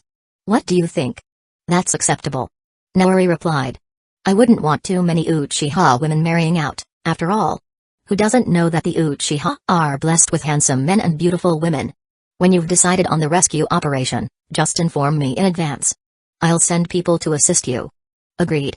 Maito replied, exhaling in relief. With the Uchiha's involvement, along with the strength of the Senju and Uzumaki, they could repel even a combined assault from the four major ninja villages and safely escort the Uzumaki clan to Hidden Leaf Village. Later, Maito and Naori continued chatting, while Tsunade engaged Kaido in a lively discussion about medical techniques. At midday, Maito hosted a meal for Naori's group, and after parting ways, word of the meeting quickly reached Sarutobi Hiruzen. He rushed to Maito's residence, though Denzo and his group didn't dare to follow, fearing repercussions. The moment Hiruzen entered, he sensed that Maito's once dwindling life force had been restored, even doubled. This realization unsettled him. Though uneasy, he masked his feelings with curiosity and respect. Lady Maito, how did the discussion go? There won't be any trouble from the Uchiha, will there? And has your life force recovered? Was it Naori's doing? Indeed. Maito confirmed. I've struck a deal with Naori. She helped restore my vitality, granting me a few more years of life. In return, I provided her with the Flying Thunder God technique, Tobirama's water-style jutsu, and some basic to intermediate sealing techniques. Additionally, her son, Kaido Uchiha, will become Tsunade's apprentice. These terms couldn't be hidden, so Maito spoke openly. As for Sarutobi's objections, he'd just have to swallow them. What? Hiruzen's face twisted. The Flying Thunder God technique, Tobirama-sensei's water-style jutsu, and sealing techniques? And she's even having her son study under Tsunade? What is Naori planning? Does she have her sights on the Hokage seat? Besides, wasn't her son born with severe health issues, incapable of becoming a ninja? He is fully recovered. Maito replied. If Naori could restore her own grievous injuries, why wouldn't she be able to heal her son? Hiruzen's brows furrowed. So, Naori is entirely healed? That's right. Maito nodded. Not just her body, her remaining Sharingan has fully recovered as well. So, I advise against provoking her. Even in my current state, I may not be her match. Of course, this was a lie. Maito's fully restored vitality meant she was on par with Naori, but she couldn't let that be known. Chapter 37, Frustrated Denzo. Is she really that strong? Sarutobi Hiruzen furrowed his brows even deeper upon hearing the news. What do you think? Uzumaki Maito glanced at the third Hokage with a cold smirk. You already know the answer. Back in the day, she single-handedly quelled an internal conflict within the Uchiha clan and subdued the entire Uchiha tribe. How could she have done that without immense strength? As for Kaido Uchiha becoming Tsunoda's apprentice, stop overthinking it. She continued. She simply wanted to give Kaito more support and security, ensuring a smoother path for his growth. It's to prevent certain rats from targeting him behind the scenes. Do you honestly believe that being Tsunoda's disciple, or even the grand disciple of the Hokage, would make him Hokage one day? You're not dead yet, are you? If such a thing were to happen, it would mean Kaido earned it. If you're incompetent, you have no one to blame but yourself. At this point, Mito would rather see Kaito become Hokage than let Hiruzen remain in power. With Kaido's ties to Tsunoda as his mentor, his alliance with the Uchiha, and future plans of inter-clan marriage, even if he ascended to Hokage, it would be far better for the Senju and Uzumaki clans than the current situation. At the very least, the Uchiha wouldn't need to oppress other noble ninja clans to consolidate their authority and establish their dominance. Only someone like Hiruzen, who lacked both strength and confidence, would need to resort to such tactics. Then again, the Sarutobi clan couldn't exactly be classified as a minor ninja clan. A mid-sized one, perhaps, mainly due to its numbers. But aside from that, they had no standout talents or unique advantages. Their strength was their political acumen, knowing how to win people over and project an image of being cooperative, obedient, and trustworthy. That's what earned them the favor of the first and second Hokage. But since Hiruzen became Hokage, everything had gone downhill. Hiruzen, however, was oblivious to the fact that Mito's stance had drastically shifted. From her tone, though, he realized she was likely referring to Denzo. You're absolutely right. I understand now. I will rein in Denzo and tread carefully with the Uchiha moving forward. If there's nothing else, I'll take my leave. After some thought, Hiruzen bowed respectfully and excused himself. The idea of the Uchiha claiming the Hokage title solely through Tsunoda's mentorship was laughable. He wouldn't allow it anyway. Go ahead. Mito waved her hand dismissively, indicating that the third Hokage could leave. Hiruzen wasted no time, retreating swiftly. When he returned to the Hokage's office, Denzo, Koharu Utatane, and Hamura Midokado eagerly crowded around him. What happened? What did they discuss? Has Naori Uchiha fully recovered? Yes. Hiruzen nodded and relayed Mito's words verbatim. What? Damn it. Denzo roared in fury. How could Lady Mito do that? Trading the Flying Thunder God Jutsu, Tobirama Sensei's water-style jutsu, and sealing techniques with the Uchiha. This is like making a deal with the devil. What gives her the right to do this? Denzo was livid. If the Uchiha mastered these techniques, their power would skyrocket. Especially with sealing techniques, if the Uchiha applied them to their territory, spying on them would become nearly impossible. The Flying Thunder God Jutsu was even worse, a strategic-level jutsu. If the Uchiha learned it, they would become exponentially harder to deal with. Overthrowing them would be nearly impossible. Well, Lady Mito has every right to do this. After all, these techniques originally belonged to Tobirama Sensei and the Senju clan. Even though they were recorded in the Scroll of Seals or shared with the village's jutsu archive, it's likely the Senju kept their own copies. Koharu stared at Denzo, unimpressed. Do you even hear yourself? If Lady Mito doesn't have the authority to handle her clan's techniques, then who does? You. Denzo's face turned red with anger, unable to counter Koharu's point. Whose side are you even on, Koharu? Her words felt like deliberate provocation. This isn't about authority. Denzo fumed. This is aiding the enemy. Have the Senju forgotten that the Uchiha have been their enemies for millennia? Ha! Koharu scoffed. I'm just stating the facts. Besides, the deal is already done. What's the point of complaining now?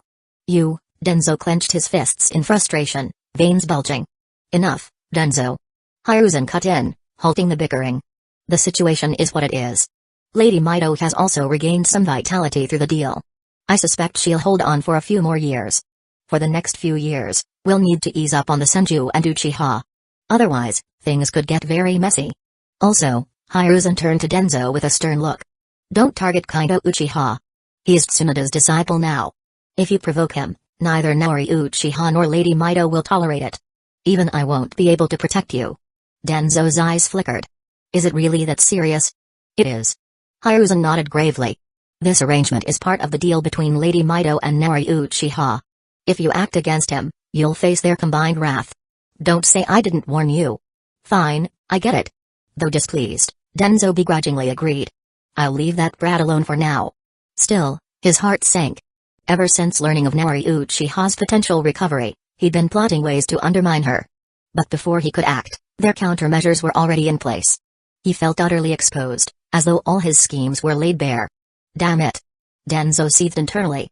She really is an extraordinary woman. No wonder she's kept the Uchiha in check for so long. But as long as she's alive, it'll be nearly impossible to secure more Sharingan or suppress the Uchiha further. Damn it all.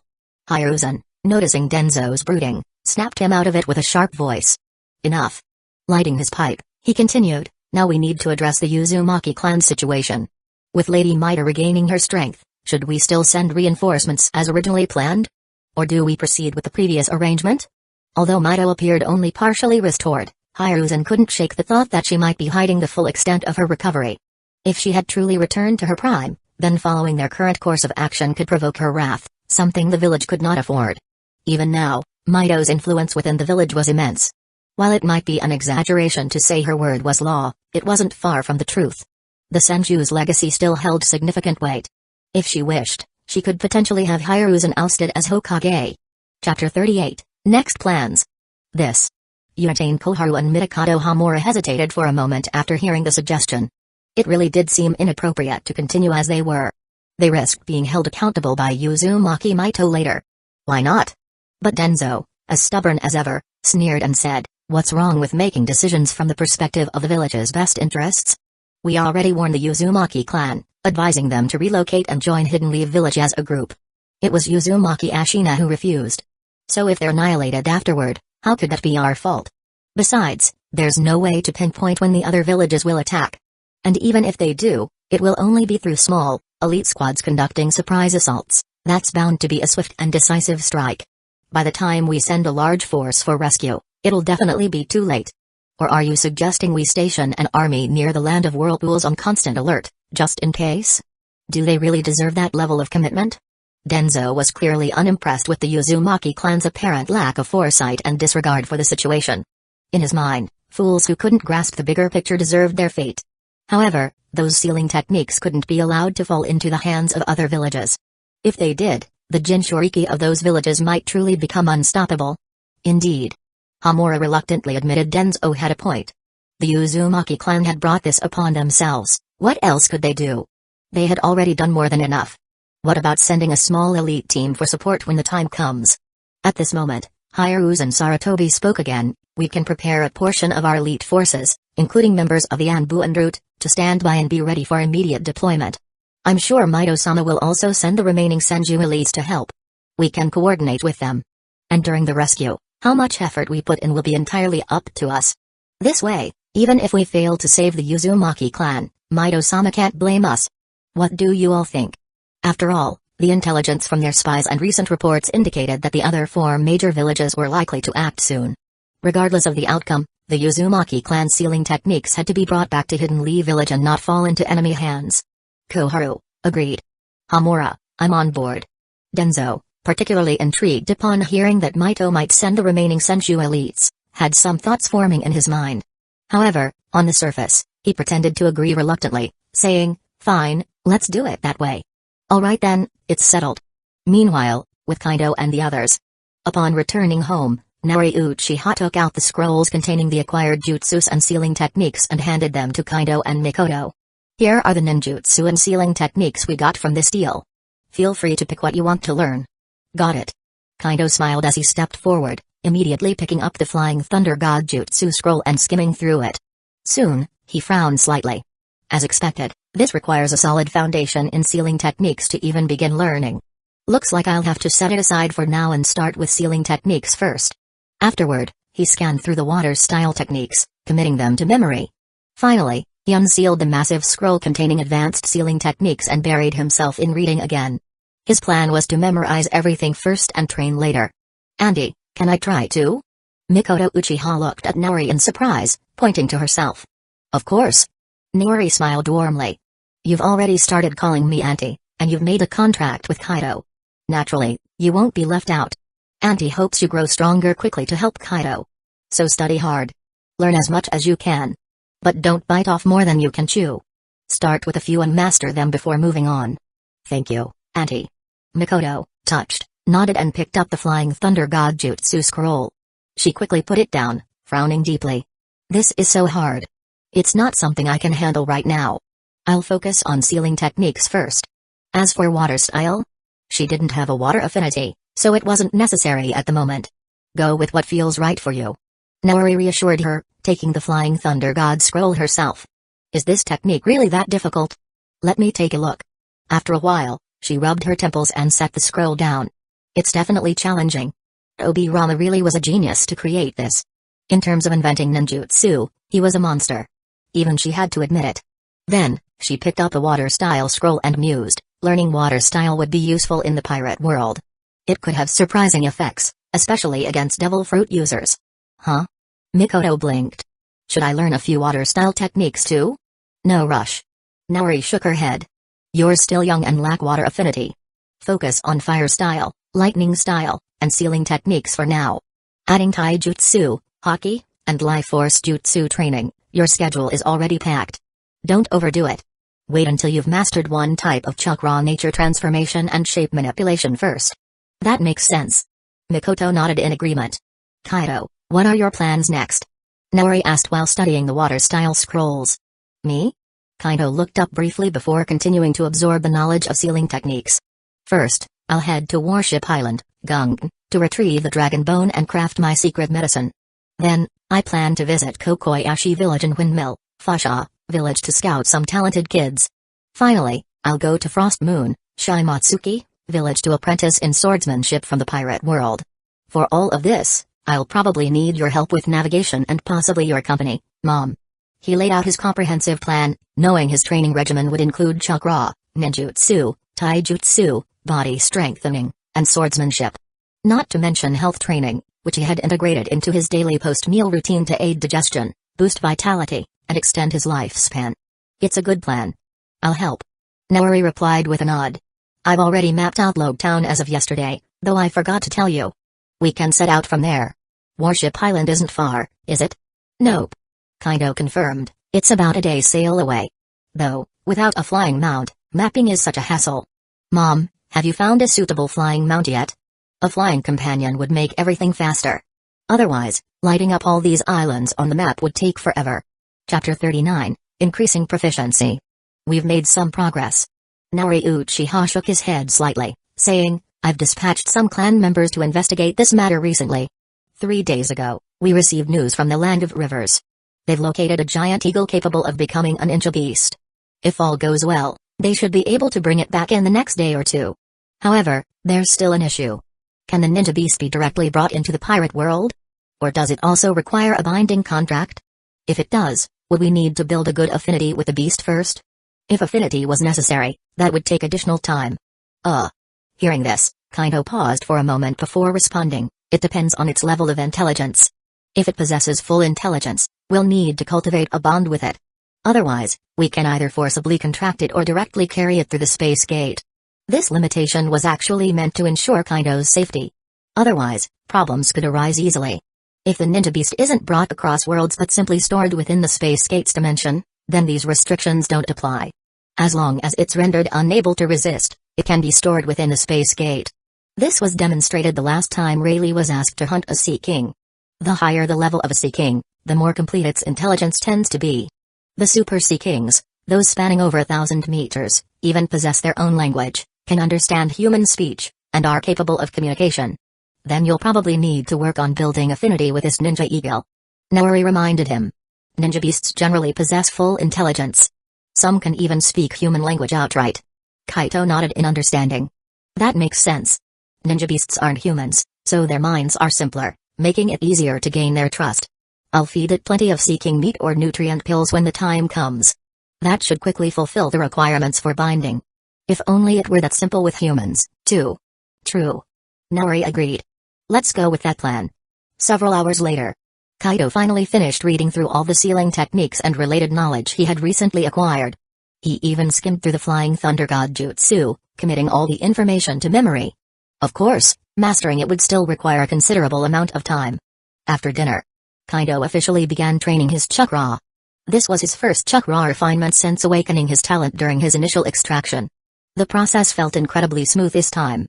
It was far easier than his initial attempts, which had been fraught with difficulty. Even a brief extraction yielded a significant amount of chakra effortlessly. The energy within each of his cells had multiplied dozens, if not hundreds, of times compared to a month ago. Continuing his training, Kaido repeatedly refined chakra, steadily increasing his chakra reserves. System notifications: you practiced the chakra refinement jutsu. Proficiency plus 30, chakra plus 10, you practiced the chakra refinement jutsu. Proficiency plus 40, chakra plus 10, you practiced the chakra refinement jutsu.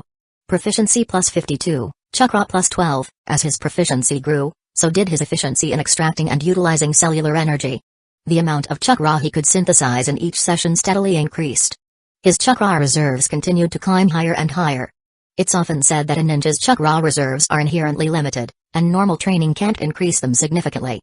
However, by mastering the ability to extract energy from every cell in the body, one could surpass these limitations. Beyond that, further increases in chakra reserves rely on either physical growth with age or intensive body training to enhance cellular energy capacity. Naturally, mental strength must also improve in tandem. While arduous physical training indirectly boosts mental strength, the effect is less apparent. The body, soul, and spirit are always interlinked. At this stage, Kaido hadn't yet mastered extracting energy from every cell, so his chakra reserves were still steadily increasing. From 0.1 units to 0.2. Then 0.5. 1. And finally reaching 1.5 units, Kaido paused his training. By now, his chakra refinement jutsu had reached its peak. System notification: Uchiha chakra refinement jutsu, 29,851 out of 100,000, mastered. Thanks to his exceptional talent and comprehension, his progress was rapid. Of course, the simplicity of the chakra refinement jutsu itself also contributed. It seems it'll take a few more days to completely break through this limit. Kaido mused. I wonder what kind of technique or skill will emerge once I surpass this mastery. Will it lead to techniques akin to immortality? Or perhaps a more advanced chakra refinement jutsu? He speculated, shaking his head. No, achieving immortality is unlikely. The leap would be too drastic. The current technique doesn't even touch on natural energy absorption. Maybe when sage jutsus reach their limits, they could evolve into something similar to immortal jutsu. When it came to sage jutsus, the Shikatsu forest undoubtedly had them. Since he had already apprenticed under Tsunade, he could request the slug summoning contract at some point. Then, when the opportunity arose, he could learn from the slug sage. Still, Kaido hoped to one day create a sage art, or even true immortal jutsus, tailored for humans rather than relying on beast-like techniques. After all, who knows what risks these semi-complete techniques might pose. Consider how Jiraiya's training in Mount Myabaku's sage art caused him to exhibit toad-like traits. Clearly, such effects were far from normal. Next, chakra control training. Shaking off his stray thoughts, Kaido stepped outside to the small training field in his backyard. Standing by a tall tree, he focused chakra into his feet and took a step onto the tree trunk. Crack! The bark and part of the trunk shattered under his foot. He had used too much chakra. Adjusting his output, Kaido tried again, succeeding this time. System notification: chakra control, 1 out of 100, beginner. As soon as the skill formed, a flood of insights entered his mind. By now, Kaido was used to this process and immediately absorbed the information. With both feet planted firmly on the tree, he began walking upwards step by step. System notifications: you trained in chakra control. Proficiency plus 3, you trained in chakra control. Proficiency plus 2, you trained in chakra control.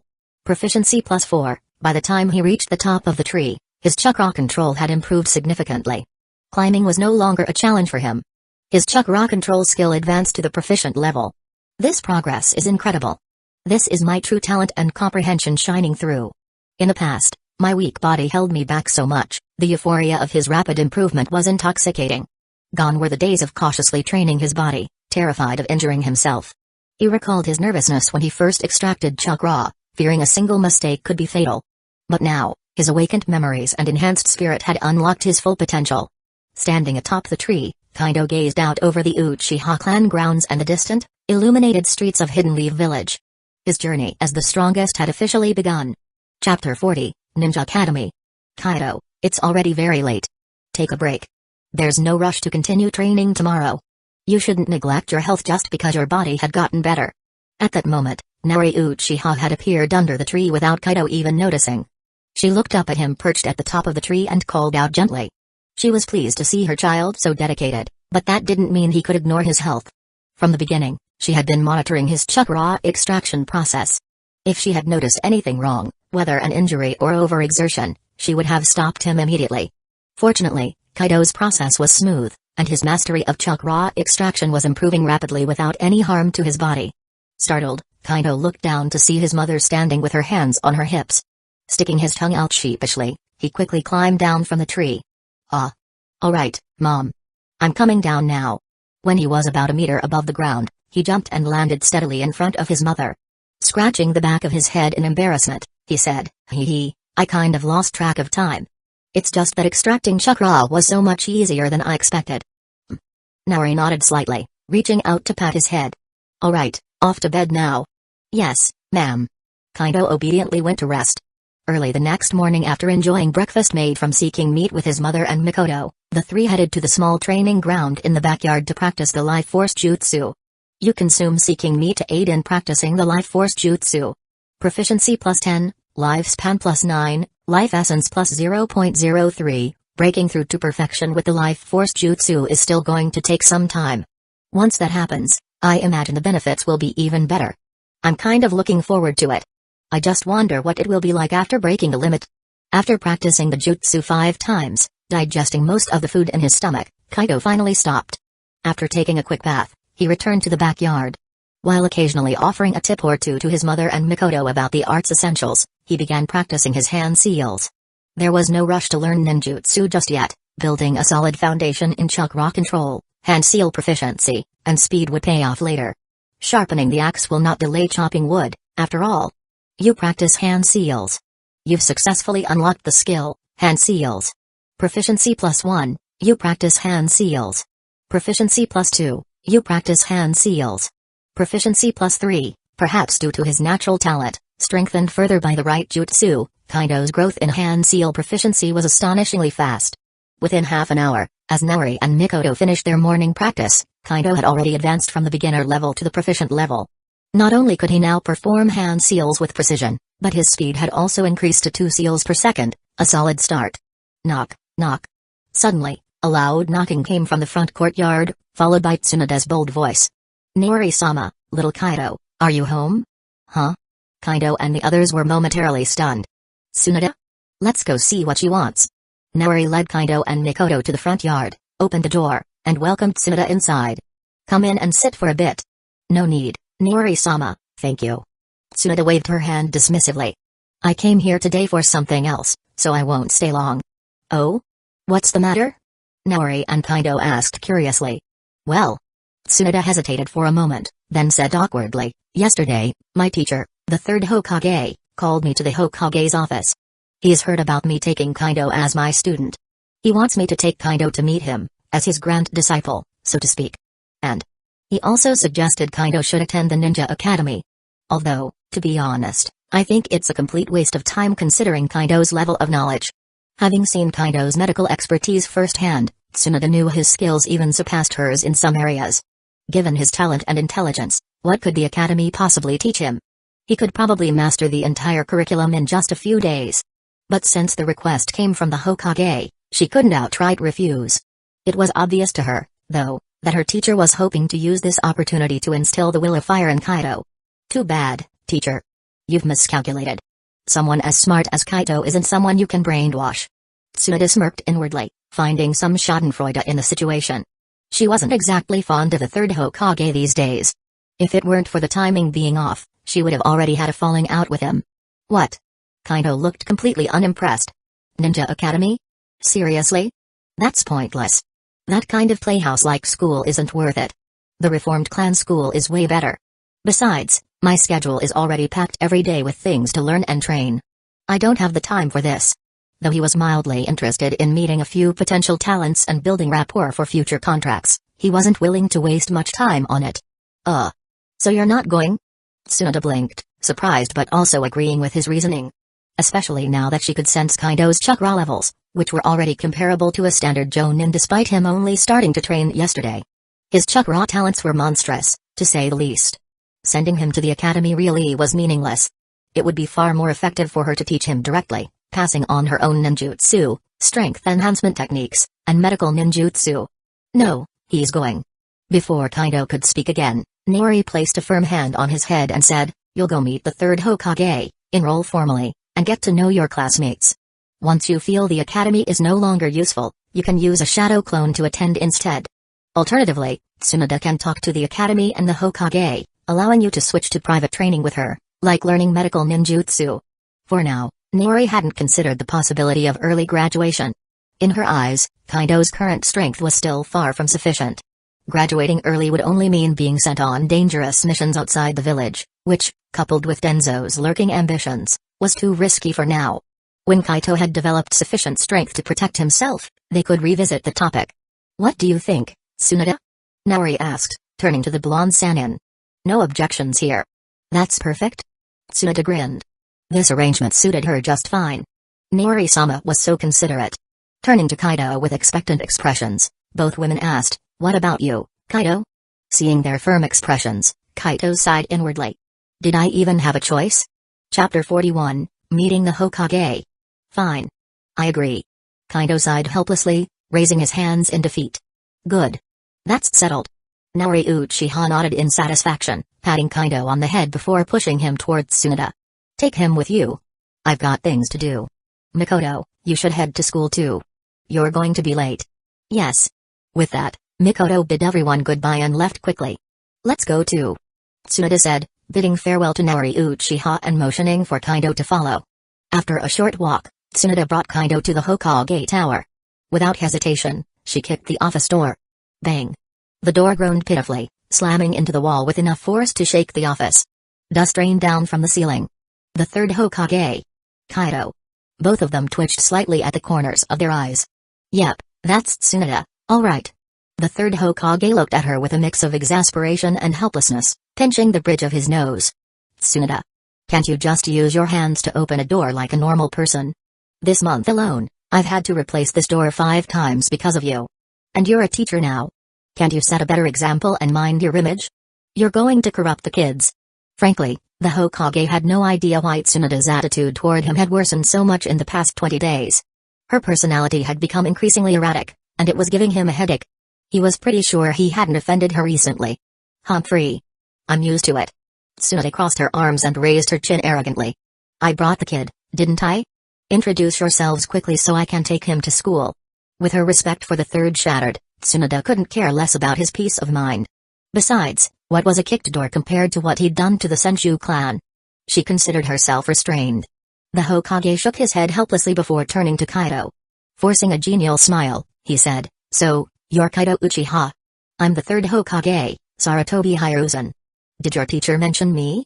As he observed the boy, Hiruzen couldn't help but notice his vibrant vitality, far surpassing most children his age. This doesn't seem like a sickly, frail child born with deficiencies at all. He mused. It appears the Uchiha have mastered an extraordinary way to restore vitality. I must find a way to obtain this technique.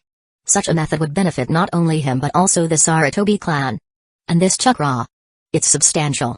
Yesterday, his reserves were minimal. This must be because he just started refining chakra. Already comparable to a Jonin. Truly a genius. I'll have to take him seriously and figure out how to turn him into my ally. Hiruzen thought. If he succeeded, it would be much easier to deal with Naori and the Uchiha clan in the future. This thought made his smile toward Kaido even more enthusiastic. Although Kaido felt repulsed, he maintained a polite demeanor, smiling and nodding. "Yes, my teacher mentioned you. I'm Kaito Uchiha. Pleased to meet you, Lord Hokage." Haha. The third Hokage laughed heartily. "No need to be so formal. Just call me Grandpa." "Huh?" Kaido's face stiffened. He was certain this old man was trying to take advantage of him. "Hey." Tsunade's expression turned mocking as she shot a sidelong glance at Hiruzen. "Seriously, old man? Picking on a kid now? Even if Kaido dared to call you that, would you dare respond? Better watch out, if Lord Naori finds out, she might just beat you to death." How shameless could he be? He was clearly from the same generation as Lord Naori, yet he wanted her son to call him Grandpa. Ridiculous. Hiruzen froze, realizing the implications. Tsunade's words hit home. If Naori found out, the consequences would be severe. He immediately waved his hands nervously, laughing awkwardly. My mistake. I apologize. I got confused because Kaido is my student's student. It slipped my mind. My fault entirely." Turning to Kaido, he quickly added, Kaito, I'm sorry. How about you just call me Uncle Hokage from now on? I'm only a year or two older than your mother, so it's more appropriate. Also, I was misled by Tsunade. Haha. And please, don't mention this to your mother. We wouldn't want to trouble her unnecessarily. He could already imagine Naori using this as an excuse to make his life miserable. Understood. Kaito nodded. He now had a clearer understanding of his mother's intimidating reputation. What exactly did Mom do in the past to make even the Hokage so wary? He wondered, though he didn't dare ask her directly. He feared the consequences. Still, he fully intended to tell his mother about this incident. What? He promised the Hokage not to? Well, promises can be broken. What could he do about it? That said, Kaito doubted his mother would escalate things right now. The timing wasn't right for a major confrontation with the third Hokage. The Uchiha needed a few more years of steady development before settling scores. Haha. Good, good. Relieved, Hiruzen ended the conversation with Kaito, trying unsuccessfully to glean more information. Tsunade firmly blocked his attempts.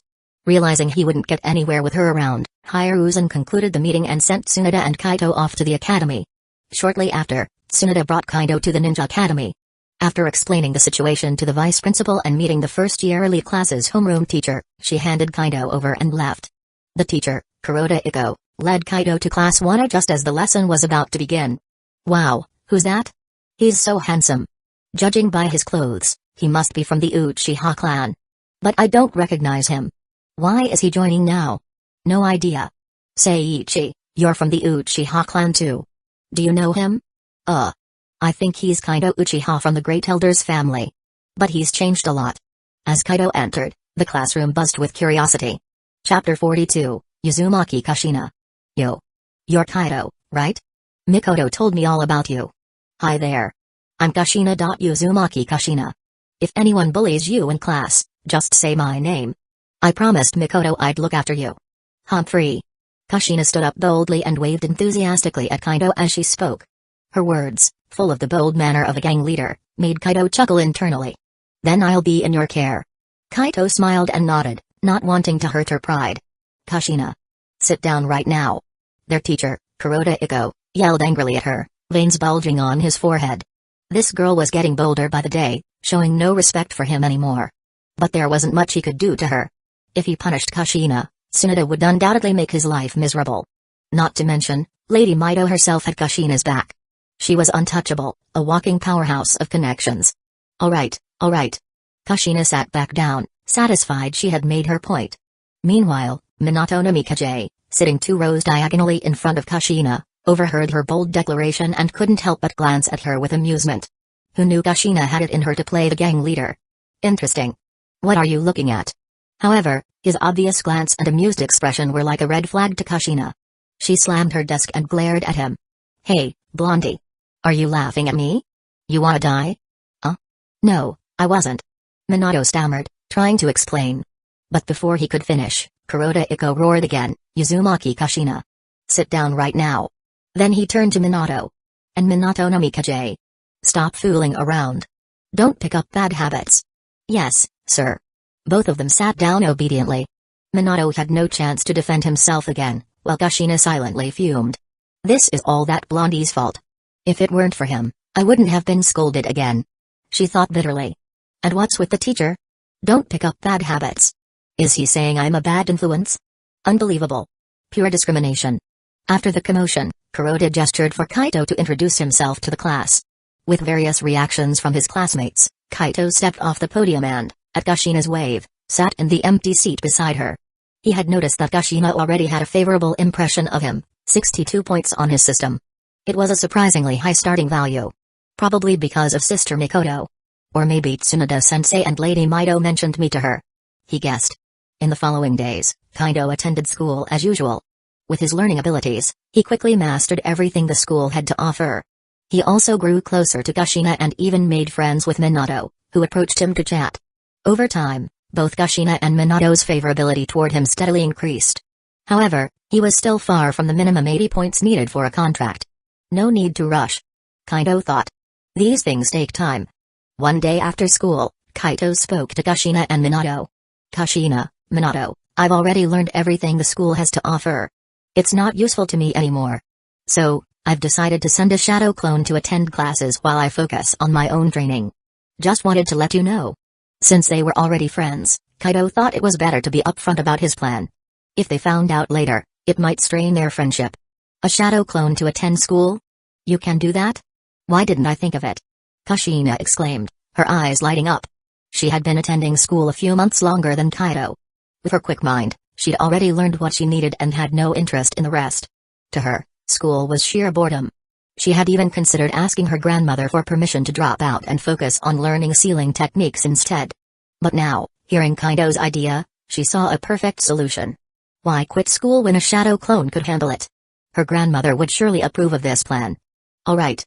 I'll use the shadow clone to attend school too, she declared, then turned to Kaido.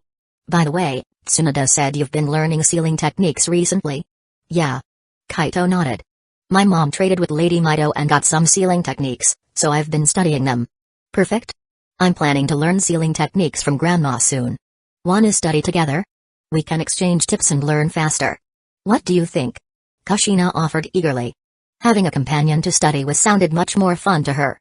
At the very least, he's nice to look at, she thought, finding Kaido's confident and masculine demeanor appealing. Unlike a certain blondie, who she thought was too soft. Are you sure that's okay? Wouldn't Lady Mito need to approve? Kaido asked, a bit surprised. Of course. Grandma likes you, and she even told me to look out for you at school. Don't worry, I'll talk to her. Kushina said confidently. Alright, if she's fine with it, I'd be happy to join. Kaido agreed. On the side, Minato felt a bit left out. I'd love to join too, but it's not possible. Kaido already has Lady Mito's approval, but I don't. And I can't even use shadow clones yet. Noticing Minato's downcast expression, Kaido patted his shoulder. Cheer up. It's not like we'll spend all day on sealing techniques. How about we set some time aside each day to practice ninjutsu and taijutsu together? Minato's eyes lit up at the suggestion. To Kaido, Minato was a valuable future ally.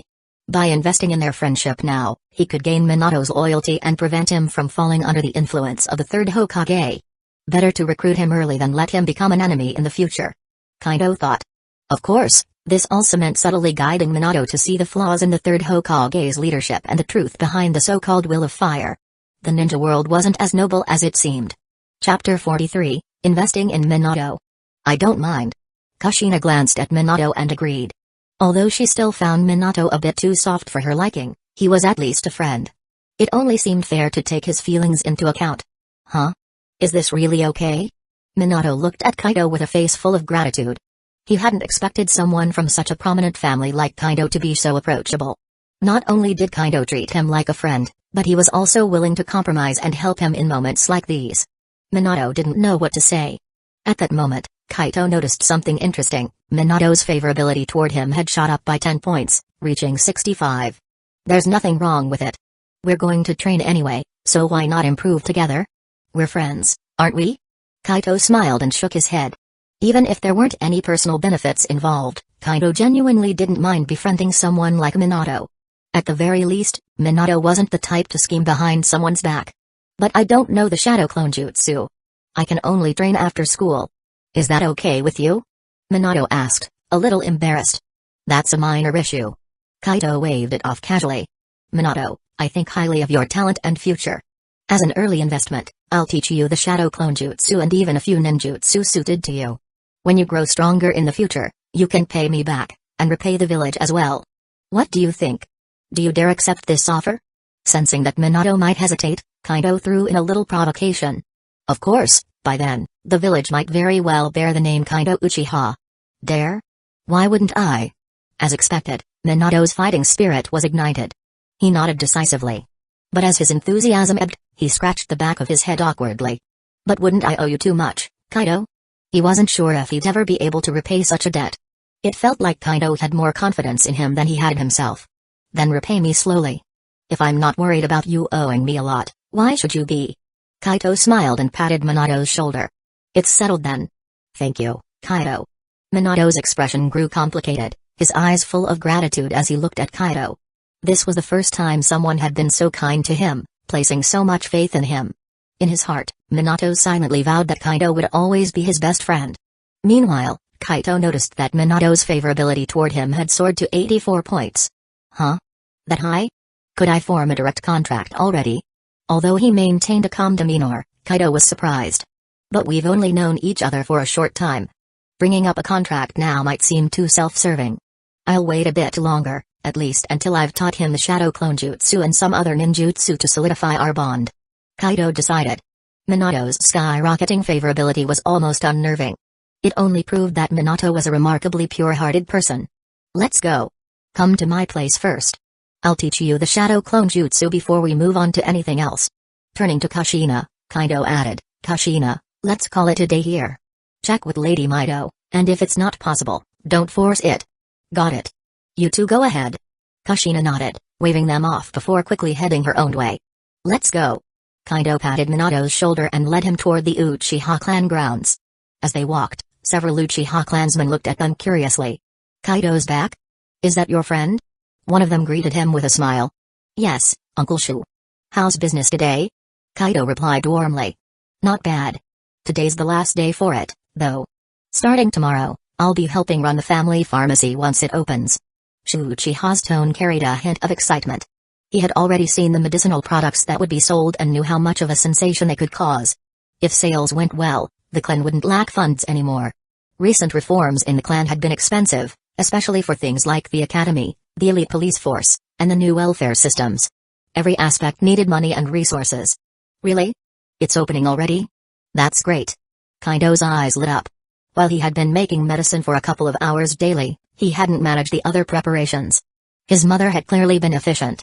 Looks like I'll need to produce more medicine soon, or we'll run out of stock. Kaido thought. Although he wanted to entrust the task to someone else, there weren't any trustworthy candidates yet. Many medicines required high-quality ingredients or advanced skills. I need to train more competent pharmacists, or create a reliable production line. With that thought in mind, Kaido led Minato to the backyard training field at his home. There, he began teaching Minato the Shadow Clone Jutsu. First, he explained the technique in detail. Then, step by step, he demonstrated it. Before long, Minato succeeded in learning it. Not bad. I knew I wasn't wrong about you. Kaido gave Minato a thumbs up. Hee, it's because you're a great teacher. Minato scratched the back of his head, smiling bashfully. Practice it a few more times to make sure you've got it down. Then we'll call it a day. Kaido instructed. Got it. Minato dispelled his clone and practiced 4 or 5 more times until he had mastered it. Once Kaido was satisfied, he said, that's enough for now. Keep practicing on your own to strengthen it. As for our training plans, we'll finalize them once Kushina's situation is sorted out tomorrow. I'll walk you home. Okay. After leaving the Uchiha clan grounds, Minato stopped Kaido. You can leave me here. I'll go the rest of the way myself. Thanks again, Kaido. With that, Minato ran off. Kaido chuckled and turned back toward home, hands in his pockets. Back at his house, Kaido created 3 shadow clones, one to study sealing techniques, another to train chakra control and hand seals, the last to practice ninjutsu. Meanwhile, the real Kaido teleported to the pirate world to meet up with Mikoto for training. They began throwing attacks at each other to hone their observation haki. Interestingly, observation haki could only be awakened in the pirate world. For some reason, it couldn't be triggered in the ninja world. Kaido believed this was due to differences in world rules. Once awakened, however, training it further in the ninja world became possible. The training was simple, hurling snowballs and catching each other off guard. Swish, swish, swish. The sound of snowballs slicing through the air echoed non-stop, occasionally accompanied by a pained yelp. Inside the house, Kira frowned but ultimately shook her head in resignation. What did I do to deserve these two? She muttered. As the snowball fight intensified, both Kaido and Mikoto became fully immersed in their training. Chapter 44, Awakening Observation Haki. Ha! At a certain moment, Kaido suddenly realized he had entered a special state. His entire being felt transparent, as if he could sense everything within a radius of several hundred meters. In particular, he could clearly perceive the snowballs constantly being thrown his way. It was as though the snowballs had been frozen in time. He had awakened observation haki. Effortlessly, Kaido dodged the incoming snowballs. Simultaneously, as he continued throwing snowballs at Mikoto, who had yet to awaken her observation haki, he mentally accessed his attributes panel and discovered a new skill had appeared. Observation haki, 1 out of 1000, beginner, huh? The proficiency cap for the beginner stage is 1000? That's 10 times higher than skills like chakra refinement. Does that mean the cap for each subsequent stage also increases by at least tenfold? Perhaps even more. To master this skill completely or break its limits, the time investment is going to be huge. Kaido thought, feeling a slight headache. Still, considering the skill's inherent difficulty, rarity, and high potential, it made sense.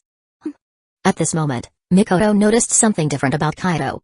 His movements had become effortless and fluid, he could even split his focus without being hit.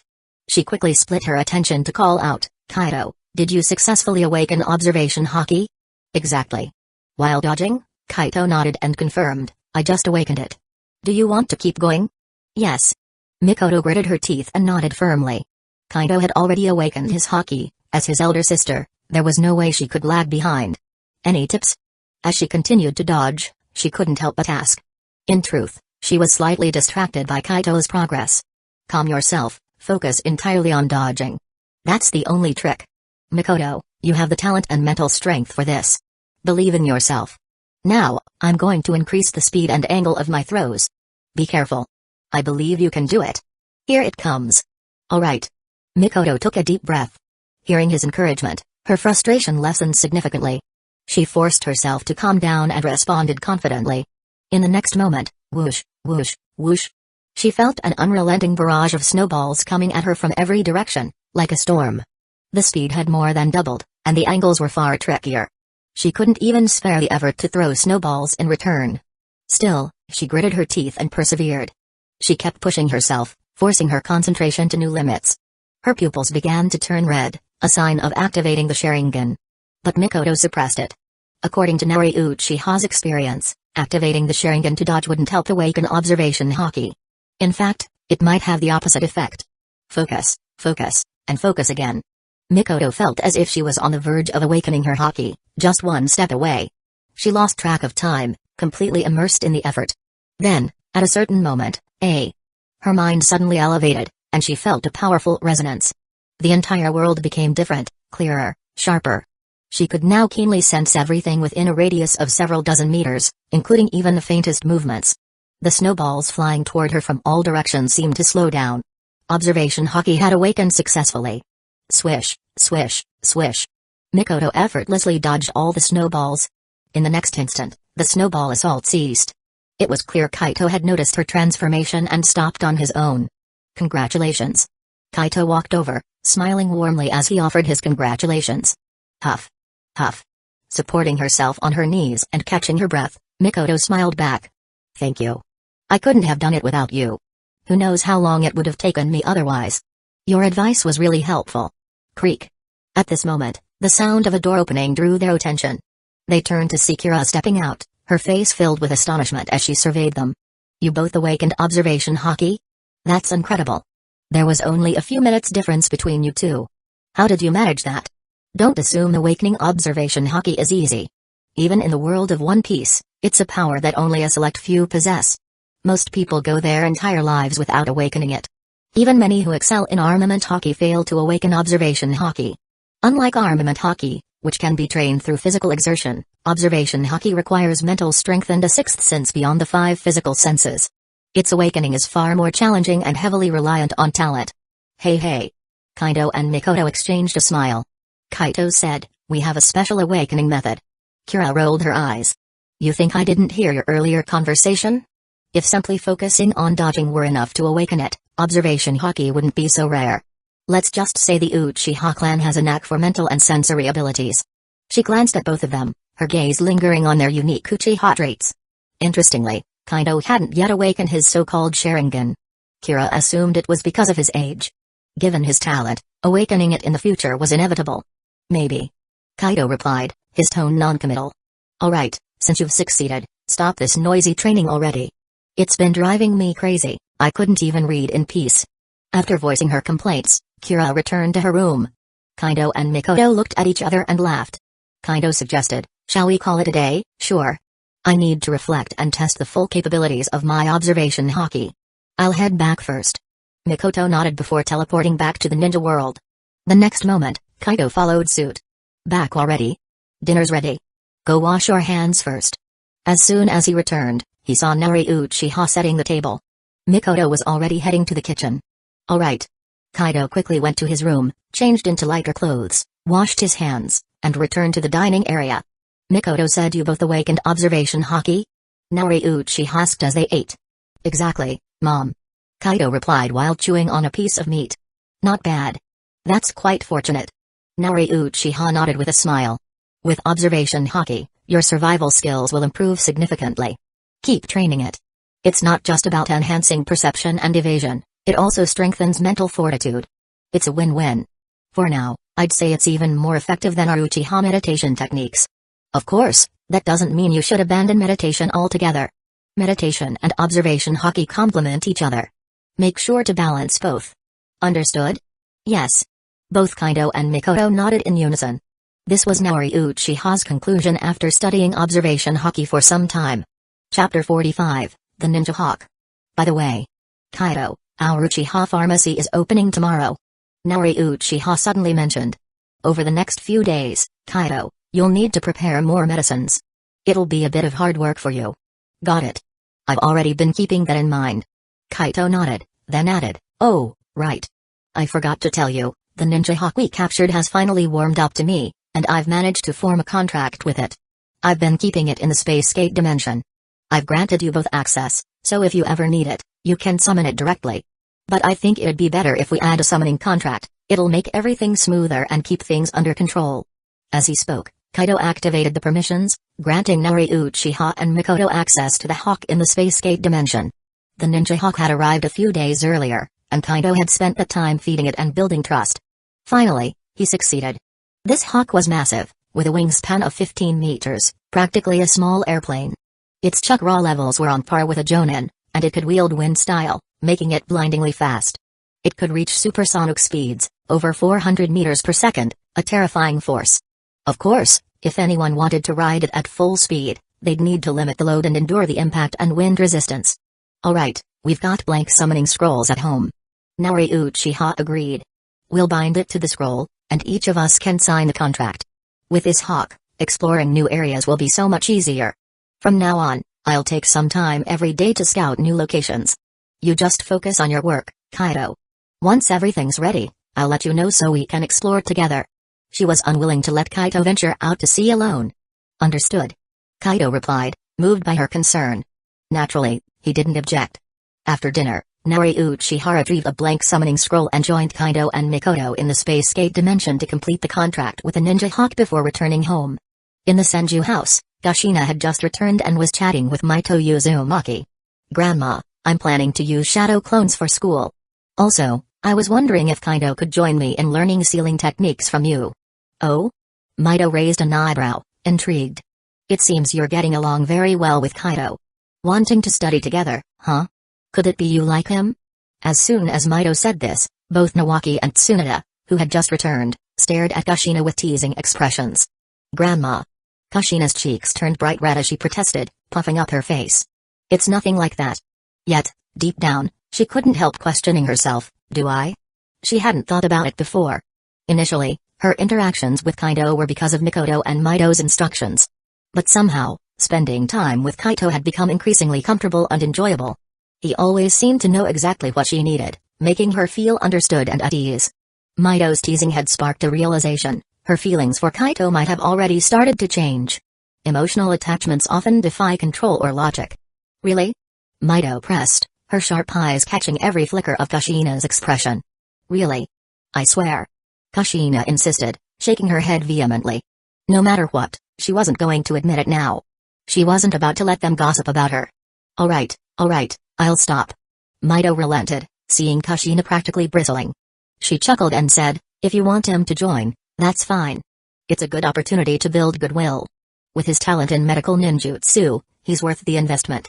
Over the past few days, Mito had heard endless praise for Kaido's abilities from Tsunade. Yay! I'll tell him tomorrow. Kushina cheered, her happiness evident.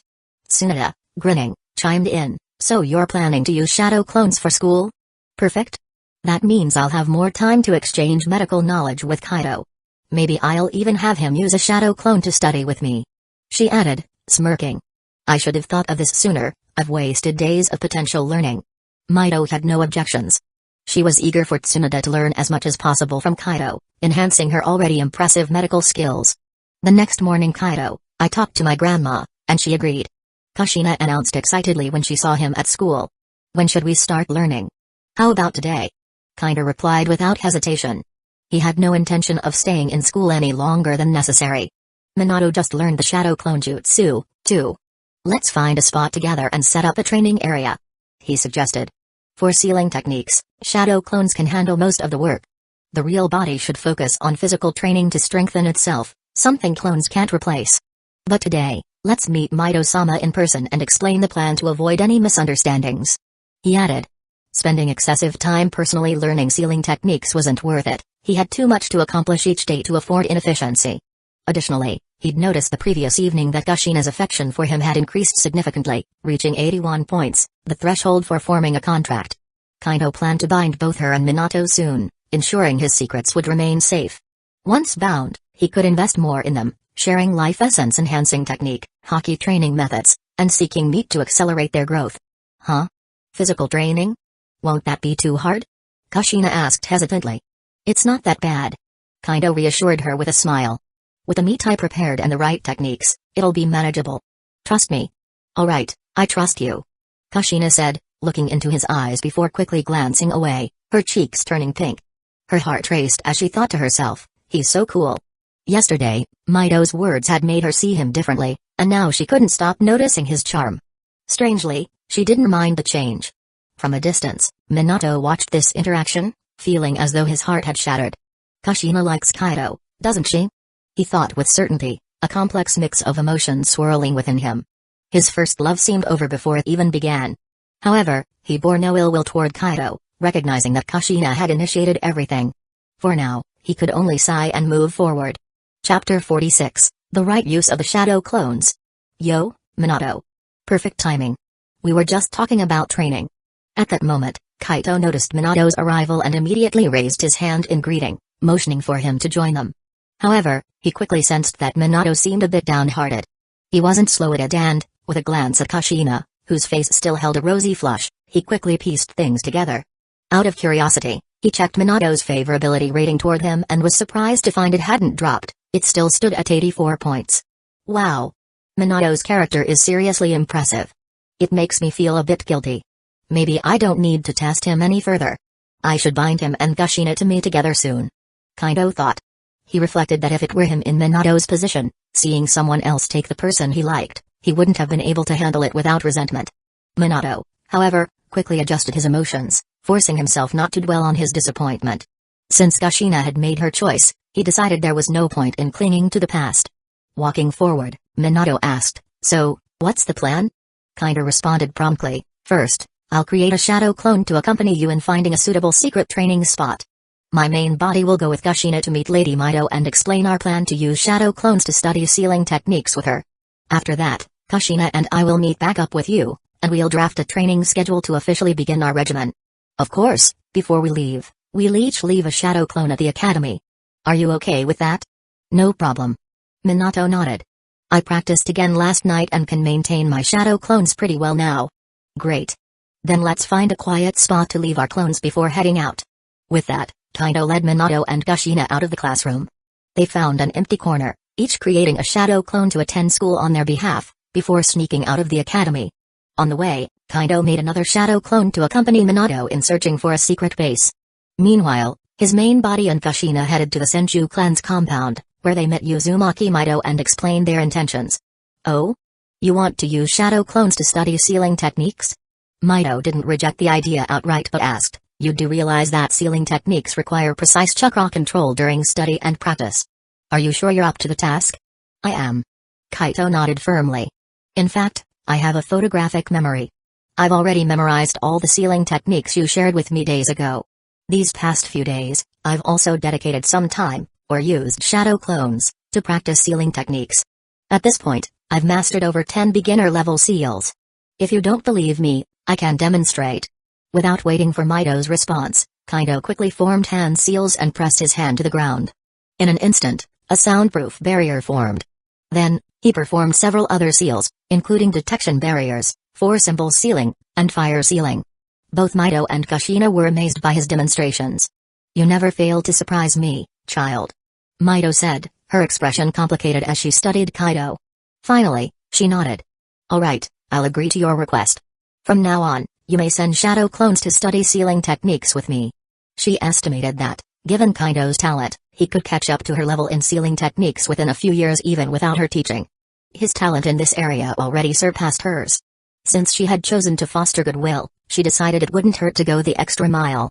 Perhaps it would yield unexpected rewards in the future. "Thank you, Lady Mito." Kaido was elated and quickly expressed his gratitude. "Thank you, Grandma." "Hee hee." Kushina chimed in with a bright smile. Mito cast her a sidelong glance. "I said Kaido passed. I didn't say you did." "Eh?" Kushina's smile froze instantly. She quickly ran over and began massaging Mito's shoulders, whining playfully, "Please agree? I want to train and get stronger with Kaido." "Hey." Mito chuckled and relented, but not without conditions. "Alright, I'll agree, but only if you meet my expectations every day during your training in sealing techniques. If you slack off, I'll revoke your privilege to use shadow clones for practice. Understood?" She was concerned that Kushina might get distracted and fail to properly master the techniques. As a potential Jinchuriki and a member of the Uzumaki clan, sealing techniques were crucial for her. Of course, given the current situation, Kushina might not end up as the Nine-Tails Jinchuriki. But proper training was still essential, not just to appease the third Hokage but also for Kushina's safety. Her status as a Jinchuriki candidate ensured that the village valued and protected her, at least to some extent. "Got it." Though slightly hesitant, Kushina bit her lip and agreed. "Alright, that's settled. Leave your shadow clones with me and go on your way." Mito smiled warmly and waved them off. "Yes, ma'am." Kaido and Kushina immediately created shadow clones to stay behind before preparing to leave. As they turned to go, Mito called out to Kaido with a reminder, "Kaido, your chakra and vitality aren't as strong as Kushina's. Don't overuse shadow clones, it won't be good for your growth. Remember that." "Yes, ma'am." Kaito knew Mito's advice was well-meaning and respectfully bowed. "I'll be careful."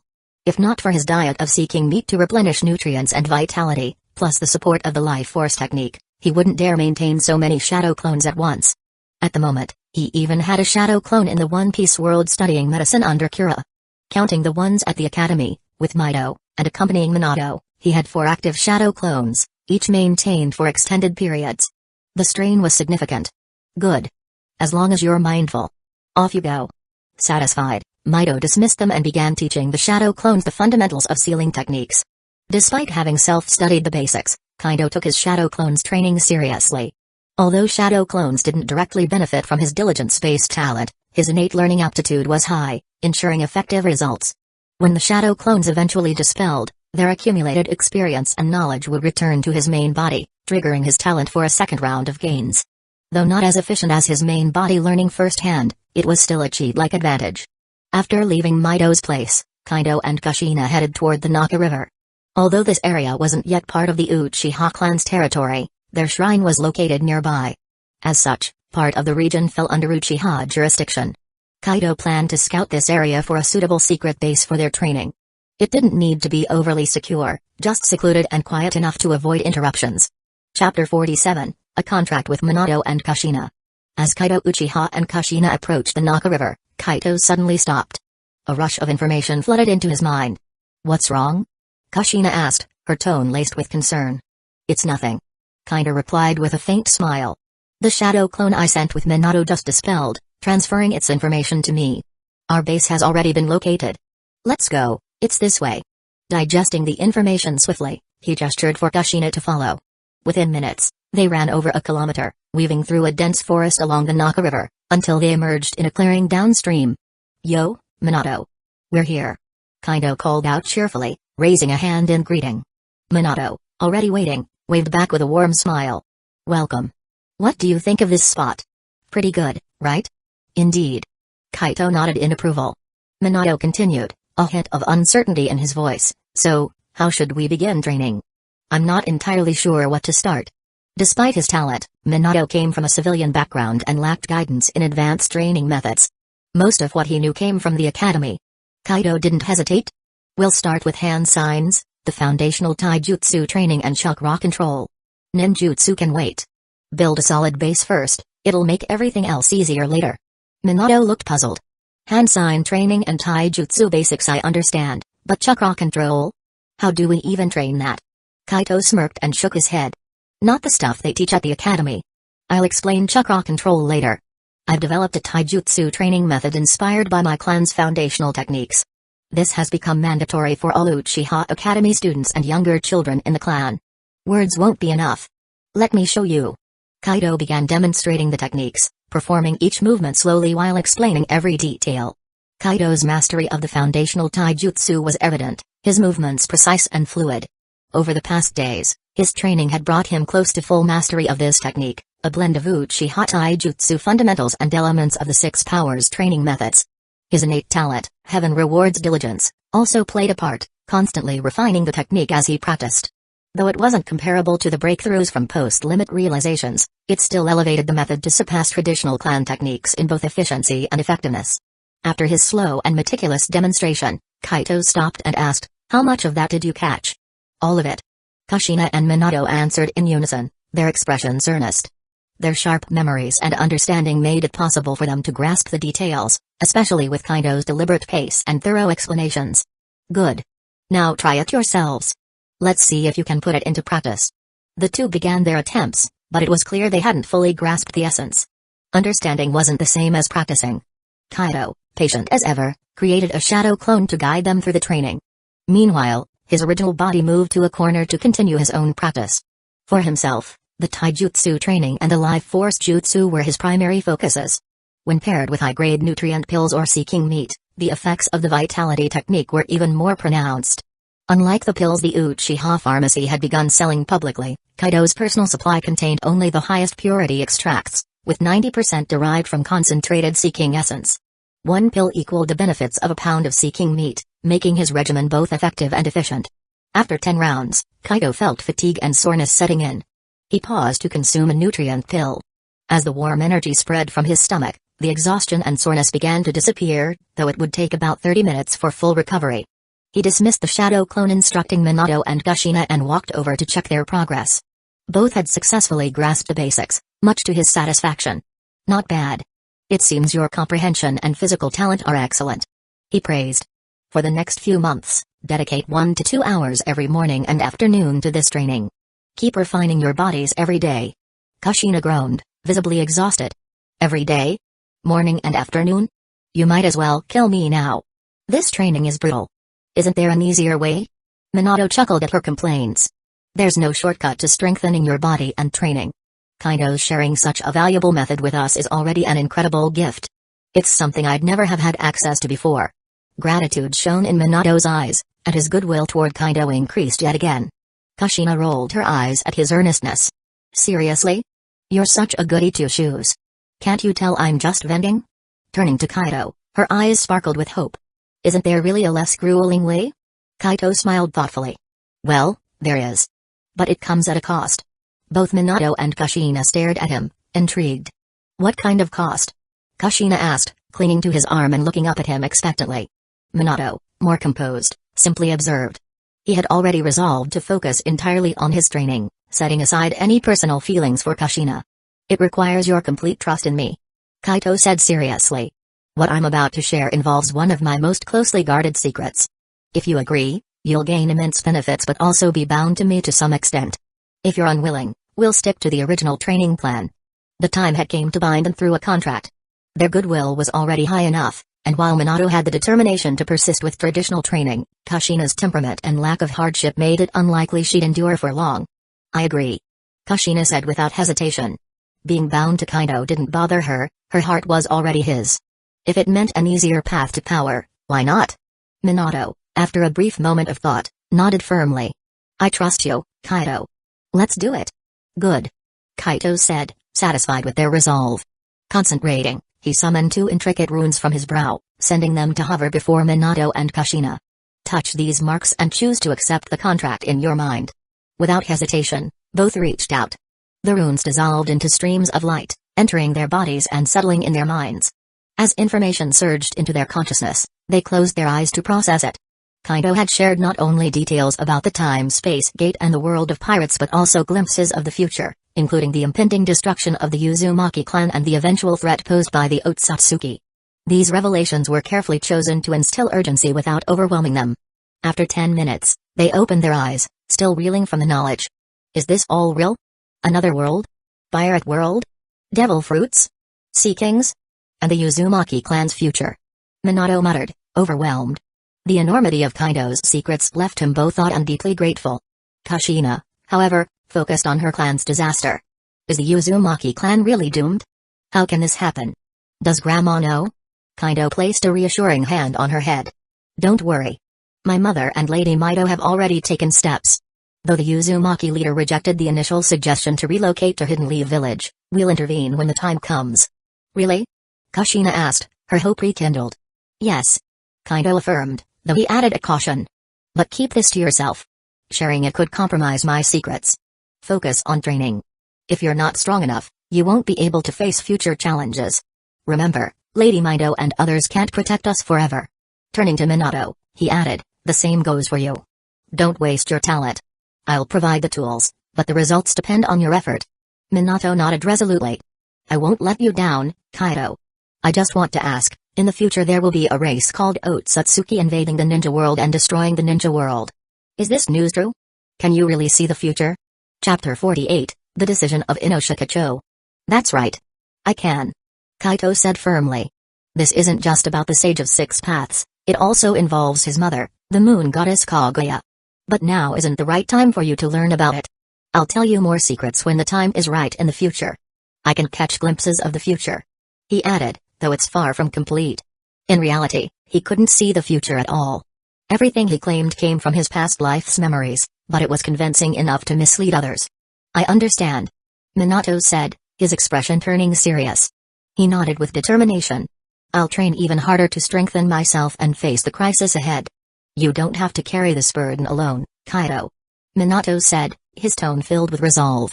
As a ninja of this world, he felt it was his duty to help shoulder the responsibility. Just take it step by step. Kaido reassured him. Don't push yourself too hard, we still have time. With the combined resources of both worlds, I'm confident we'll become strong enough to handle any future crisis. He patted Minato on the shoulder to encourage him. Still, Kaido worried that Minato might take this too seriously and push himself to the point of exhaustion, ruining his talent. As for the Otsutsuki crisis, Kaito never considered it a real threat. There were still decades to prepare.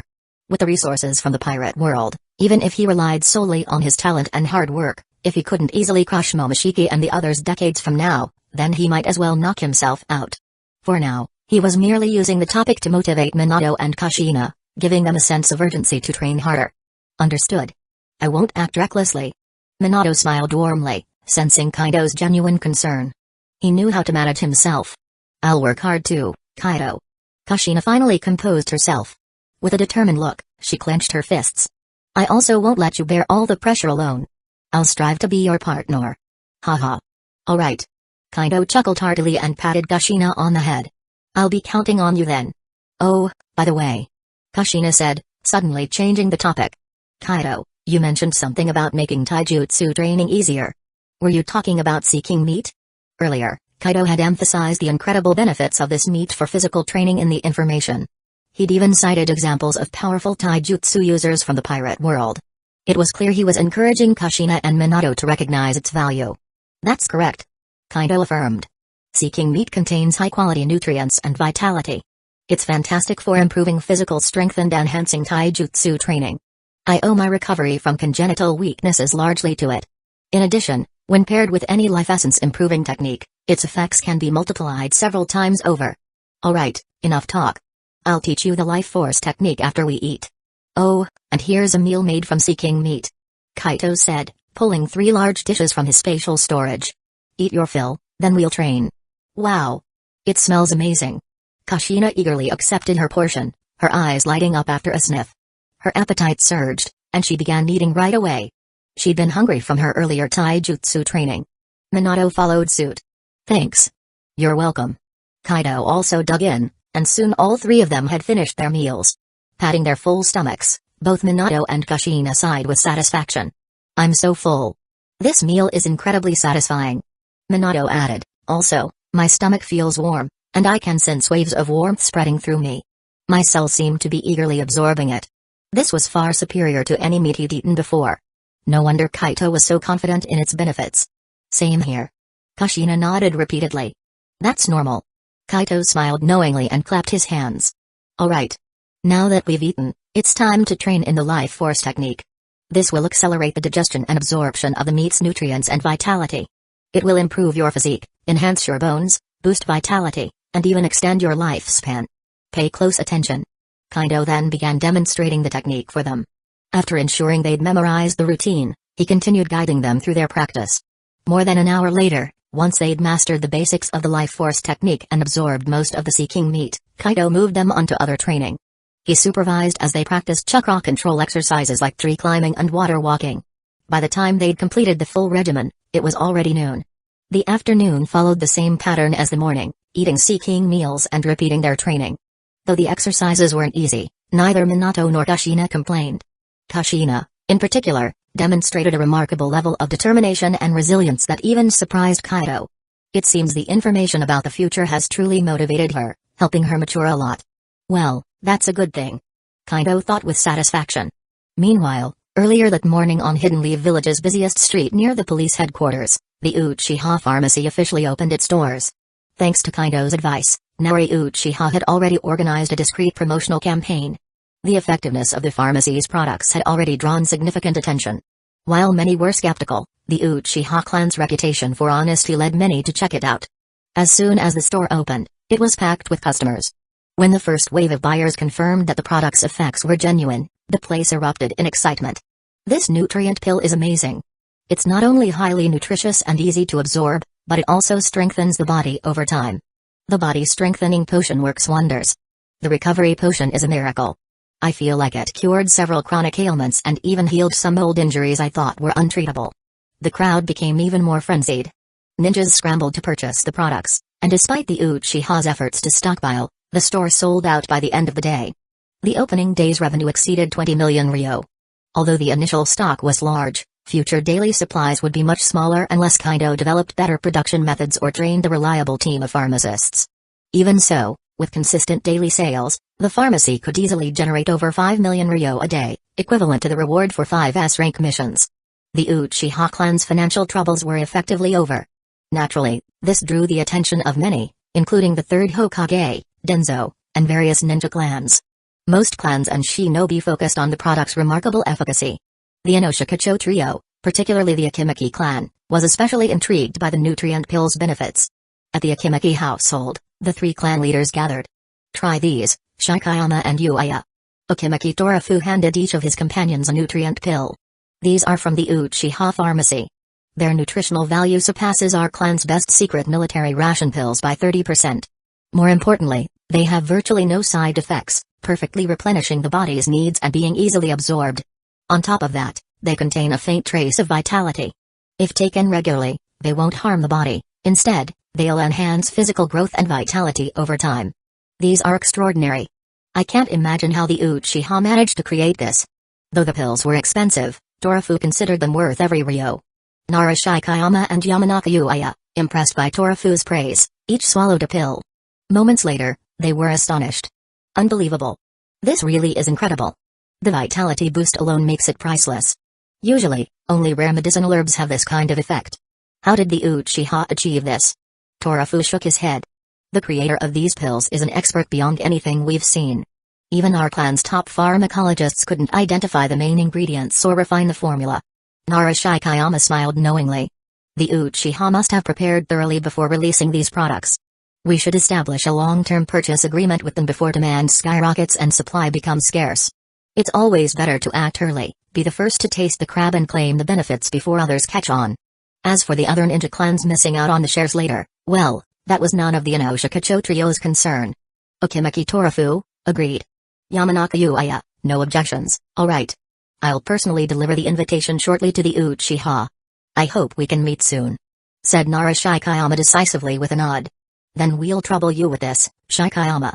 Neither Akimaki Torafu nor Yamanaka Uchiha had any disagreements. However, Torafu suddenly chuckled mischievously. I predict that just from this alone, the daily income of Uchiha will be no less than a few million ryo. With this alone, the Uchiha won't be short on money anymore. Haha. Some people are going to have headaches over this. Even though both sides were students of the second Hokage, there were significant differences between them. Over the years, Akimeki Torafu had kept a low profile, not only because he lacked personal ambition but also because the Inoshikacho clans practiced humility. Additionally, they had been subtly suppressed by the third Hokage and his faction. Torafu saw through their true colors, which was why he chose to step back. The Inoshikacho trio even gifted the Sarutobi clan earrings symbolizing a brotherly alliance to show their loyalty and submission to the third Hokage. Yet, despite these efforts, their clan still faced covert oppression and targeted measures over the years. The intent to weaken their strength was all too clear. One glaring example was when a third allowed Denzo to forcibly recruit talents from their clans into his so-called root organization. Once recruited, these individuals were essentially cut off from their clans entirely, akin to being declared dead. This left the Inoshikacho clans feeling both furious and helpless.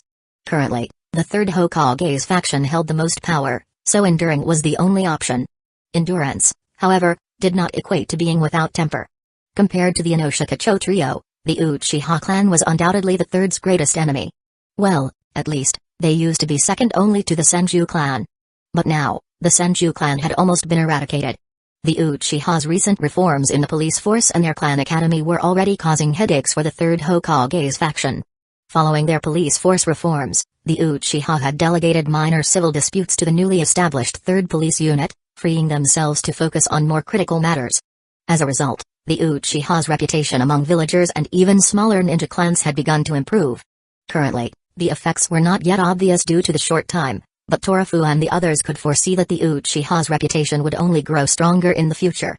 Now that the Uchiha had secured a new source of revenue, it was clear that the third Hokage and his allies would feel even more stifled. To make matters worse for them, the Uchiha leader, Naori Uchiha had recovered, and her peak power had returned. This left the third Hokage's faction hesitant to act against them, even afraid to. This isn't a bad thing, is it? Shikayama smiled faintly. The once dominant Uchiha may not align with our best interests, but compared to allowing the third Hokage's faction to oppress us and watch the Sarutobi and Shimura clans drain the blood of ninja clans and civilians to strengthen their own, I'd rather see the Uchiha rise. At least the Uchiha won't stoop to such shameless measures to crush us. If there was such a thing as regret medicine, Shikayama would never have supported the third Hokage's rise to power in the first place. It's hard to truly know someone's heart. Agreed. Torafu and Uchiha nodded in unison. Alright, let's not waste time. I'll deliver the invitation now before it's too late. With that, Shikayama stood and headed out. Meanwhile, in the Senju clan territory, wow, Grandma, look at this. My apprentice is amazing. They even managed to mass-produce such a nutritional pill. I bet this is a weaker version of the life-restoring medicine he gave you. Tsunade said excitedly after taking one of the pills, marveling at its effects.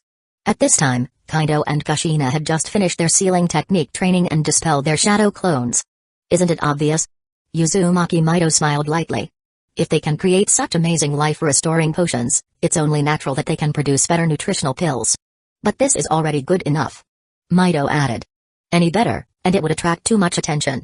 If that happens, even Naori Uchiha not be able to protect it. So, let's not mention this again in the future.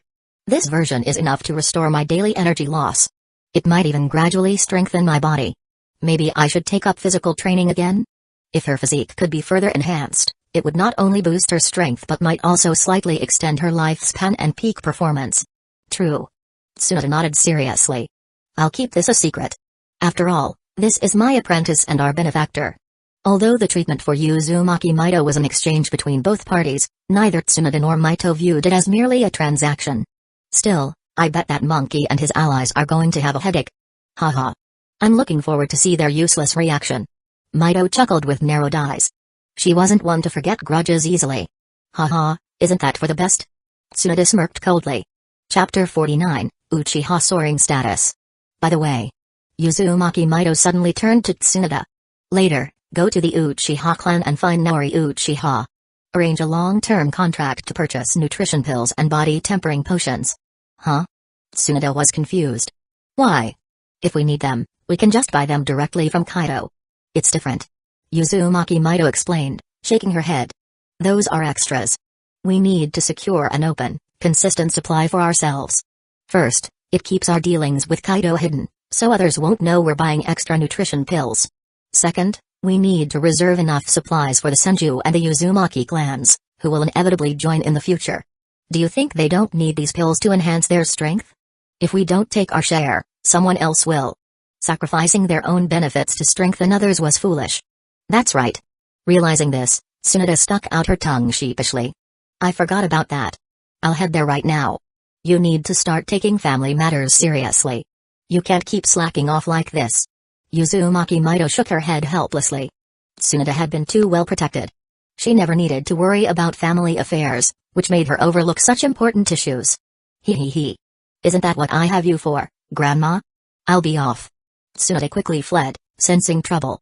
These kinds of things were better left to Nawaki. Her grandmother should teach Nawaki how to handle family responsibilities. Tsunade believed in her foolish younger brother. This would help him grow wiser and less naive.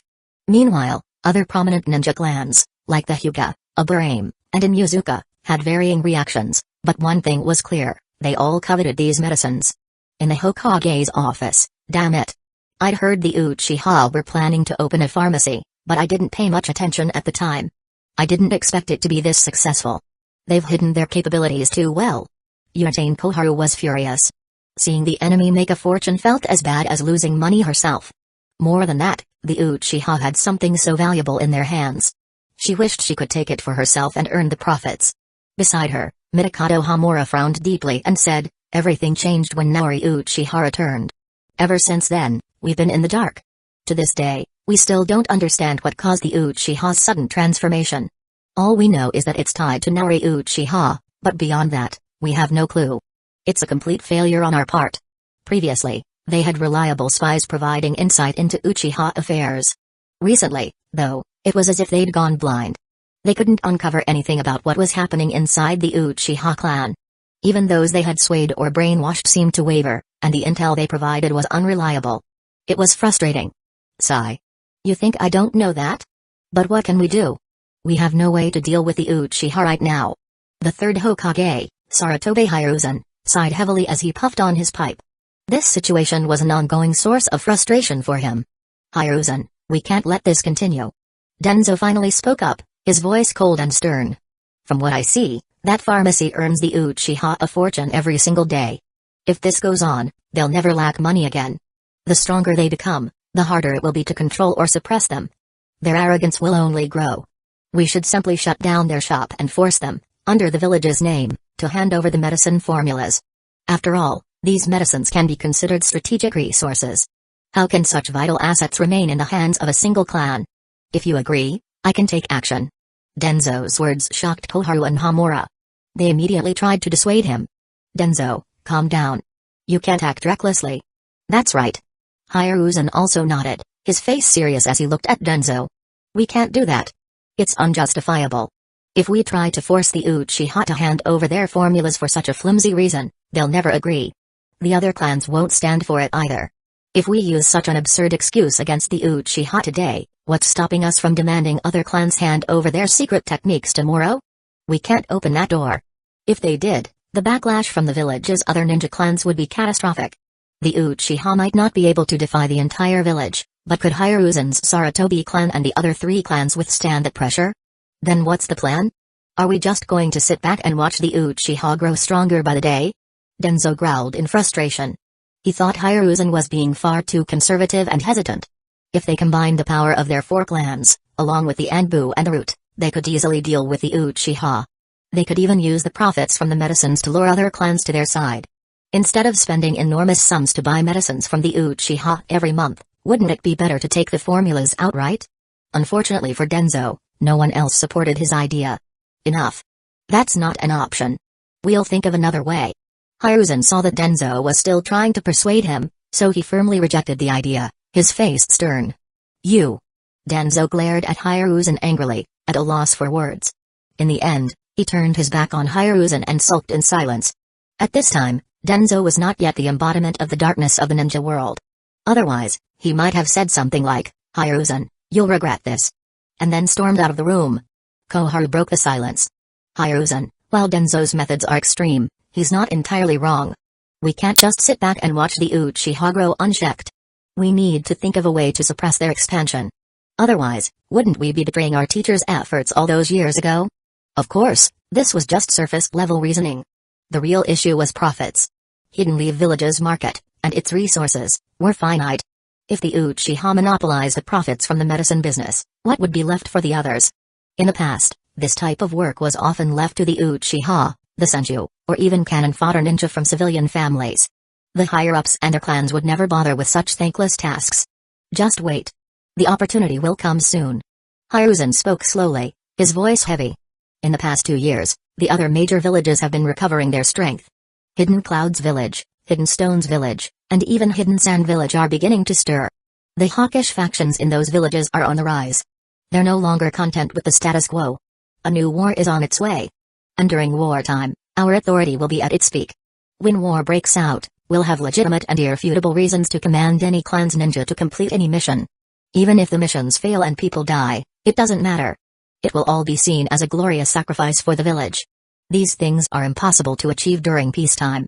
Don't you agree? Hiruzen didn't like war. He preferred peace and resolving conflicts through dialogue rather than violence. The death of his teacher had left a deep shadow on his heart. It had made him fearful of war. He dreaded losing himself or his clan members on the battlefield. But if war was inevitable, he could only prepare. But now, his thoughts had changed. Maybe he wouldn't need to step onto the battlefield himself. He could simply send others to fight in his stead. Isn't the Uchiha clan strong? Don't they want to make a name for themselves and claim the Hokage position? Fine, I'll give them that chance. Let them prove themselves on the battlefield. As long as they come back alive. Hey! Is that? Yutane Koharu and Mitakato Hamura were stunned after hearing this. Their brows furrowed tightly. Hamura voiced his concern. Hiruzen, is another war really coming? The third Hokage, Saratobe Hiruzen, nodded solemnly. From all the signs, it certainly looks that way. In the short term, 1 or 2 years. At most, 3 to 5 years, it will definitely break out. The recent crisis in the land of whirlpools is actually another sign that war is approaching. The war hawks in various villages are trying to obtain powerful sealing techniques from the Uzumaki clan, or suitable Jinchuriki candidates. They want to successfully seal tailed beasts, creating perfect Jinchuriki to serve as weapons of war. There are countless other indications as well. Many of the events you've handled yourselves, so you can't deny this. Don't hold on to false hope. At the same time, wasn't this war also an opportunity? Haha. Hiruzen, you've finally come around. Shimura Denzo turned around at some point, a sinister grin on his face. Dealing with the Uchiha requires these kinds of extreme methods. That's right. War will be the best tool to weaken the Uchiha and other ninja clans. As long as we remain in power, they will have no choice but to obey the orders we issue during wartime. Just like last time. Back then, the Senju clan was at its peak. Many people opposed their control and rejected Saratobe's Hokage appointment. If Uzumaki Mido hadn't supported them, they would have never managed to secure their position or establish authority. But look at the Senju clan now. Their glory days were long gone. The clan's elite forces had been almost entirely wiped out during the last war. The remaining branches had been systematically absorbed into the civilian integration plan initiated by the second Hokage, completely disbanding the clan. Many of the Senju clan's loyalists were quietly eliminated during dangerous wartime and peacetime missions. Now, how much power or prestige does the Senju clan still hold in the village? The problem was that the Senju were too straightforward. Their minds were filled with nothing but the glory of Hidden Leaf Village. They viewed Hidden Leaf Village as the Senju clan's private legacy. All you had to do was use for the sake of Hidden Leaf Village as an excuse, and they'd willingly throw their lives away on suicidal missions. This time, they could simply replicate the strategies from the first Great Ninja War to target the Uchiha clan, as well as any remnants of the Senju. Denzo even found Uzumaki Mido herself to be an obstacle. Why hasn't she just died already? He thought maliciously. Once she was gone, he could quietly manipulate or kidnap the remaining Senju descendants to conduct his long-awaited wood-style experiments. If he could recreate wood-style, Hidden Leaf Village would reign supreme over all other villages. If he mastered wood-style, wouldn't the Hokage seat be his for the taking? Denzo. Although Hiruzen internally agreed with Denzo's logic, he still maintained a stern facade. Don't say things that undermine unity. Everything we do is for Hidden Leaf Village, not for personal gain. Ha ha ha. Denzo couldn't help but burst into laughter. Sure, sure. Everything is for Hidden Leaf Village. Everything is for Hidden Leaf Village. Hiruzen, you're far more ruthless and hypocritical than I am. Denzo had always been blunt about his actions. But Hiruzen Saratobi? He was a master of hypocrisy. He'd always play the righteous role while secretly acting just as ruthlessly. Maybe that's why you became Hokage back then, Hiruzen. You're insidious enough. I guess I'll have to learn from you, starting with waving the banner of for Hidden Leaf Village. Denzo smirked coldly to himself. Time passed quickly, and 5 days went by. During these days, the third Hokage and the others made no major moves. However, the various ninja clans couldn't sit still. One after another, they visited Naori Uchiha to negotiate for shares of the Uchiha's medicines. At Kaido's current production capacity, there was no way to meet everyone's demands. Still, each clan managed to secure at least a small share. Among them, the Inoshikacho trio and Tsunade, who had the best relationship with Kaido, secured the largest portions. However, Naori Uchiha didn't allocate all of the medicine supply to the ninja clans. She reserved 30% to continue selling at the Uchiha pharmacy. Even though most of these medicines were still bought up by members of the major clans, strict purchase limits ensured that smaller clans and even civilian ninja could buy some as well. For these buyers, items like the restorative potions were too precious to use during training. Instead, they carefully saved them for life or death moments during dangerous missions. Because of Naori Uchiha's orders, Kaido had no choice but to ask Kira to help produce more medicines every day to increase output. Of course, as payment, he offered top-quality plum wine and regular shipments of medical texts. To avoid increasing Kira's workload further, Kaido sighed inwardly and agreed. Maybe I should hire some pharmaceutical doctors from Drum Island to help with production? The idea suddenly struck Kaido. After all, even if those doctors learned the formulas, the medicines they produced would be weaker versions, so it wouldn't matter. Besides, with the abundant resources of the One Piece world, similar medicines could easily be made. For example, the single-effect nutritional pills wouldn't sell well in this world. They were too expensive and impractical. For the same price, you could just buy a few pounds of sea king meat, which offered better results. With this idea in mind, Kaido discussed it with Kira. Haha. Kira laughed heartily after hearing his plan. You should have done this ages ago.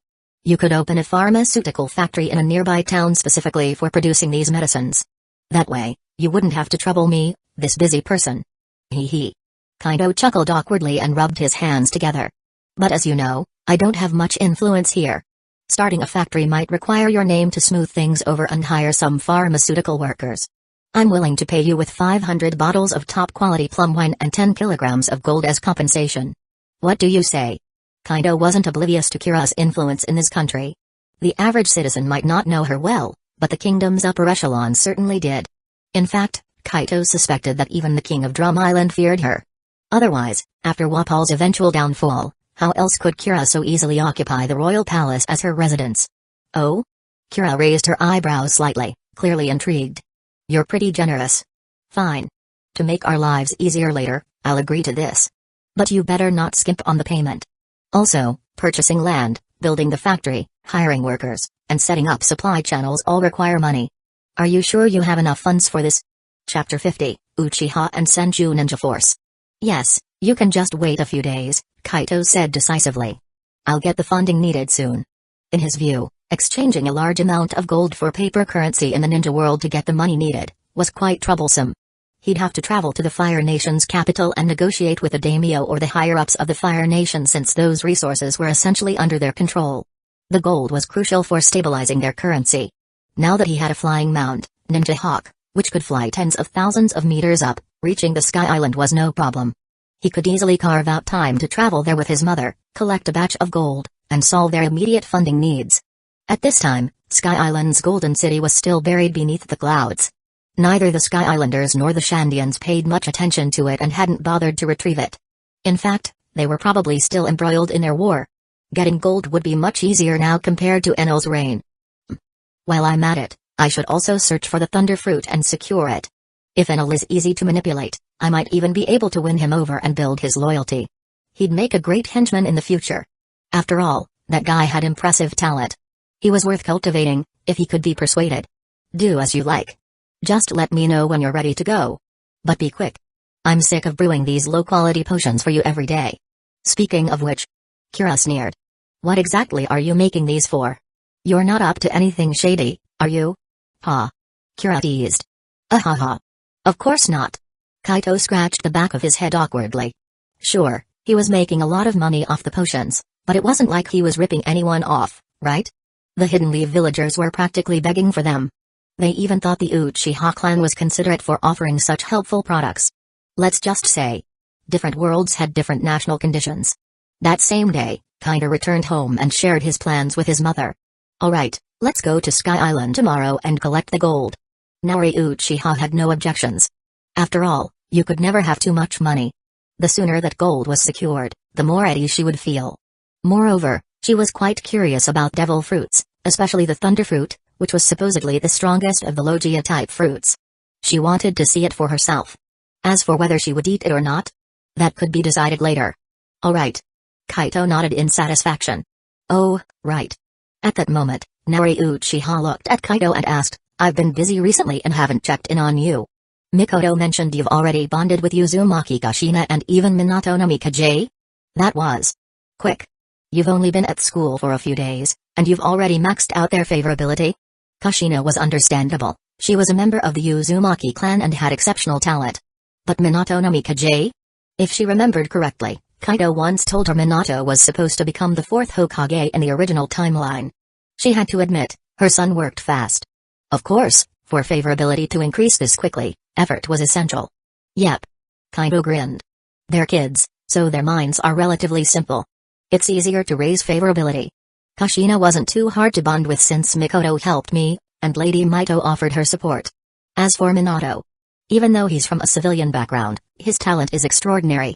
I see great potential in him. Besides, Minato is an honest person. He knows how to be grateful, which made his favorability skyrocket. Naori Uchiha nodded in understanding. Since you've bonded with them, train them well. They'll become valuable allies for you in the future. Bring them over to our home sometime. Oh, have you taken them to the pirate world yet?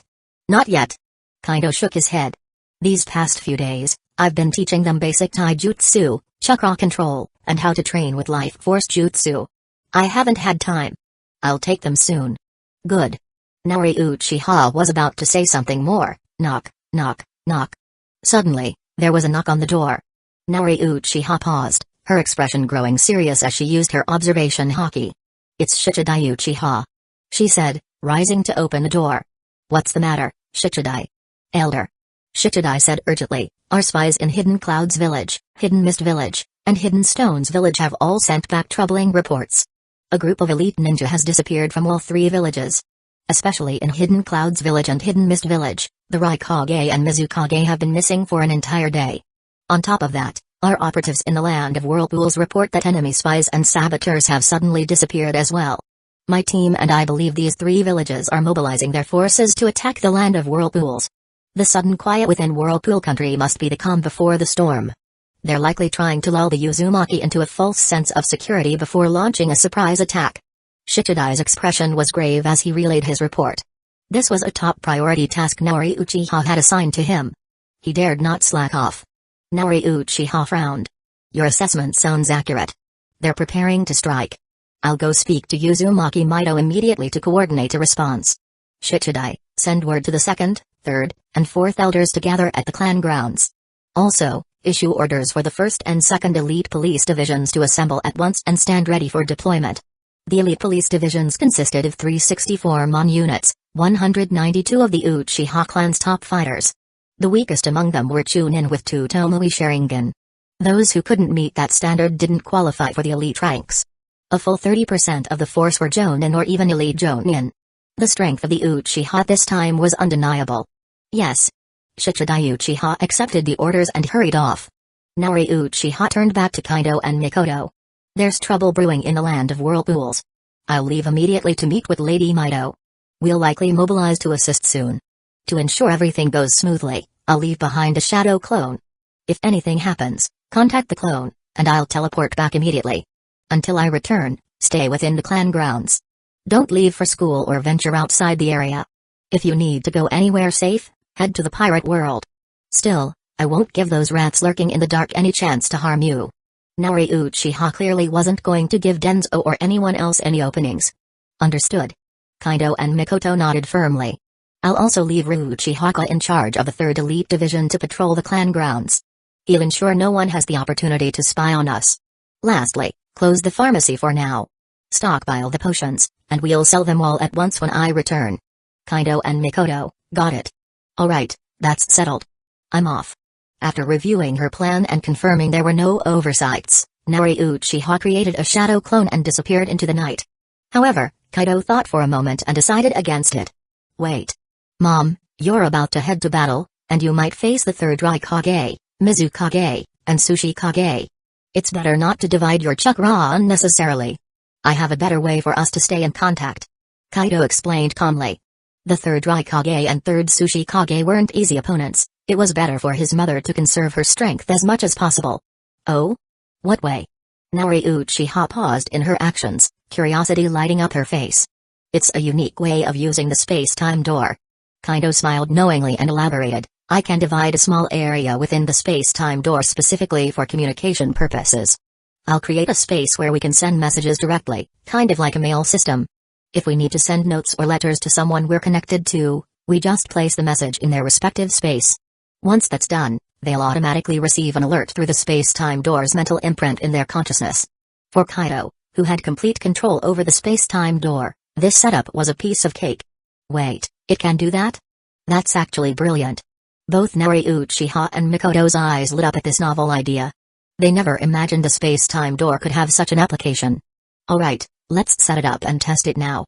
Naori Uchiha urged eagerly. Got it. Kaido focused his mind and quickly partitioned the space-time door. He created several small mailbox spaces within, labeling the top 5 with their names for clarity. After setting up the alert function, Kaido turned to his mother and said, "It's ready. Give it a try." Alright. Naori Uchiha tested the system, and unsurprisingly, it worked perfectly. Good, then we'll use this. No need for me to leave a shadow clone behind at home. Stay safe. I'm heading out now. With that, Naori Uchiha flickered out of sight, rushing towards the Senju compound. Left behind, Kaido and Mikoto exchanged glances. Ugh. We're too young and not strong enough yet. Kaito said with a sigh of frustration. If we were stronger, Mom wouldn't have to worry so much. Always relying on his mother wasn't ideal for him in the long run. Don't overthink it. Mikoto smiled and pinched Kaido's cheeks playfully. You said it yourself, we're still kids. We just need to keep training hard.